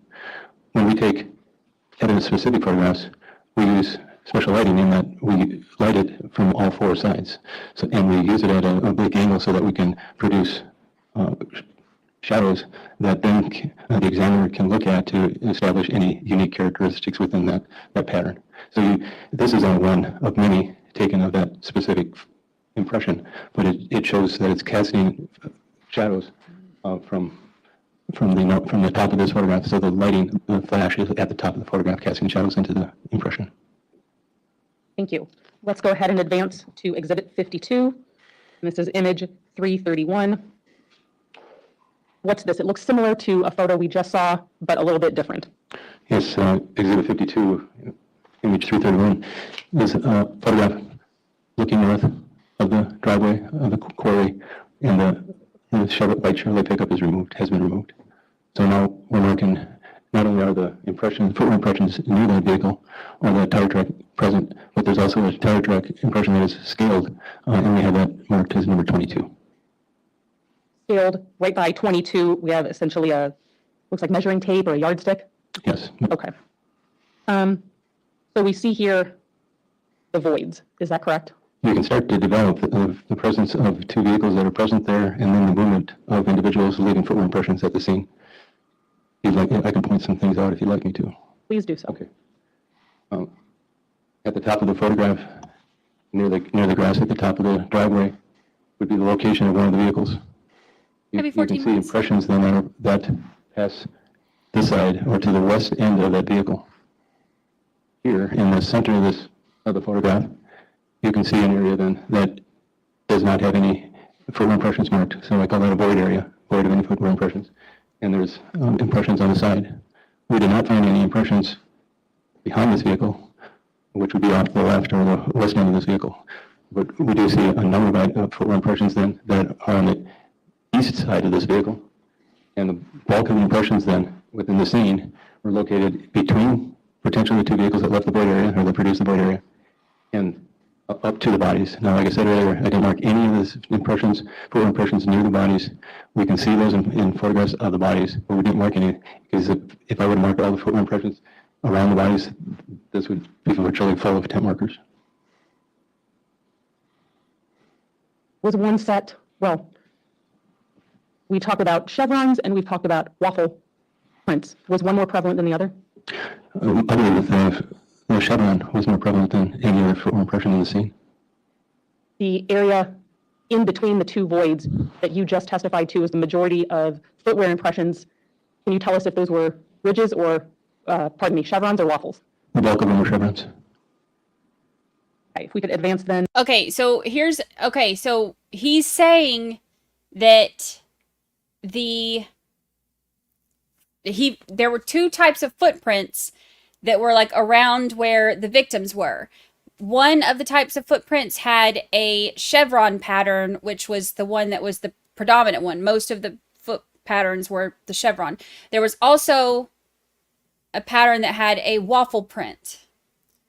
So with there being two that were walking around where the victims were, I think that maybe Rattanasack Peacemaker may not have actually been just looking for a playlist. Allegedly. To Exhibit 53. And this is image 482. We've got some orange lines. What are the orange lines about here? Yes, Exhibit 43, image 482. Once I was satisfied that I had identified or detected as many of the footwear impressions that I could that would have been of value in processing the scene, I thought it would be helpful to indicate the patterns produced by the tire tracks, because if I didn't, we would have never been able to get a sense of the vehicle's movements. So I used marking paint to indicate the tire track impressions and the directions in which they were moving. Okay, let's advance to Exhibit 54. And this is image 483. What are we looking at here? Exhibit 54. Yes. Image 483 is another view of the obviously the driveway to the quarry, but this is the area that would have been located between the two vehicles that if you were present at the scene. You can obviously see with the tire track impressions now marked with marking paint, the two tire track impressions made by the upper vehicle and one of the tire tracks produced by the other vehicle on the bottom of the photograph. Thank you. And let's advance to exhibit 55, image 496. Same thing, different angle. Sir, describe to us this one. Exhibit 55, image 496. Yes. This is a better view. Actually, you can see an overall photograph of the tire track impressions. Now we can see that there's two vehicles. Obviously, there's impressions produced by two sets of tires on either vehicle. The roadway for County Highway M is at the top of the photograph, and the tent markers then would mark all of the impressions, not all of them, but a sampling of the footwear impressions that are present near or around those vehicles. You can still see that there's one tent marker present on the north side of this set of tire track impressions, and then there's additional impressions west of that toward the roadway that then come around the vehicle and add to the footwear impressions that are present then in between the two vehicles. Okay. Now you mentioned previously in your testimony about other photographs just now that we've looked at about, I believe you said car movement. Mm-hmm. Yes. What were you able to determine regarding car movement? Well, this is of interest to me, in that if I can dig out more information from the scene, I will. And from the impressions that were produced by the vehicle that is parked on the northern side of this driveway, I can see that that vehicle pulled into the driveway from the north. It parked, and then when it departed, it backed out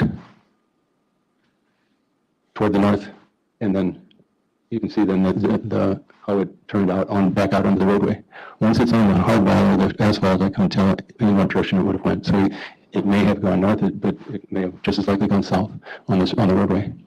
The second set of tire track impressions on the left side of this photograph, which is on the south side of the driveway, those impressions rolled over one another. Front tires over the rear tires, or the rear tires over the front. I could not determine with any confidence whether or not they drove in or if they backed in.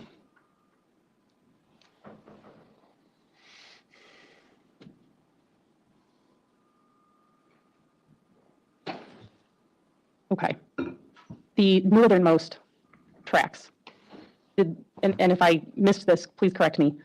Could you tell if that vehicle was headlights facing towards us where the gate was, or towards on the roadway? This one I was able to determine the direction and orientation of that vehicle. It was pointing, it drove in, so it headlights pointing toward the gate. Okay. Okay, so remember they said that in one of the things we read, something that we read, that Bridget pulled in, like facing headlights toward the gate, and then Blackie Rattanasack Peacemaker backed in beside her. Okay, and then the other one, you couldn't tell? I can't say for sure. Okay. Let's go ahead and advance to Exhibit 56. I'd like to add, if you don't mind, that second vehicle, we determined that there was a second vehicle late in the game. So had there been additional evidence earlier in the day? Possibly, but I found these impressions late in the day. And so I may have lost some information throughout the day regarding the direction of that vehicle and how it moved within the scene.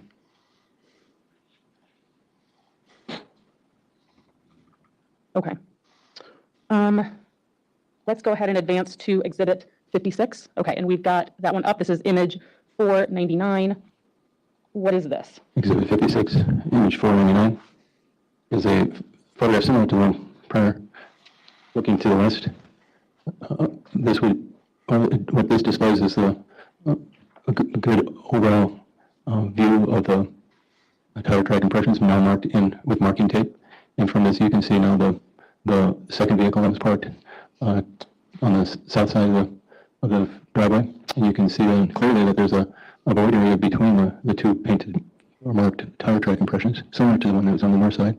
And there's these footwear impressions then are located on the south side of that vehicle. Thank you. Of note here, I guess we've added a pop-up tent. The sun was starting to get pretty hot, so we popped that up. Okay. Now, in this image, I'm seeing more letters on the tent markers.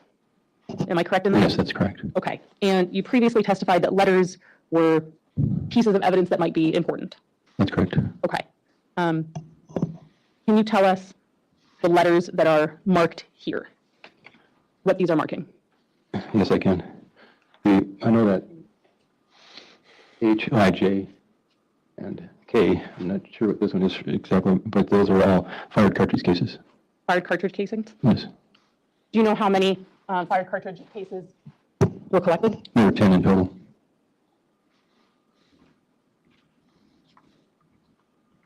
Okay, let's go ahead and advance to Exhibit 57.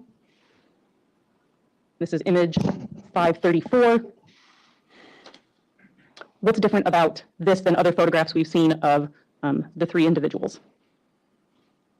Exhibit 57, image 534, is a raw photograph of the three victims with the tape markers identifying items that have probative value. In most cases, they're fired cartridge cases. Okay. And then let's advance to Exhibit 58. This is image 528. What is this? Exhibit 58, image 528 is a close-up photograph of item J, which is a fired cartridge case. Were you able to, from looking at the fired cartridge case, determine the make of it? Yes, I was. What was that? This is a Winchester 40 caliber Smith & Wesson. Winchester 40 caliber Smith & Wesson. All of the 10 fired cartridge cases, were they all Winchester Smith & Wesson 40 calibers, or were any different? They were all the same.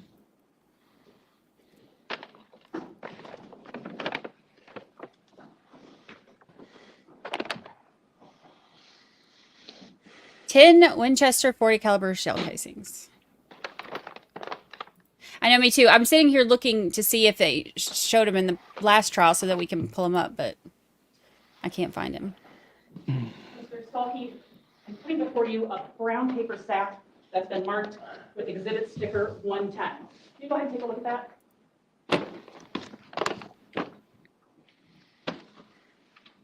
Would you like me to pull out the contents?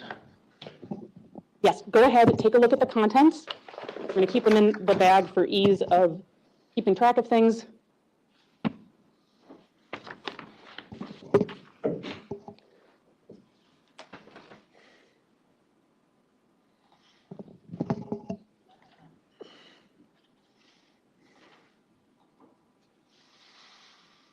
Okay. You had a chance to Yes, I have. look through those items. What's in the bag? The paper bag marked Exhibit 110 contains a evidence receipt indicating that there are 10 separate items that are packaged, each of them containing an outer envelope, which was sealed at one point in time, but now is opened, displaying each a fired cartridge case. And each of these fired cartridge cases, it has a head stamp that indicates that it's a Winchester 40 caliber Smith & Wesson. Well, first of all, how many cartridge cases, fired cartridge cases are there?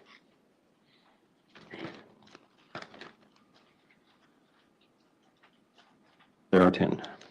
Are those all marked M21-1670? They are.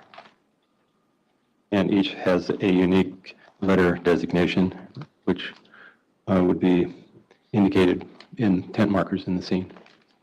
Including letter J? That's correct. These are the fired cartridge cases from the scene? They are. I'd move for the admission of Exhibit 110. No objection.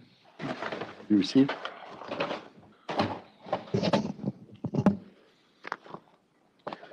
Advance to Exhibit 59. This is image 166. Mr. Stalkey, what's this a picture of? Exhibit 59, image 166 is a mid-range photograph of the area near one of the feet of the victims. You can see that there are numerous footwear impressions located within this. As I mentioned, that you could see that those impressions are numerous and overlapping within, around the bodies, and that was the reason I did not mark all these footwear impressions. It would have been one temp marker on top of another. Thank you. And let's go ahead and advance to Exhibit 60.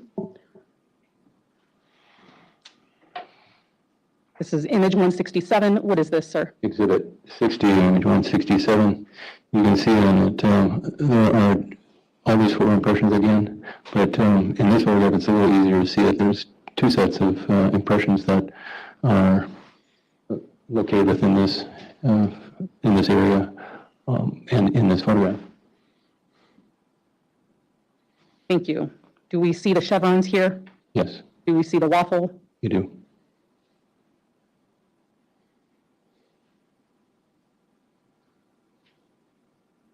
Okay. And so let's advance to Exhibit 61. This is image 488. What are we looking at here?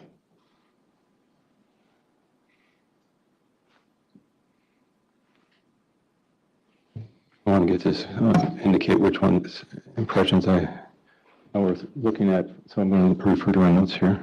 Which This is the third, I think. We had the pathologist and then the first sheriff that arrived.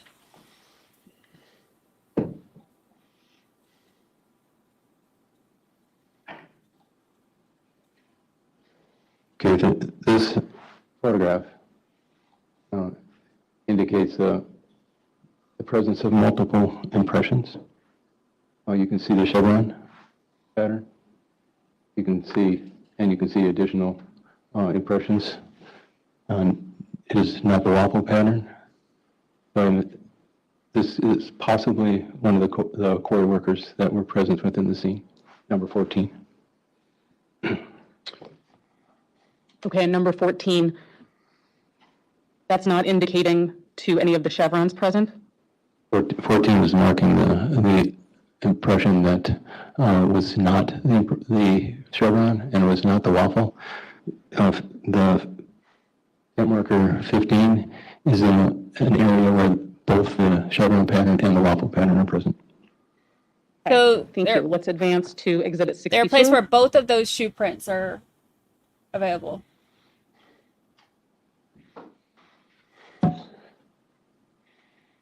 This is image 502. We have tent markers 26, 27, 28. More of the waffle and the chevron. That's correct. You can see that tent marker 26 and 27 would be my waffle pattern, and 28 the chevron pattern.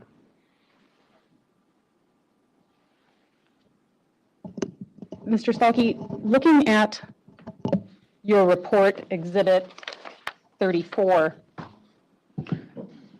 were you able to make any determinations regarding vehicles and individuals in terms of number?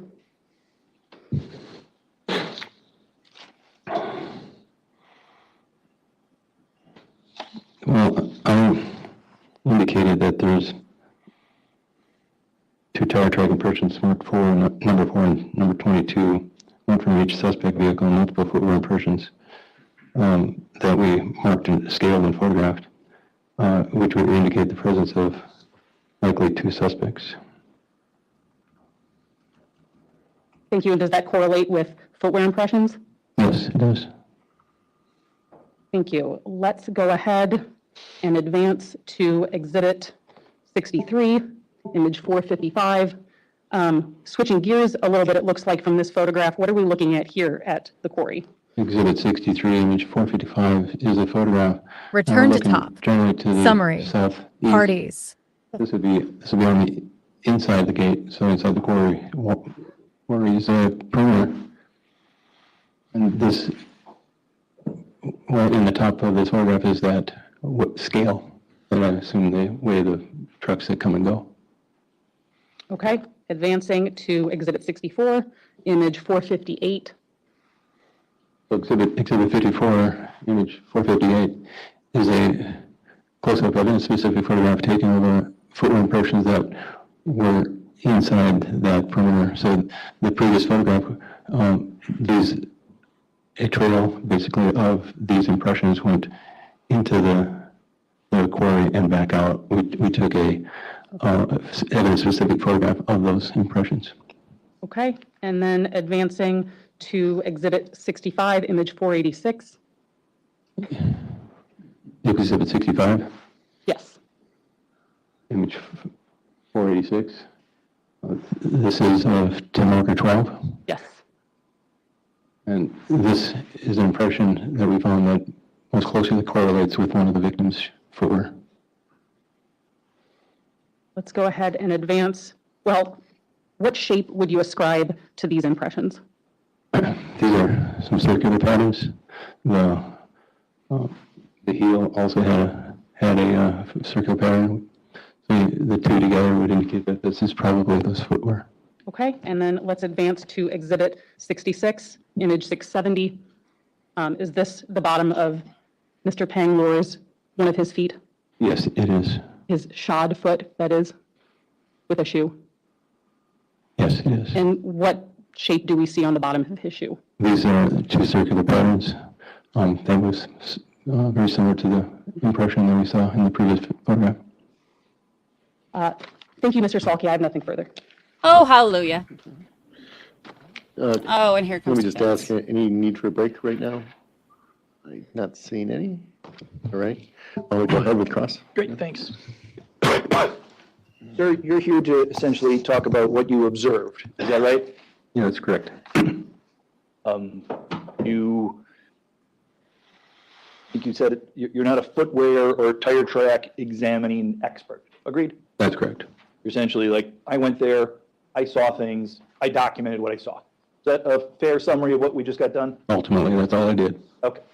And when you get there, you don't necessarily know the whole story, correct? That's correct. You're kind of trying to figure it out, right? That's true. And you're trying to figure it out based upon what you were able to observe of that scene there, correct? Correct. When you're there, in that moment, you don't know what's going to be disputed or undisputed if there comes to be a trial, correct? Correct. You don't know what witnesses are going to say about who was there, what happened there, correct? That's correct. So at the time, you're seeing things and you're trying to put it together. As best I can. Yeah, and as we heard you say, you'd been there for a while before you were like, aha, the second car was here, correct? That's correct. Which, and I didn't mean to imply that that wasn't a great calculation. It took you a while to do that, correct? Under the circumstances, there was the white Chevrolet pickup truck was parked on the majority of that void area, so it wasn't exposed. That was one reason I couldn't see it initially.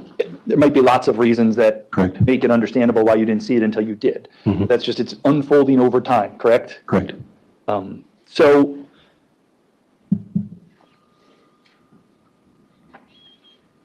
I just want to talk a little bit then about kind of the limitations of your observations, if that makes sense, okay?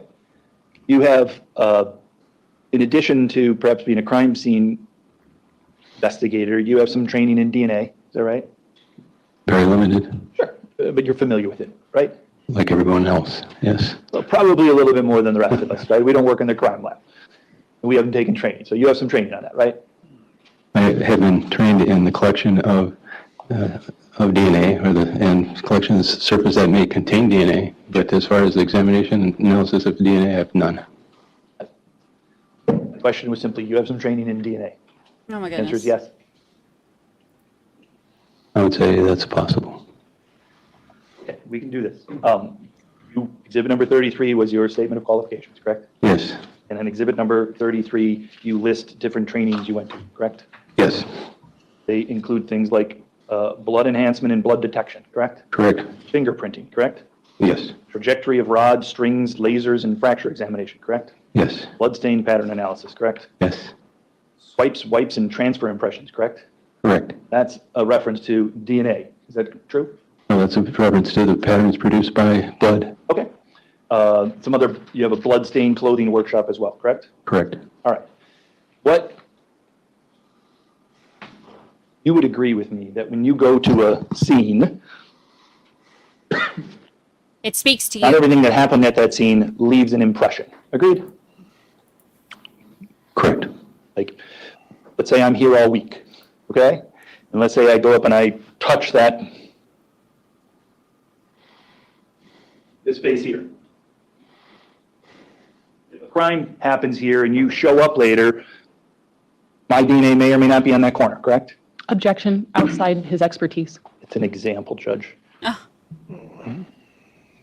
Okay, then I will sustain the objection. If it's used not for, as an expert, if you're trying to show that things can get left, you can ask that question. Who did? Can you imagine that this room is filled with sand? Sure. Okay. And people can walk in this room if it was filled in sand, still, right? It's the same floor, it just has a covering of sand or gravel like it does at the quarry. Are you with me? Sure. You would We're with agree that if you came here a week later and you looked at it, there might be observations that you could make of the impressions in the sand, correct? If asked to, yes. Yes. And those observations may accurately, well, you can only report what you see, correct? Correct. Not every time a person walks in this courtroom, if it were on grass and sand, would it leave an impression. Agreed?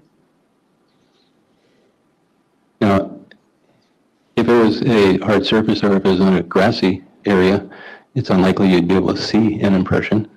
On a hard surface, there wouldn't be an impression, but if it was sand, yes, they would leave an impression. Whether or not it has a value, it depends on the quality of the impression. Let's put a pin in that value matter that you said. But just the quarry, you went there, correct? Mm-hmm. And if you could I get some of the exhibits shown? Is that something that we have the ability to do? If they have them handy.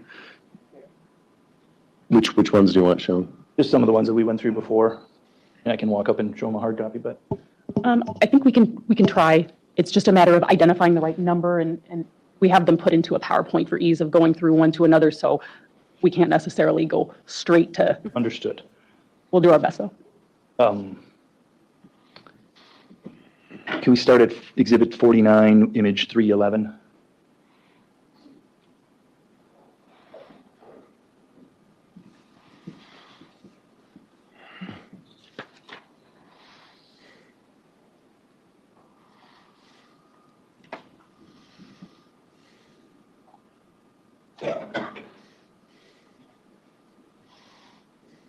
Oh, hi, big girl. Look at that leg. This is her spot right here. Watch. Oh, that's a spot. That's a spot. There's just spot. Thank you. See the image up on the screen, sir? I do. And I'm going to talk about what I think are perhaps 3 different clusters of the yellow tent markers, okay? You see in the foreground there's a cluster of tents numbered 23, 24, and 25? I do. And then do you see, if we think of those as 6 o'clock on the orientation, as we go up to the right in the 2, 3 o'clock area, there's another cluster of tents to the top right of what we're viewing. Is that true? Yes, it is. And then there's another huge cluster perhaps across the 1 o'clock, 12 o'clock, 11 o'clock space up there. Agreed? Agreed. Is that, at least for the purposes of this in general, there's those 3 clusters. Would you agree? Sure. And what your testimony was is that 23, 24, and 25 were of what I think you called a waffle pattern impression. Agreed? That's correct. And then as we go up to the upper right, it looks like those are 26, 27, 28, 29, and 30. Is that correct? Yes. You would agree that there's some significant space between the bottom cluster and the upper right-hand cluster. Agreed? There is some space between those, yes. There's some space between the bottom cluster and the ones up to the left, which is like 12, 13, 14, 15 up there as well, correct? Yes. Some of that space, can I approach here? Absolutely.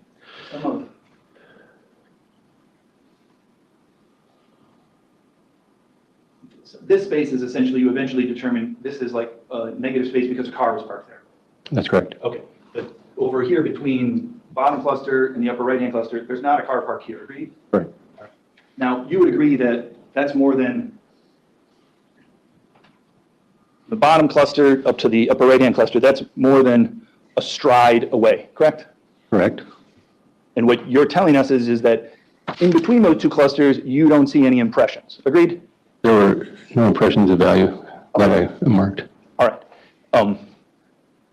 So it could be, you would agree that just because there's impressions 23, 24, and 25, and then there's impressions up at 27 through 30, doesn't mean nobody walked in between those two spaces. Agreed? That's correct.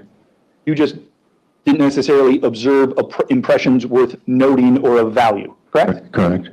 And so the observations that you make are somewhat limited, correct? Oh, sure. It's limited by the scene and the value, or excuse me, the quality of the evidence that is present. Sure. I think what you said is, at one point you testified and said you may have lost evidence or impressions over the course of the day. Is that right? Yes. Yeah. So again, you're not here to say somebody didn't walk from those impressions on the bottom up to that other area, right? Correct. They didn't float there, correct? Right. There are some spaces that you can say, I know nobody walked here because there's the car. Agreed? Agreed. So if we could move forward to Exhibit 54. You can just tell you how to do it. I apologize.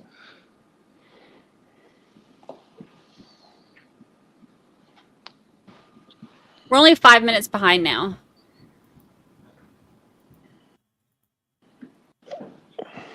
So agreed? Oops. Yes, it is. Now we can see that same area, but it's from a different angle. Agreed? Yes, it is. And then now on the top part of this photo, where we would think of as 12 o'clock on the clock, that's where 23, 24, and 25 are. Is that right? That's correct. And the orange lines with no tents in between, that indicates the space that you've used deductive reasoning to conclude a car was parked there, right? Correct. All right.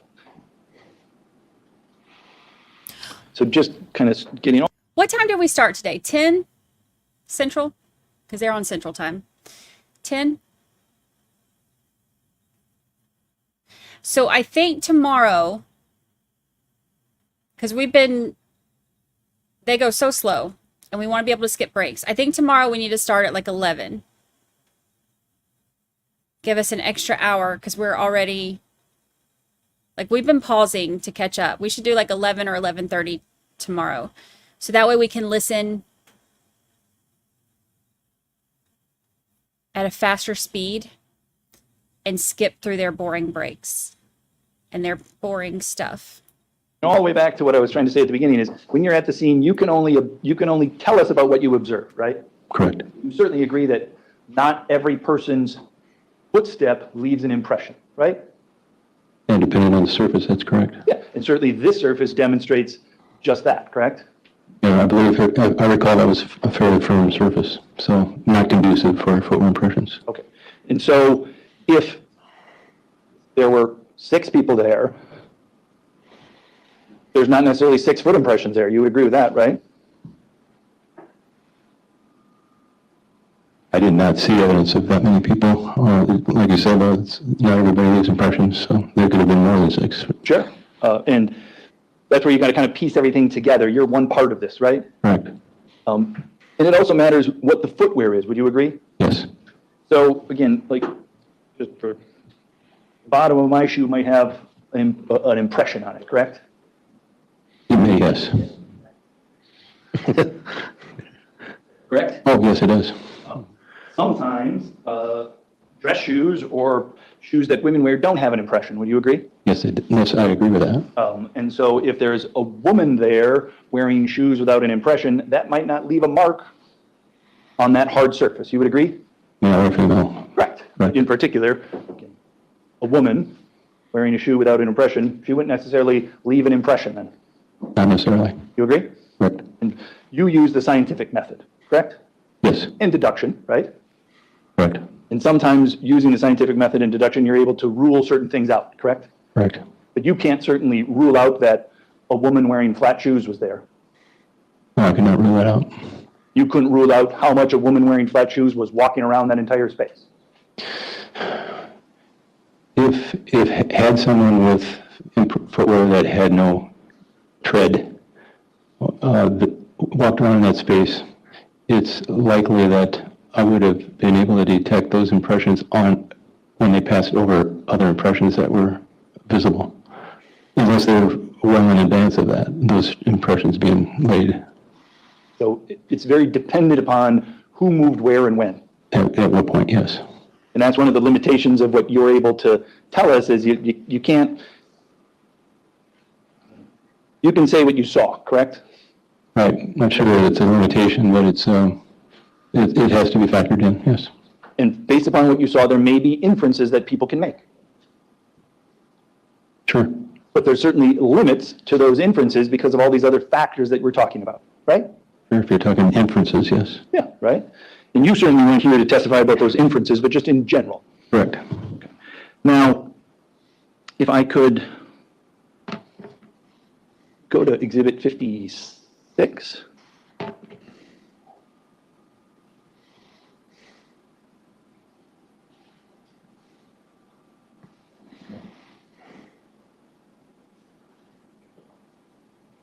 Oh my gosh, can you get there faster?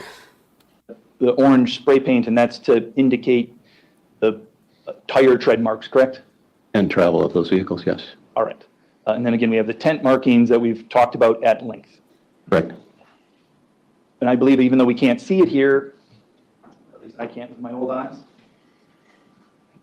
there appears to be a tent marking up in this area, correct? Yes, that's correct. Now, again, you know this vehicle, the direction of travel? Yes, And the front of the car is up here by tent marker G, is that right? that's correct.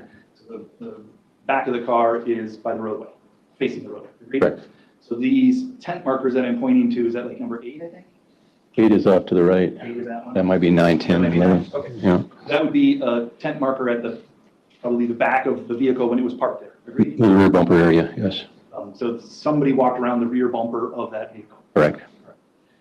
This is marking this a second vehicle, whether it arrived first or second, you don't know, but we'll call it car number 2. Agreed? Correct. And on this car, you don't know whether it's facing in the same direction as car number 1 or the opposite direction. I could not determine that. Hypothetically, let me just say, let's say it's opposite. So here towards 26 and 29 is the rear of the vehicle, and towards the road is the front of the vehicle. Does that make sense? Yes, it does. You with me on that? Mm-hmm. What you're telling us is you did not see a impression of footwear at near the hood of that car. Agreed? Correct. If that's the orientation of the vehicle, that's correct. So if there's a witness that said that they walked to the hood of the car and put the gun on the hood of the car, there's no evidence to support that. Not that I saw. Oh, all right. Now, that doesn't mean you can't rule it out, correct? Correct. But at this point, it would essentially be speculation for you to say that that's what happened, right? That would be so right. I'm assuming since he went through all of that just to get him to say, if somebody said that he walked to the car and put the gun on the hood of the car, the footprints that you saw don't support that. He went through all of that to get there. So I'm assuming that is probably what Rattanasack Blackie Peacemaker said. Now, you testified about one of these impressions being more predominant than the other impression. I want to ask you about that, okay? Does that make sense? Sure. That's an observation that you made, correct? That's correct. From that observation, you're not offering any expert opinions. Agreed? Correct. Because you don't know why one is more predominant than the other. Well, I believe I do. Okay? It could be that the one that's more prominent is that person was moving more than the other person. That's what I would say, yes. It could be that, right? Right. You can't rule out that that person just left more impressions than the other person. By moving around more often, yes. Can't rule that out. Agreed? Well, if you have more impressions from one set of footwear, would indicate that or suggest that that person wearing those footwear are moving more than the other. I get that suggestion, sir. My question, just so maybe I wasn't, you cannot rule out whether the other person was with less impressions was moving more or less. Can't rule it out using the sign. But the other impression was moved. I'm sorry, you kind of. I'm sorry, from the person that was not wearing the other, that was wearing the other impression, producing the other impressions was not. I'm not following. That's fine. let me try to break it down one more time. You said the chevron pattern had more impressions. Agreed? Yes. And then the other impression was the waffle pattern. Agreed? Yes. And what you're saying is from that you deduced that the chevron pattern, the person wearing that was moving around more than the person with the waffle pattern. That's what you're deducting. That's what I deduced, yes. And my question to you, sir, is from a scientific basis, using the scientific method, because you don't know exactly how much everyone was moving around, you can't rule out that you only saw those impressions, but the other person moved more. The person with the waffle moved more. You can't rule that out. Agreed? That would mean then that the person that's producing the waffle pattern wasn't producing footwear impressions, or that the impressions that they did produce were then stepped on or were contaminated in some way. Which means, getting to my question, you can't rule it out. Agreed? I guess not, no. So you agree with my statement, you can't rule it out? Can't rule it out. All right. He wants you to say these words. Other limits Repeat after to me. your observations are, you're certainly not here to say why one person may have moved more than another person, right? No, that's correct. You don't know that in any degree, correct? No, I do not.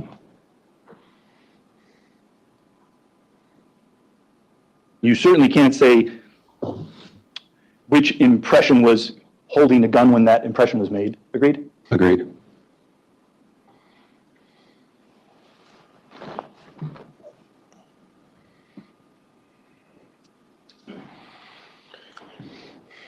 Those are the only questions I have. Thank God. We've been going a little long. Do you believe you have a lot on redirect? No, I don't. I have about 2 questions, maybe 3 if I have to break one down. Okay. Go ahead. Thank you. Actually, can we have that picture right back up? That was just up. Oh, fantastic. Thank you. You can just leave it there. Okay, and I believe we have up Exhibit 56, image 499, using opposing counsel's hypothetical, the southernmost vehicle void. You see the one I'm talking about? The second vehicle that you couldn't tell us whether you knew if it backed in or went forward in, right? That's correct. Okay. Using his hypothetical, if that vehicle backed in, so trunk towards us, we have that cluster. I believe in previous exhibits, we identified them as tent markers 23, 24, and 25. Yes. That would be southernmost of this vehicle. Yes. That would be consistent with the driver's side of that vehicle. That's correct. It would be consistent with the person getting out of the driver's side. It would be. Okay. And then counsel also asked you questions about women's shoes and said you can't rule out that a woman with flat shoes was there. Do you remember those questions? I do. You also likewise can't rule out that multiple individuals had to scoot through the dirt on their knees, correct? When was that stated? You also likewise can't rule out that individuals scooted around in the dirt on their knees. Correct. Right? That's correct. Thank you, nothing further. Any recross?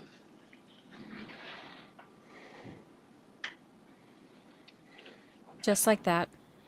They're gone. No, Judge. Okay. All right, thank you. You may step be down. excused? Yeah, maybe excused too. Okay. Yes. Yeah, that's it. All right. This is a good time for a break. Why don't we, let's take about 10 after. If you need more time, just let us know. We'll give you more time.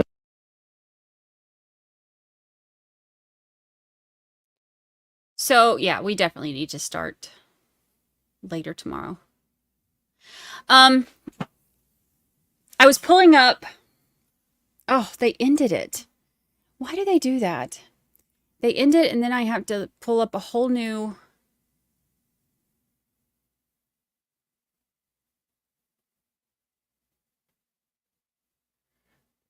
It's ridiculous.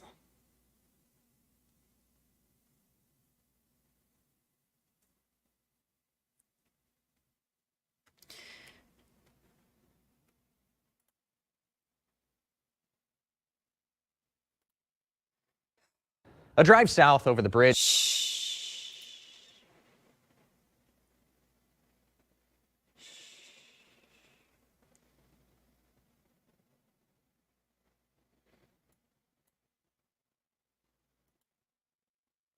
Oh, good Lord.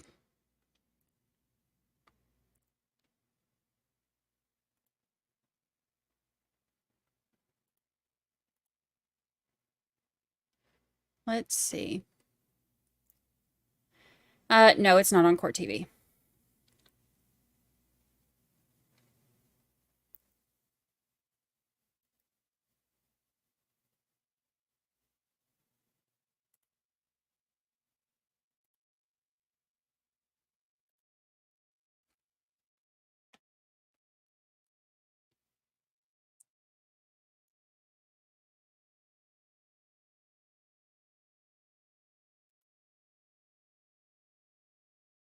Let's see.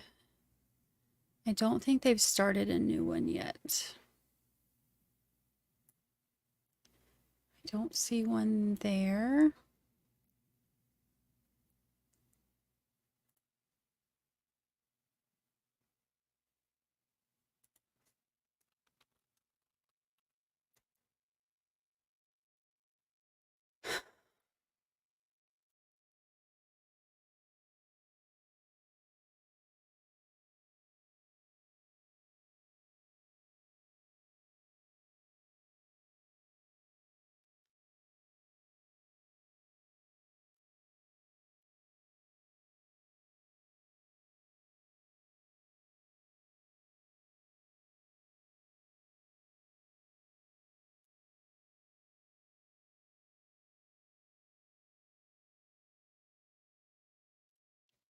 We have.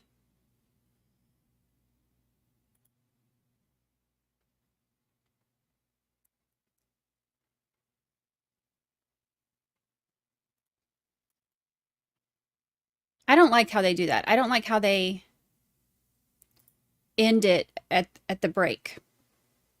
Like, just put your camera on an OnlyFans and leave us alone.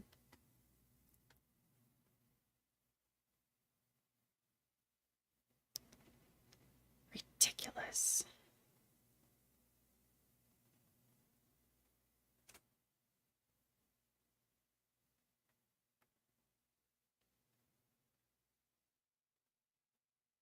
Yeah, they haven't started a new one. Dang it. A drive. Shh. Too loud.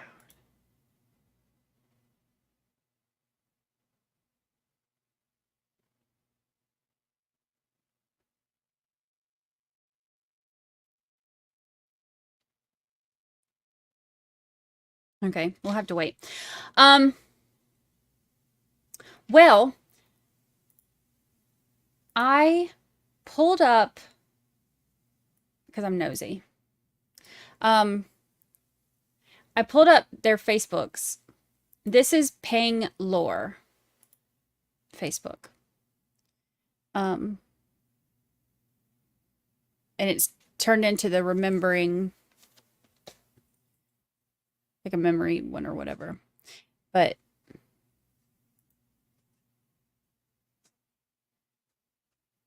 that's him.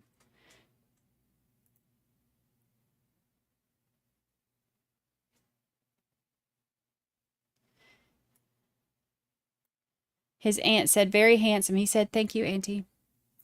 Auntie Mao. Mao? She said, yes, I'm very proud. Just don't get married so soon, at least. He said, I'll try not to. That's sad.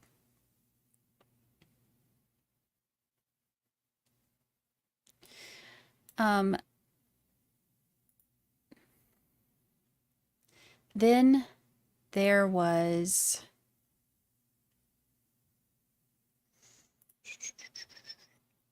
Trevor Maloney went by Little T. This is Little T. He was engaged and he had a daughter. Oh, Annie knows the Canton salute. Look at there.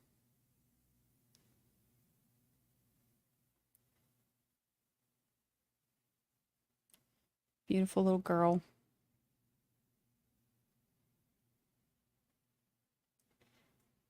And that one's Trevor Maloney. Let's see. And Nemo Yang was the other one. Let's see.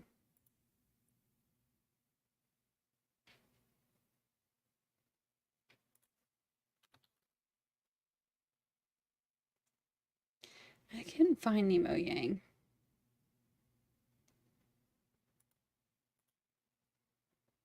Let's see.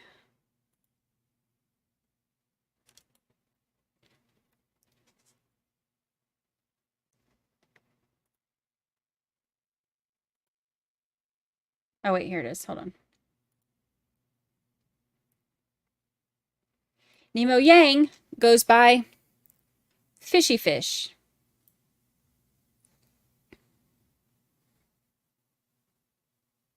That's Fishy Fish.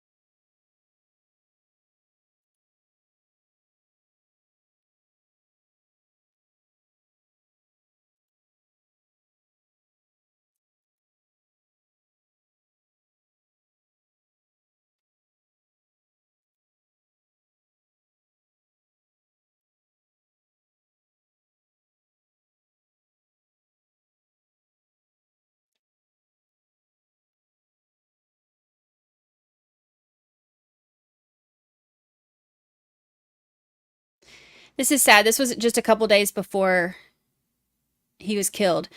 Pooh, what's the bravest thing you ever said? Asked Piglet. Help, said Pooh. It's really sad.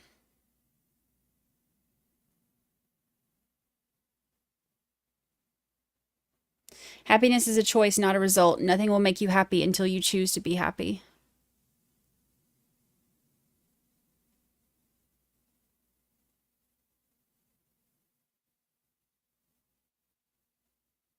All of that, whatever that site is all turned into that same.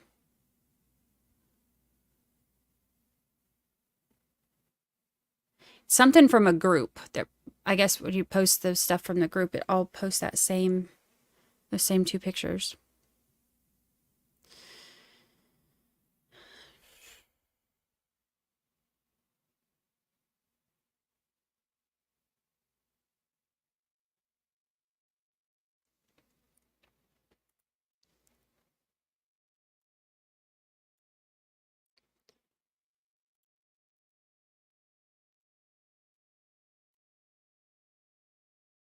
Big fish.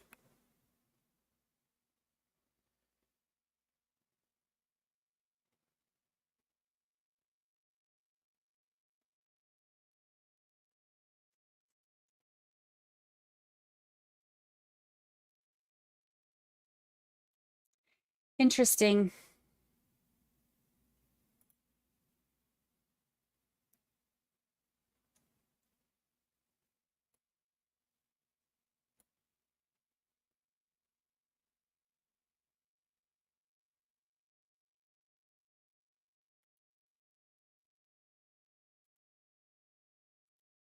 And he's fighting with people on Facebook.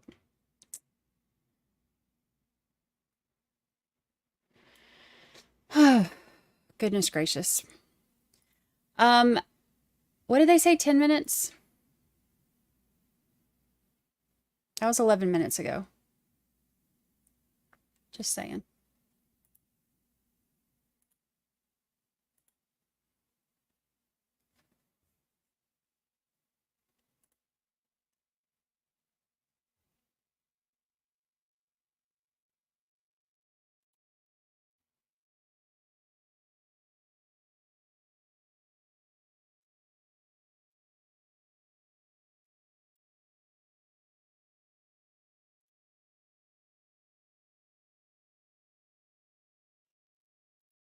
Yeah, we're definitely starting later tomorrow.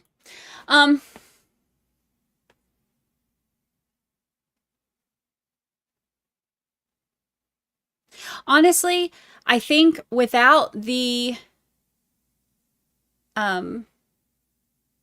articles and the report that we read, the complaint, I don't think that I would have been able to follow this. I don't know how the jury is actually doing it.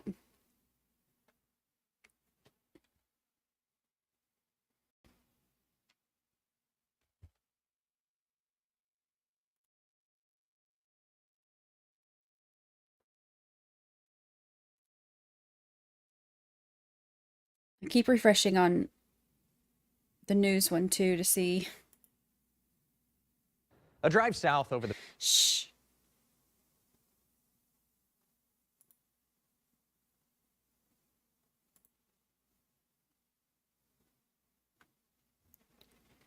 And it's not coming up.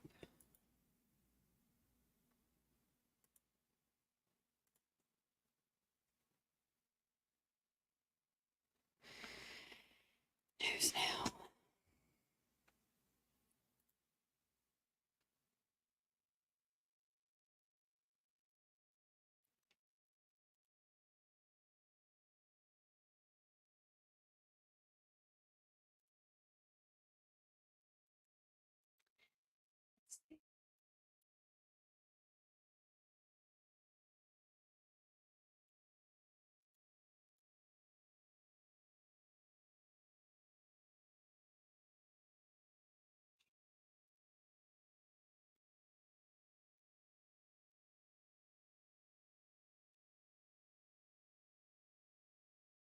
Ugh, it's driving me crazy.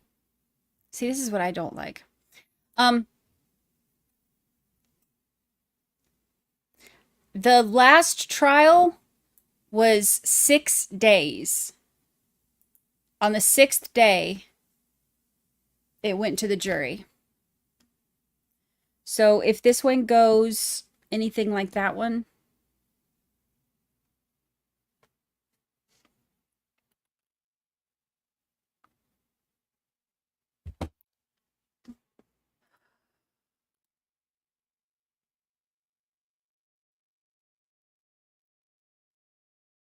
if they don't restart it, I'm going to give up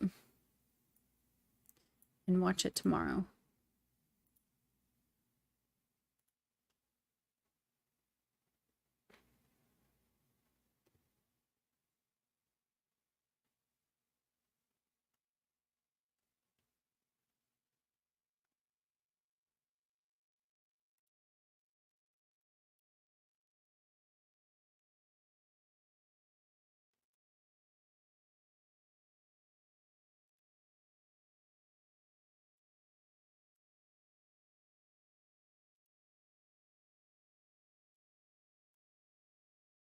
Every time I skip forward, it pauses me.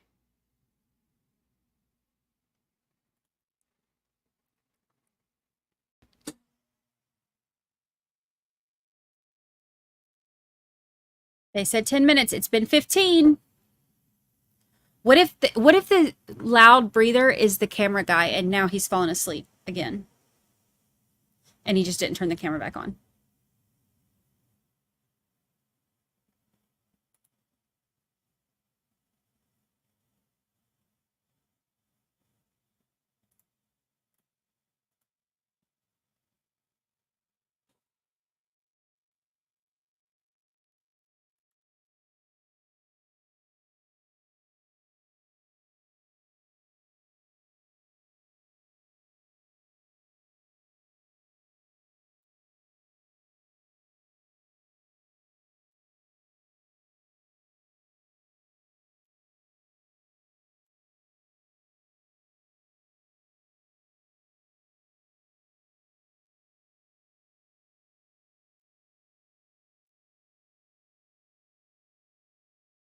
Whoa.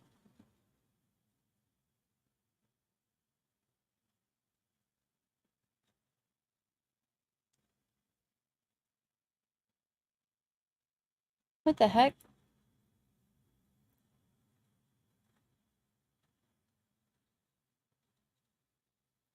That was just a random police car.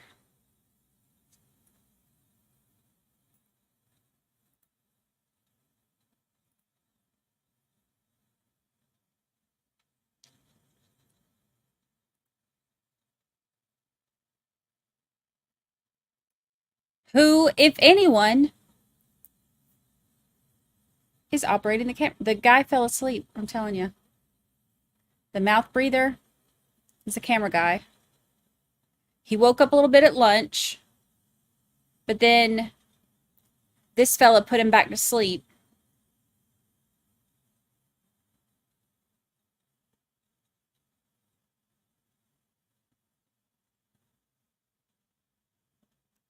Just like he put all of us to sleep.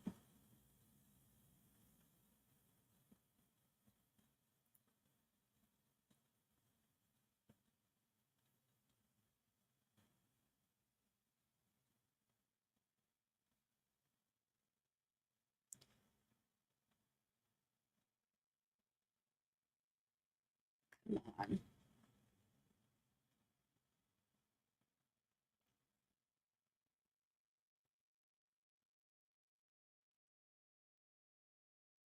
He gone. Cameraman's gone.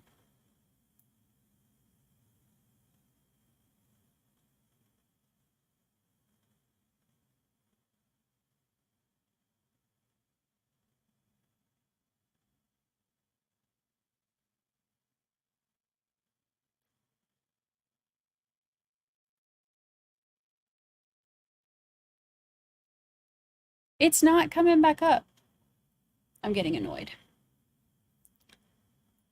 This is why I like speed trialing. You don't have to deal with any of this mess.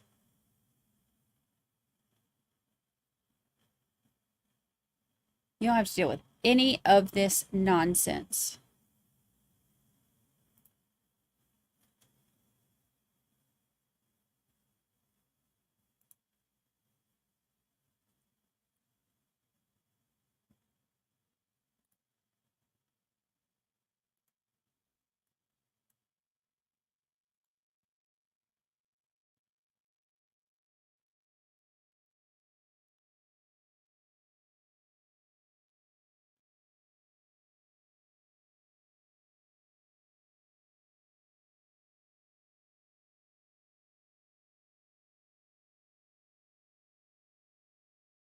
Yes, I have that saved to my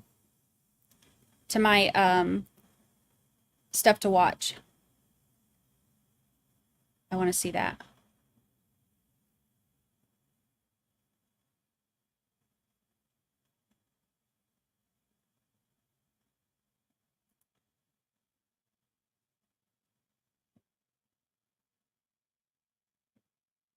Okay, he said 10 minutes and it's been 20.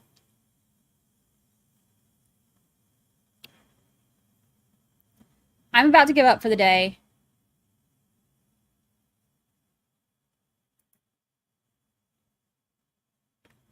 And then watch whatever they play tonight, watch it tomorrow. Because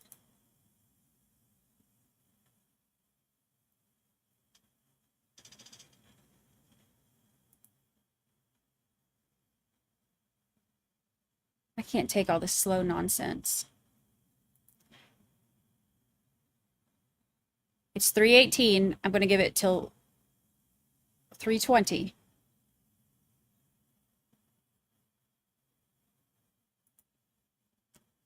And if they ain't back, we're just going to watch the rest tomorrow. Because all they're doing, they're only going till 4. So all they're doing is the last 40 minutes anyway.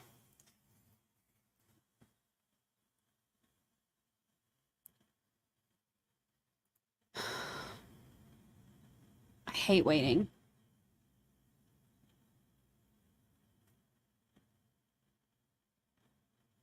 But I sure do love speed trialing.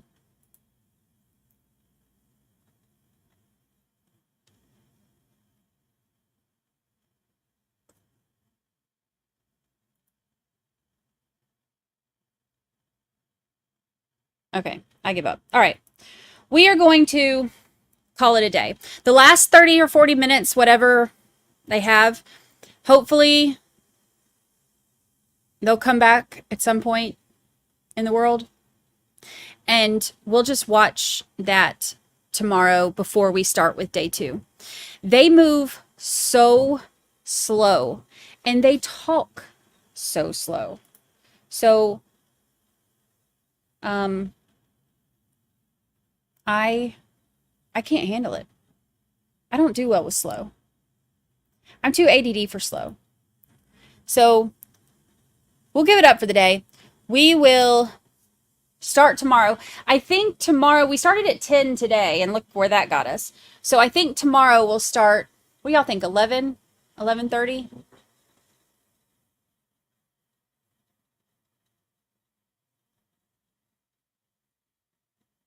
Probably 11:30, because we caught up pretty fast today. We'll plan on that. 11:30 Central is what we'll start tomorrow. And then we'll get caught up with today's stuff. And then 11:30 Central. They're in Central Time Zone. So 11:30 Central, 12:30 Eastern. And then we'll get caught up. I can't do the waiting, and I can't do the slow. Sound good? I'm glad to be back with y'all. Trialing again, speed trialing again. Y'all are the best. I appreciate it. Even with a heavy breather and a slow roll trial. Even with that, we had a good day together. So, if you haven't hit the like button, please do so on your way out. I will get the stream set up in a few minutes. I'm going to take Miss Pris here, OUT, and when I get back in from doing that, I'll set up the trial for tomorrow, or the stream for tomorrow. So you can hit notify me and all of that. And tomorrow will be a lot better, because then we can zoom through all of the really super boring stuff. And maybe heavy breather will be more awake tomorrow, because he won't have a case of the Tuesday blues or whatever. I don't know. Why do people sleep on Tuesdays? I don't know. Whatever's making him sleep. Hopefully he'll be over it tomorrow. We're going to DoorDash that fella some caffeine. So we'll see how that goes. But I appreciate you all. Please hit like if you haven't yet.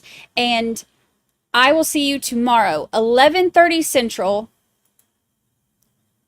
12:30 Eastern. All right. Love y'all.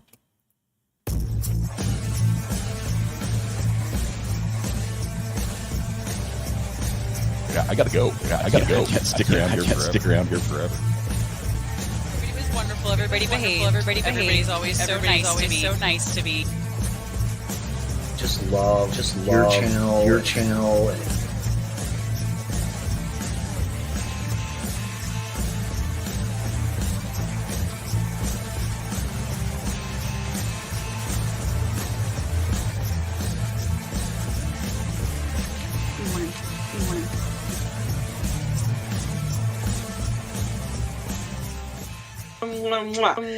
Goodbye, good people. How the heck do I get out of here?